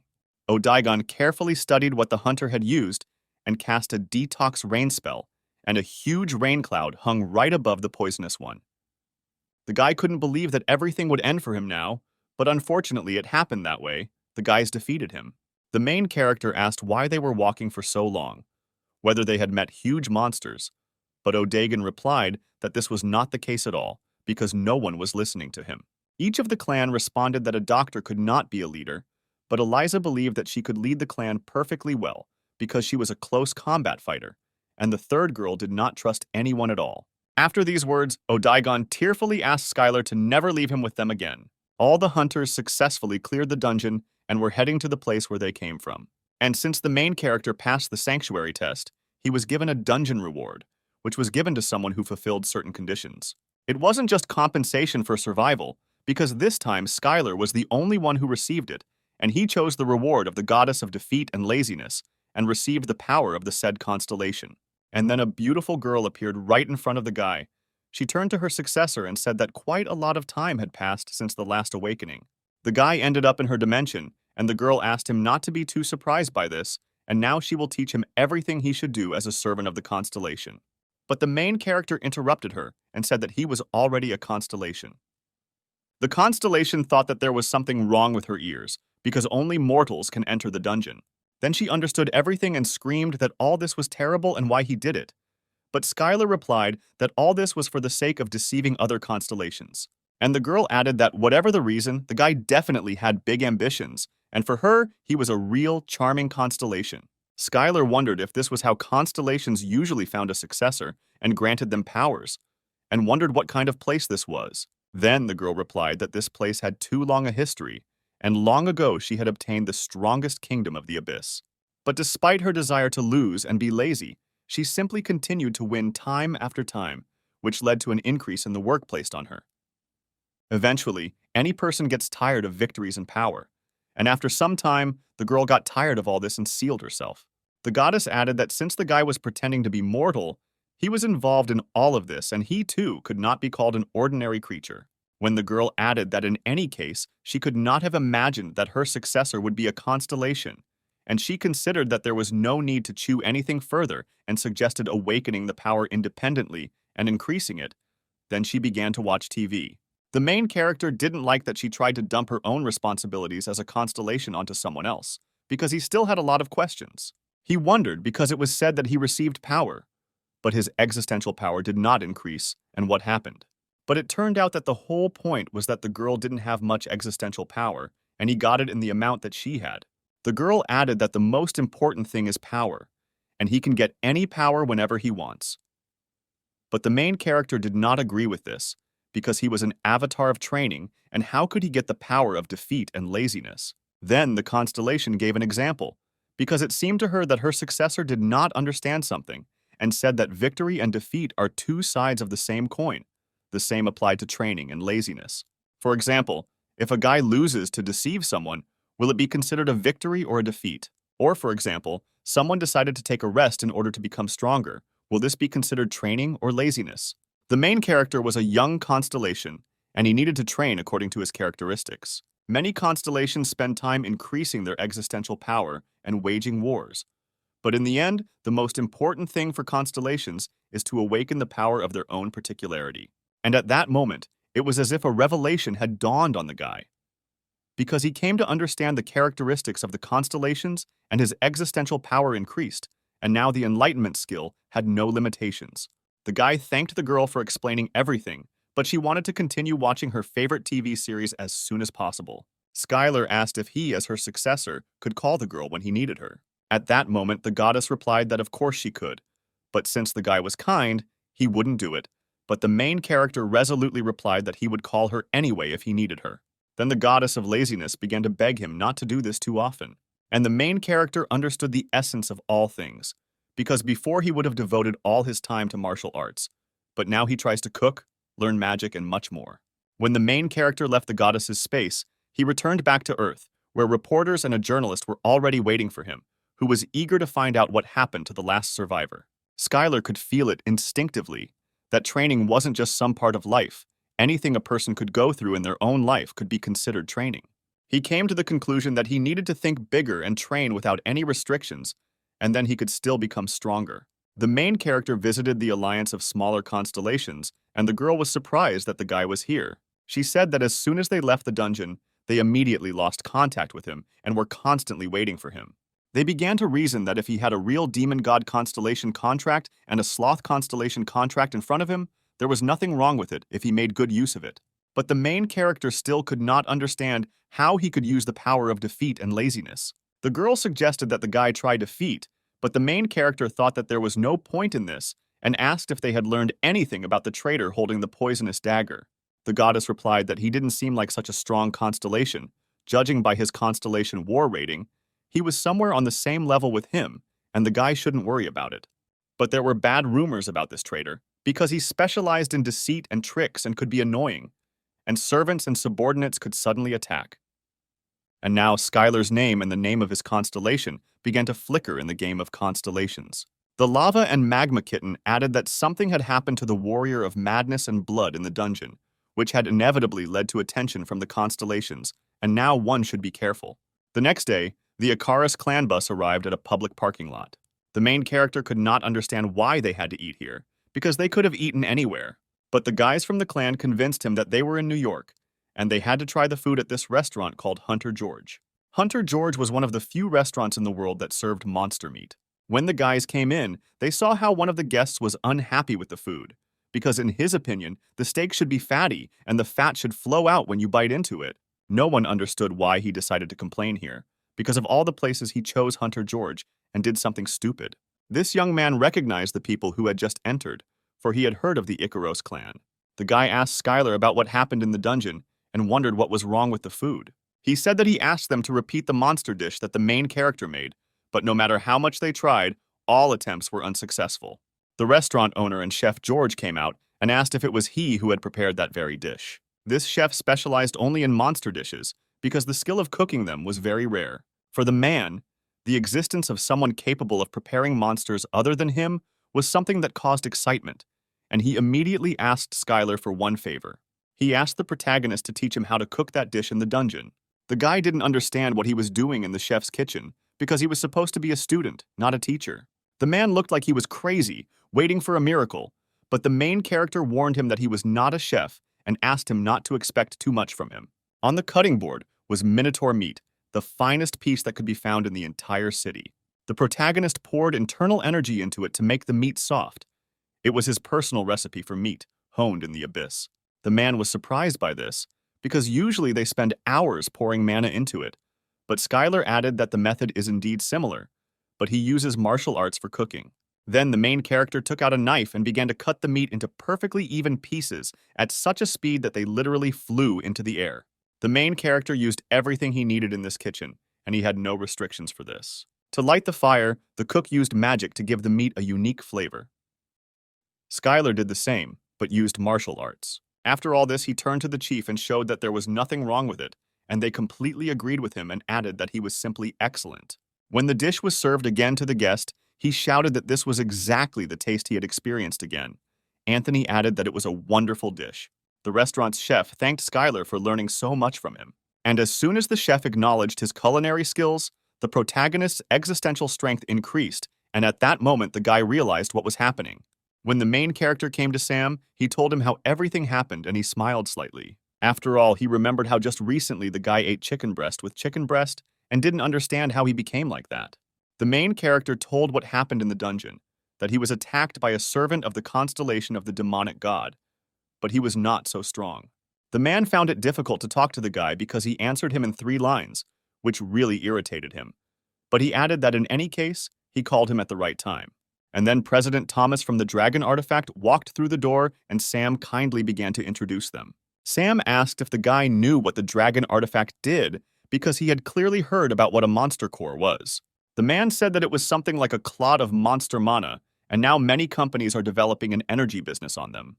He added that now they even create artifacts from them, and one of the best companies in the field of creating artificial artifacts is the branch of the Dragon Artifact. The protagonist continued to not understand why he needed this acquaintance with a person, but Sam added that there is nothing wrong with meeting people, and the production of artifacts always needs hunters to help with tests. The man added that he wanted to introduce them to each other in the hope of fruitful cooperation, and the guy quickly agreed, which even surprised Sam a little. When Skylar left with the president, the man was very happy about it, because one day he would make him the president of the company. The protagonist asked what his role would be in improving their artifacts, but the president replied that research and development were important in this business. But because so many people are interested in it, we must not forget about what is happening behind the scenes. And the help consisted of finding the researcher. One of the researchers named Ronald was outstanding in the field of artifacts. He managed to put the new magic of the third circle into an artificial artifact. This meant that he had all the superior technology of the current ones. The president added that their company had tried to sign a contract with the man, but unfortunately, they had lost contact, and it seemed to him that another clan might have gotten to him. Among them, the most suspicious was the production of myth artifacts, because it is owned by the Parkers, and they are quite authoritative in this field. The man wanted Skylar to enter the myth and take the researcher Ronald from there. Then the main character waved his hand and said that it wouldn't be too difficult, and that he would be back soon. The man asked if he was really going to go alone, and then the guy remembered that he had fighters who would benefit from taking advantage of this opportunity to train. That same night, near the Myth Research Center, Skylar and her team decided to begin the operation. The main character said that the goal of the training was to get inside and take the man. The guy couldn't take everyone, so he decided to take those who fit certain conditions, Namely, he was confident in speed. Two people raised their hands because they had no problems with speed, as well as with stealth. The guy added that he was not forcing anyone and they could stay, because he did not need loyalty that would put their lives at risk. Then the girl replied that everything was fine because they were doing it because they wanted to. The other team members did not understand how they were going to slip through because the myth is the most impregnable and hoped for a clever plan. But at that moment, the alarm went off and the red lights came on. A voice behind the fence said that someone was on the other side, and the guy ordered to stop first. He decided to go into a trance and use telepathy to see what was on the other side of the fence. The guy saw several men shouting that there were people who had signed a contract with the Master of Perverted Illusions, and that they urgently needed to run after him. The Master of Twisted Illusions was a powerful, evil, divine constellation that had taken over Mexico, and the kitten added that in order to take over a country on Earth, it had to be in the top 20 constellations. The guy decided to ask the goddess of laziness about this, because he is in 127th place and it will be difficult to deal with him. At the moment, the goddess was in unbridled joy. She was eating chips and watching her favorite TV series for several days in a row. She turned around and asked reproachfully if he shouldn't call her once every 1,000 years.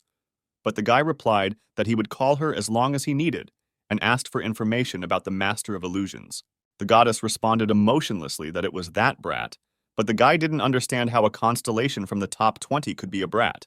When the girl was active, she was very worried about the opinions of other constellations and followed many of them, and this guy was too willful a child and was constantly with the Master of Slowness and Silence.